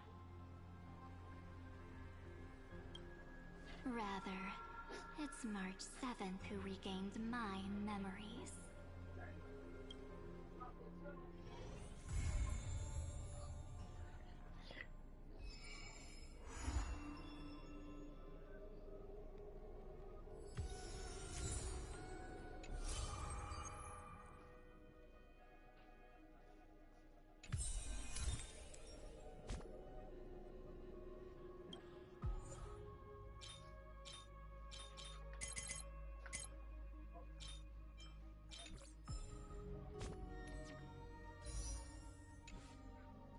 $17K.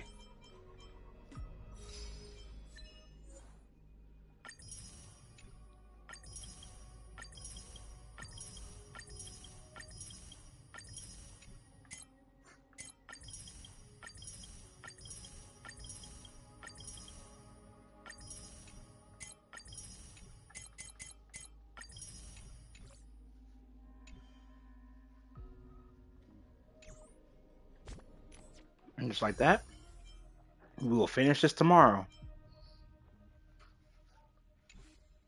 17K. So I think by the time I'm done, I will have around 20. I still have this to finish. Usually 470. I had to get to this. This is 2,730. I'm not doing this. Probably won't do this. Don't know yet. I'm not doing this. I need to finish this, which I gotta figure out how. Alright. But I want to see. Before I get off, I'm gonna see what happened. Okay. Okay.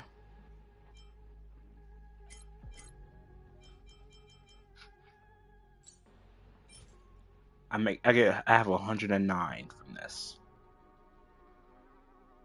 I need more than that though. Because I didn't win the 50-50. I don't know what's guaranteed. There's stuff from that too.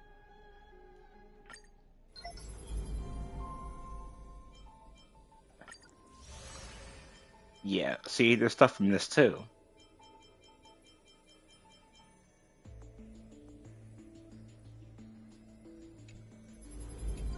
I haven't did yet. So we continue this on tomorrow. Early in the morning tomorrow too, actually.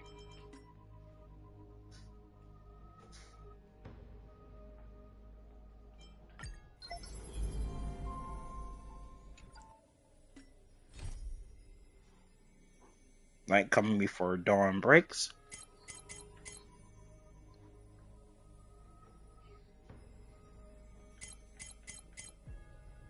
That's 50 from that.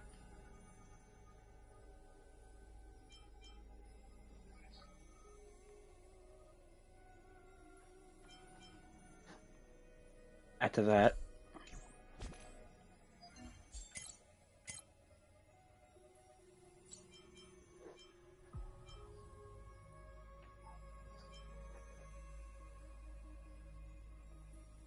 back to Earth and Evernight. Tuesday, Wednesday, Thursday, Friday, Saturday.